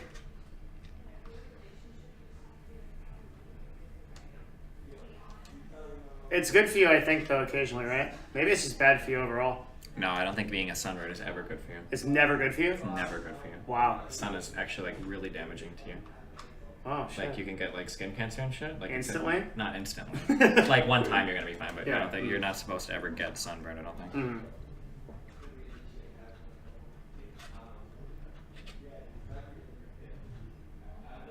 It's literally cancer. Vitamin D is important for testosterone levels. There you go. Nice. Yeah, so we have the Ethereum debate. We also had a debate about, off stream we had a debate about, what am I thinking? It was like, oh yeah, I have a problem with the way you construct your arguments. Let me think about if I still have that problem. Oh, we were talking about the ethics versus pragmatism. Well, that was where the talk went, but my case was like, the way you construct your arguments to attack people's ethical position, because you're either yes or no person. You're like or that's how you usually construct it. Like you're very nothing, black baby. or white. Hell yeah. Yeah, I like really disagree with that still. I think we never really solved that either.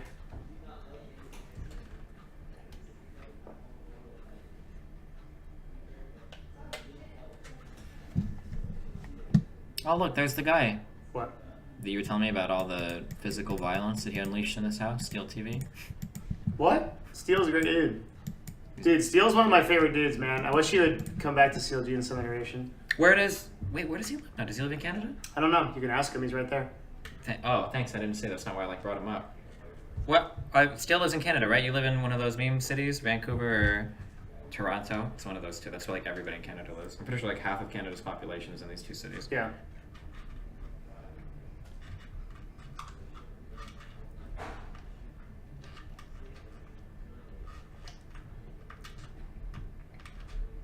Steel, is it true that you are going to be able to play CSGO again? Like what? He's gonna be able to play? Oh, like for Valve sponsored shit? Mm-hmm. I want to know. Steel, you're gonna be playing in Valve tournaments again for CSGO?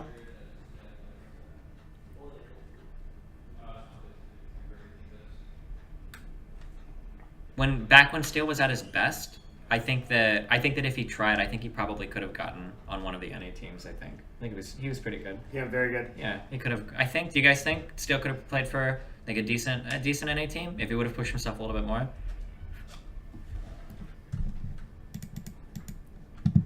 Oh, this shit. What's all that? Just tweets from the dude. He just talking about like the takedown shit. Oh, he was really mad at me because I said that it was.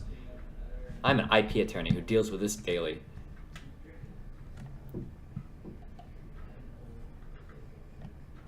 Why are you using your platform to spread bad law? Skynet talked to me and he understands the law.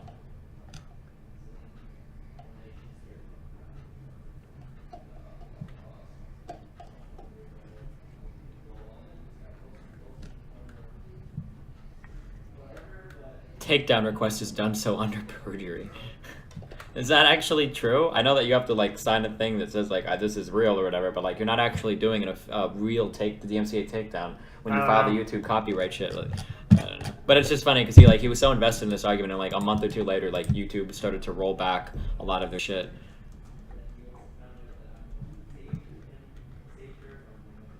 Oh, this is where he starts to give. If I report somebody for murder and they didn't do it, you should be mad at me and not the cop. YouTube is the cop here. So like he's like under the impression that I could just tell a cop like, hey, this guy murdered somebody, and the cop would just arrest you. Huh. Be mad at the DMCA, not YouTube. Yeah, okay. Got it.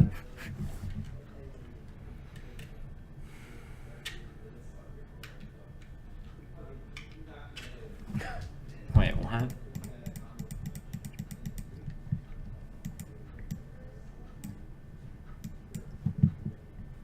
Guess they were boneless. Trying to style that one.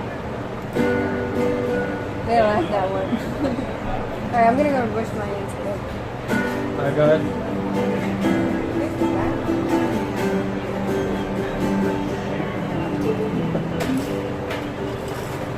Yo, Destiny wants to queue lead. Am I allowed can I go for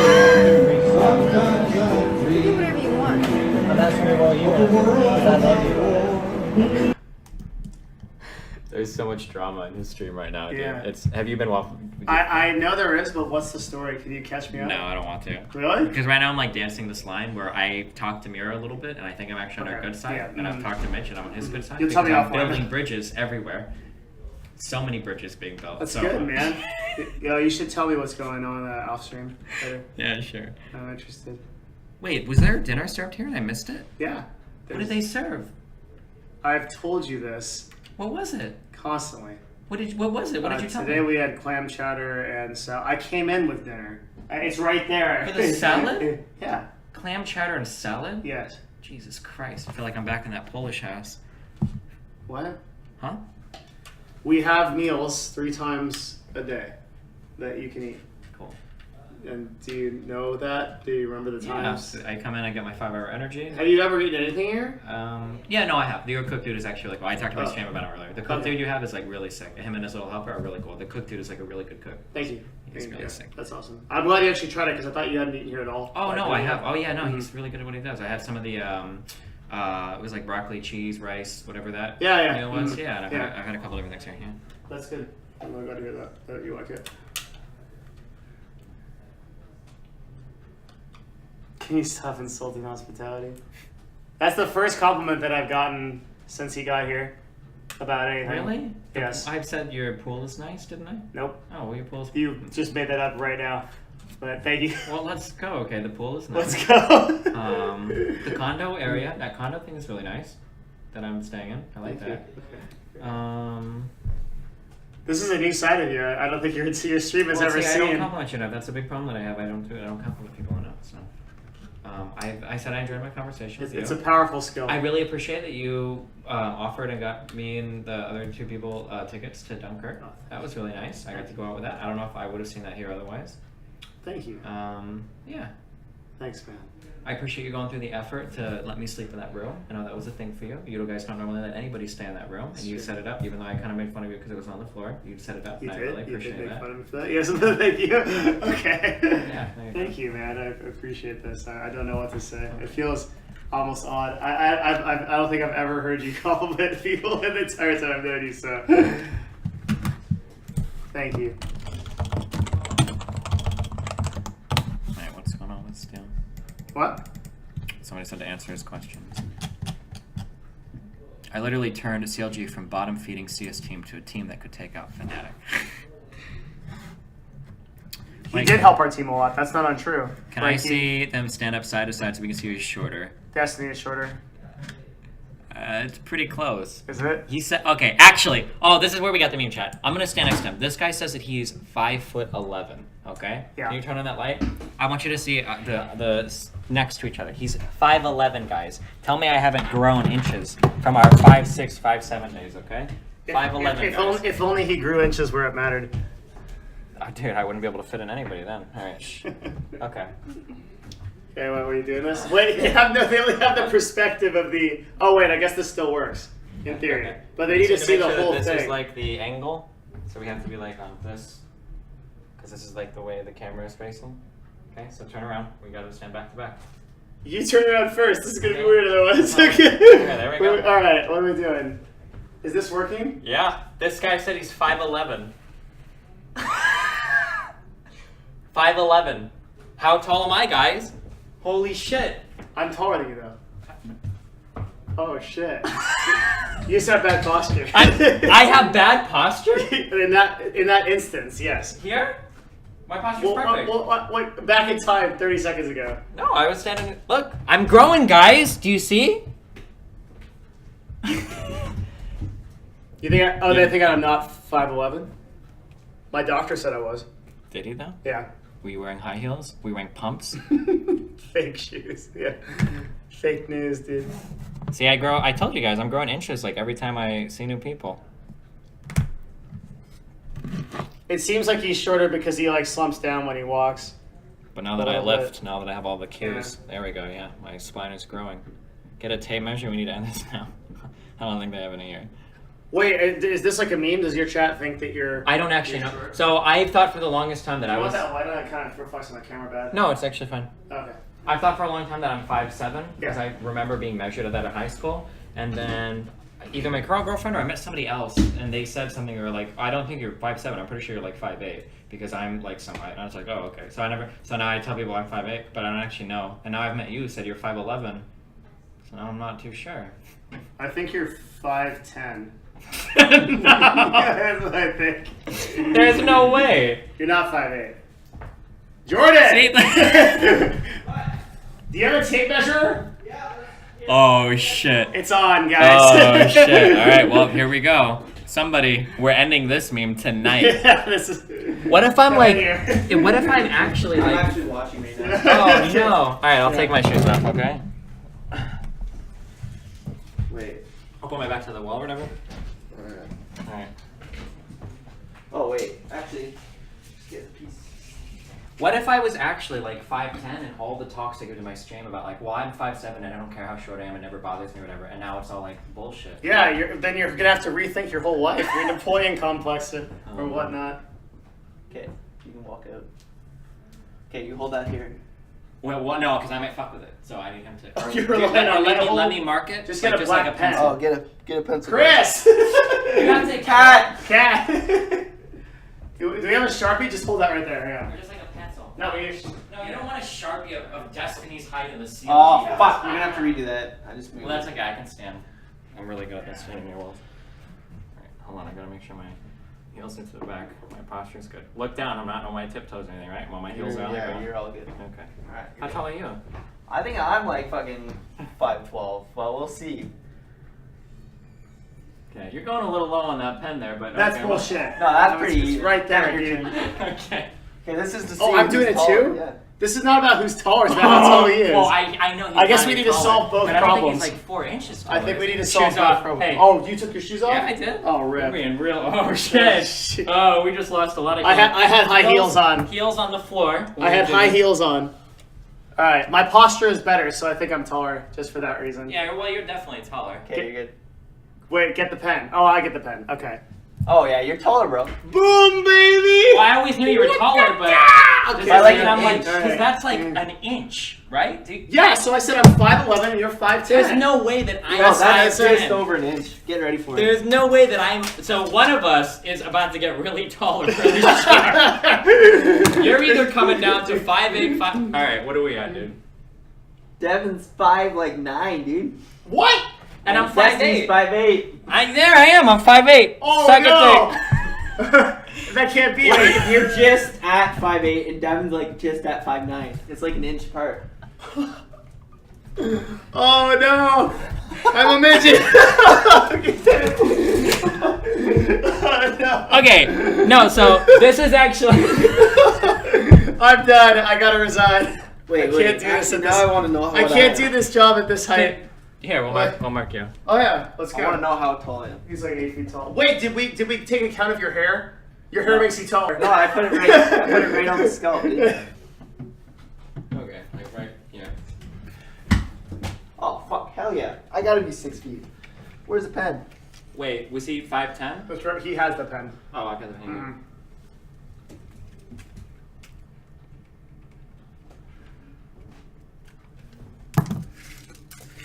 So the interesting thing is that my girlfriend says that in her experience, she meets a lot of guys that will say they're 5'10", 5'11", but a lot of them, she says, like overestimate their height. Yeah, I just did that. Yeah. Okay. Oh yeah, I'm 5'11". You're 5'11". Almost 6. Okay. I thought I was fucking closer to 6, but.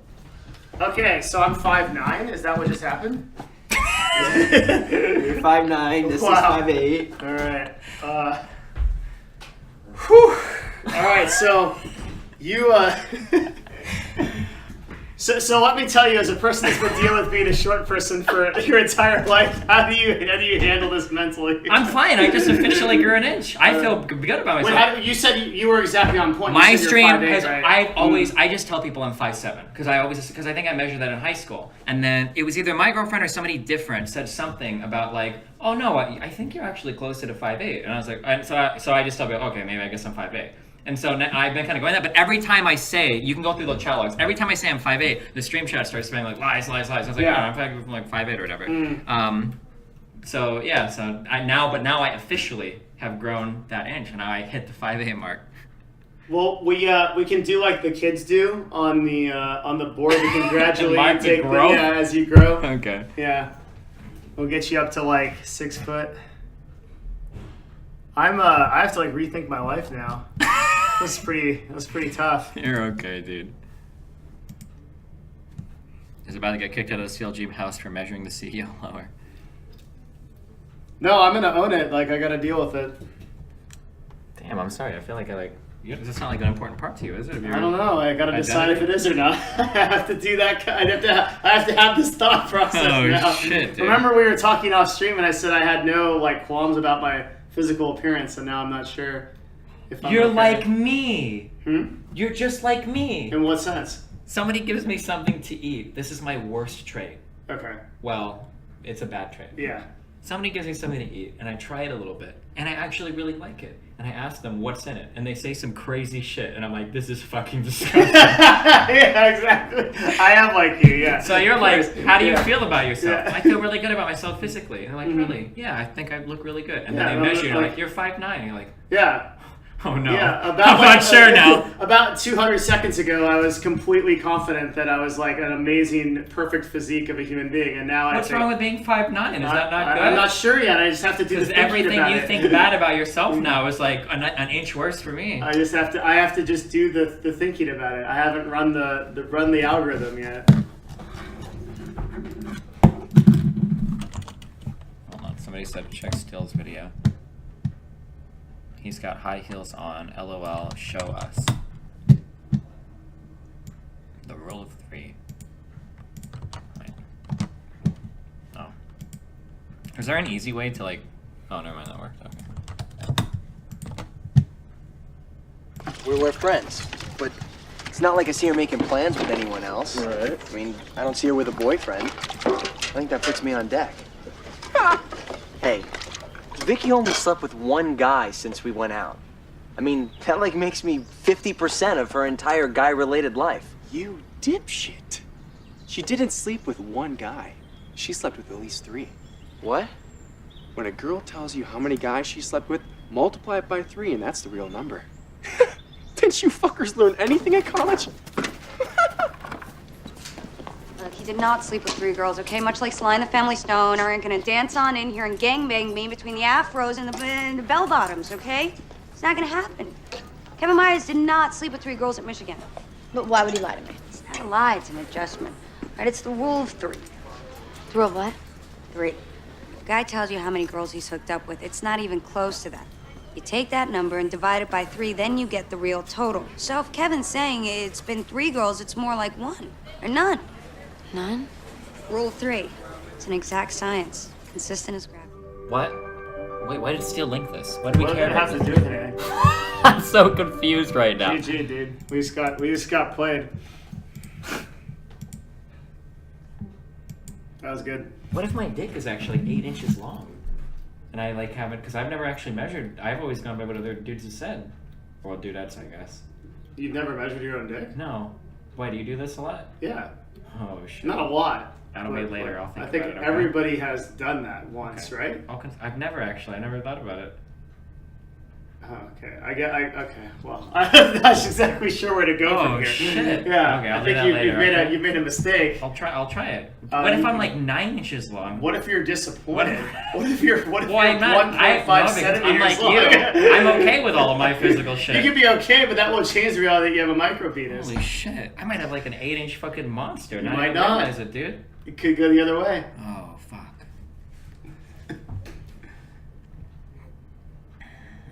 We're not going to solve that problem the same way we solved the last one.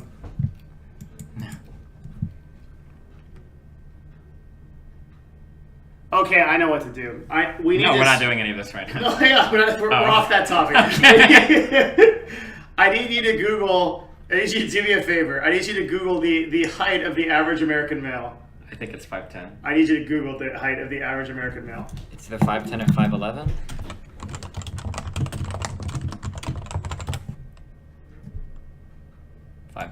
Okay. You're fine. It doesn't matter, dude. Slightly Why are you making this? I'm slightly below average. Why do you matter? Why does it matter? Do you want to get into fighting? I wasn't fighting for you. Do you want to do like MMA? Do you want to get or back UFC? in? Like, yeah, I wasn't. Yeah, then it's fine. Who No. cares? Yeah. It's a good height to be a Navy SEAL. Why? Well, because I think they take shorter people because like you, I don't actually know why, but I think they take shorter people. I feel like I've heard that before. I wish I remember why. Is it BS same for Air Force reason. as well? Because they fit into the cockpits and shit easier? I don't remember I don't know. Any kind of special forces thing. Mm-hmm. Someone in chat probably knows.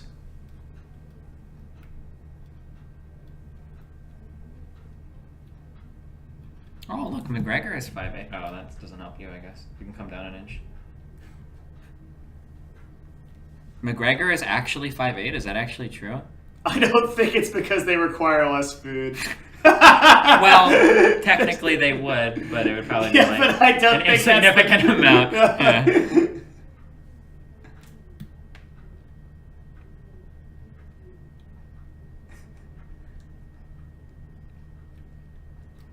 Short people tend to be better at traveling long distances on foot. I think that's a big special forces meme.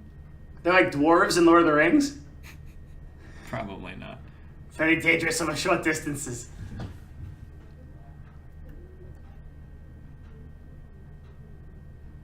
Navy baby seals. How tall is Hot Shot? George is. George I think he's at least 6 huge. feet. Yeah, he's like 6'3", 6'4". We need to run around with a tape measure. He's a Greek god. The tallest person in our organization is actually our esports director, though.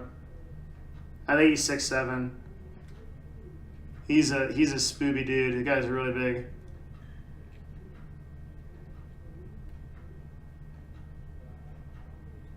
Oh, you're gonna do a fan meet in LA? I said I would.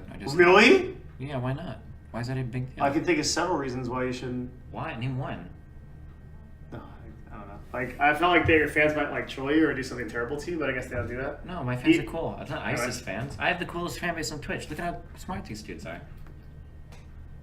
Yeah. Yeah. Got it. Are you gonna put that on at the CLG house, or how are you gonna do that? No, why would I impose like that? That's so rude. I just asking that I should know. If No, holy shit. You think I would just infringe on you like that? There's like 20 people in here, and I'm like, it's lunch now, right? This is cool, right? And it's just like, holy shit. It's happened before. You think I'm that kind of person? No, give me more. I'm usually like, I'm really polite, I think. I try to like ask if I'm gonna infringe on somebody or... Yeah, you've been really good about it. Okay, yeah, thanks. I try to be. You're not infringing on anything, but thanks. If you had a fan, that probably crossed the line. I just walk them through the fucking LCS room, give them like a tour. It's happened. Like we've actually had like people do that without asking you. Yeah, of course. Holy shit. Yeah, that would feel weird as fuck. Short people don't need to move weight as far as tall people. They generally have shorter arms too, which I don't makes think I bench believe press this. easier. To make the bench press easier? I don't think I believe this, but I would have to go in. Is bench pressing a critical component of wartime? So I don't know enough about this to really comment, but I hear the meme a lot that short people do better at lifting because they have to move the length. They have to move the weight through a shorter range of motion, kind of like in terms of absolute space. But does it really make that much of a difference? Well, I'm not sure because so there's one exercise that I know this is absolutely true for: deadlifting. Because deadlifting starts from a set height from the ground. So if you are shorter, you have to go down lower, right? I know that being shorter for the deadlift is absolutely true. But for things like bench press or anything that involves like levers, I don't know if being shorter helps because if you're longer, you have a greater lever to work around. Does that make sense? Yeah, right? it does. Yeah. Yeah. It makes sense. I don't know how much it like actually applies, like what the difference is. Yeah, like, so like if you had a guy that was like 10 feet tall, right? Even though, he's got to move that range through a much greater range of motion and absolute height, he's also got much longer limbs to work with off of like the mechanical action. But but I'm not sure. But there might also be like absolute things that don't vary much from person to person that maybe would change that. So like maybe most people have similar sized chests or something. I have no idea. So like in that case, having shorter arms would be an advantage because somebody with longer arms has come way farther down. But I don't know. It's possible. I have like no context into this issue at all.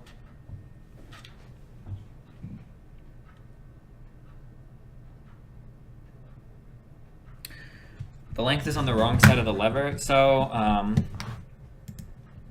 okay, let's do a basic physics thing, and then you can tell me if I'm wrong. Maybe I could be thinking about this incorrectly, but wait, not this. The deadlift is 50% chest, 30% tricep, 10% front delt. What are you talking about? Is this guy memeing?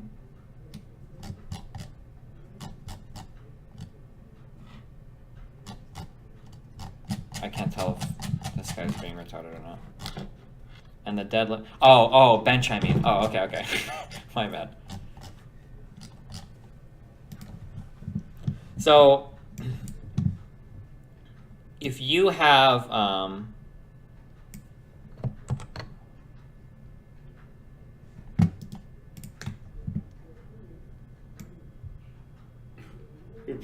We broke out paint. Oh boy. If you have a thing here, okay, and you're trying to move this weight from here to here, and then you had another thing that was like this, and you were trying to move a weight from here to here. I don't think I ever took an engineering class, so I don't actually, and I don't remember anything from physics about this. We must have went over it, but like, even though you have to move this through like a greater, even though this covers more absolute space, because you have like a longer arm or whatever, doesn't it theoretically become easier? Or am I totally wrong on this? Am I saying this correctly, one?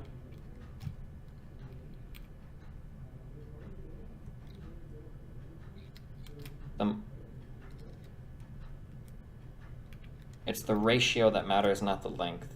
Or no, I'm sorry. Yeah, that's what I meant. Not the ratio. Or I'm sorry, not the absolute length, but the ratio. Here, let me do a couple sample problems. So this here would be more difficult than this here, correct? This one here would be more difficult than this one here, right? And this one here would be easier. This here would be easier than this here, correct? Right. So this is what I don't understand. If you're in, so maybe the muscles in your arm don't function this way. So if you have a chest, and then you have a bicep, and then you have an arm. Oh shit, I don't actually know how any of your muscles work. So, your tricep is here. Your pectoralis is here. I don't actually know, I guess, any of the joints that these muscles function around. The muscle is along the whole of the arm, though, not just on one end. Nice chest. Yeah.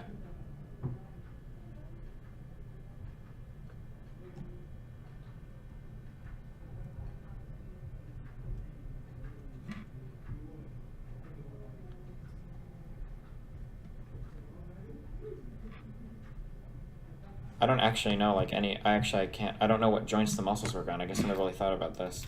Never mind. Why don't you just look up a sample image? Yeah, maybe. Holy shit, I've never thought about this much.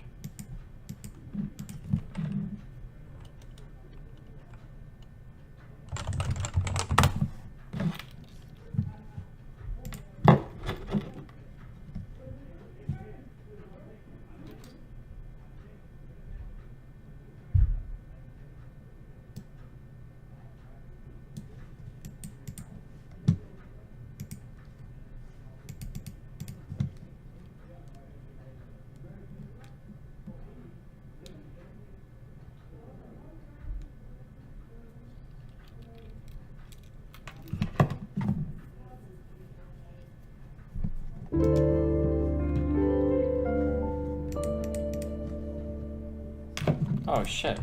This may help you. Hillshire.tv/browsel. Oh, okay. So this is how this is for a bicep curl. Okay, so we can just do this. Okay, so this is for a bicep curl. So we have our angle here, which would be consistent even with longer armed people. We have a tendon here, which connects, or I'm sorry. This is your bicep, which connects via tendon, is what connects, the tendon, what connects your bone to muscle. Fuck. It's attached to this thing here, and then this is the joint that it kind of works around. Is this? Out of my field of expertise. Oh, fuck. I'll be back in a little bit. Yeah, have fun. I might be here, I might not. For a bit, or? What? Oh, I don't know, I might leave, but... Leave? Yeah. Okay. You're gonna go work out, right? Maybe, I don't know. Alright, well, if I'm gonna be in my office for a bit, so if I see you, we're gonna get tacos later too. Okay. So if you wanna come to the best taco truck in LA, I'll be right behind you, okay? If you wanna come, you should text me. Or I'll be in my office. But good talking to you, my dude, anyway. Alright. So...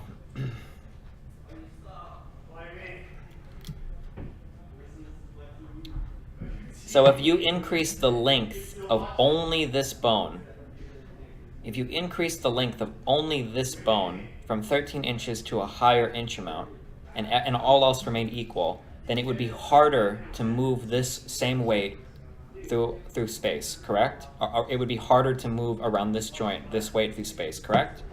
That's correct. If this increases at all, the size of like this thing, I don't think it's relevant to the problem, right? So then if you do have larger joints, it's always more difficult.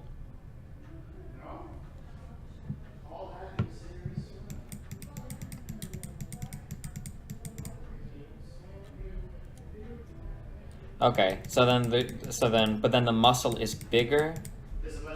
But is it though? I don't know if that's true. I don't know if it works that way.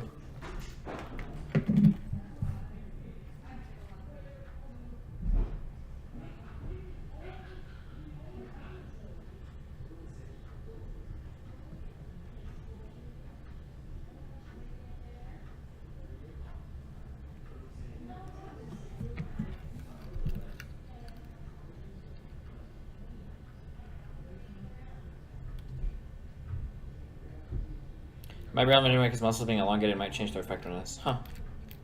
Okay, so then this would make any time you increase the length of all of this, then it would make these loops more difficult. So it's easier to be, so it should be easier to be stronger with shorter lengths to move more weight, right? Hold on. Yeah, this makes things pretty easy as well, I think, huh? Humans are designed to be around 1.5 meters to 2 meters. If they're taller, they have risk of getting weaker muscles and joints. 78 inches to feet. It's divided by 12.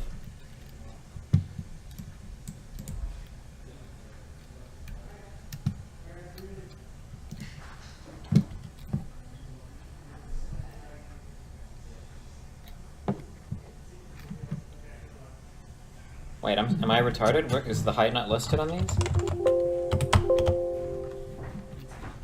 What? This is here. I own this. I'm taking it. Oh, okay, Yeah, have fun, this buddy. too. I don't own this, but I'm taking it too.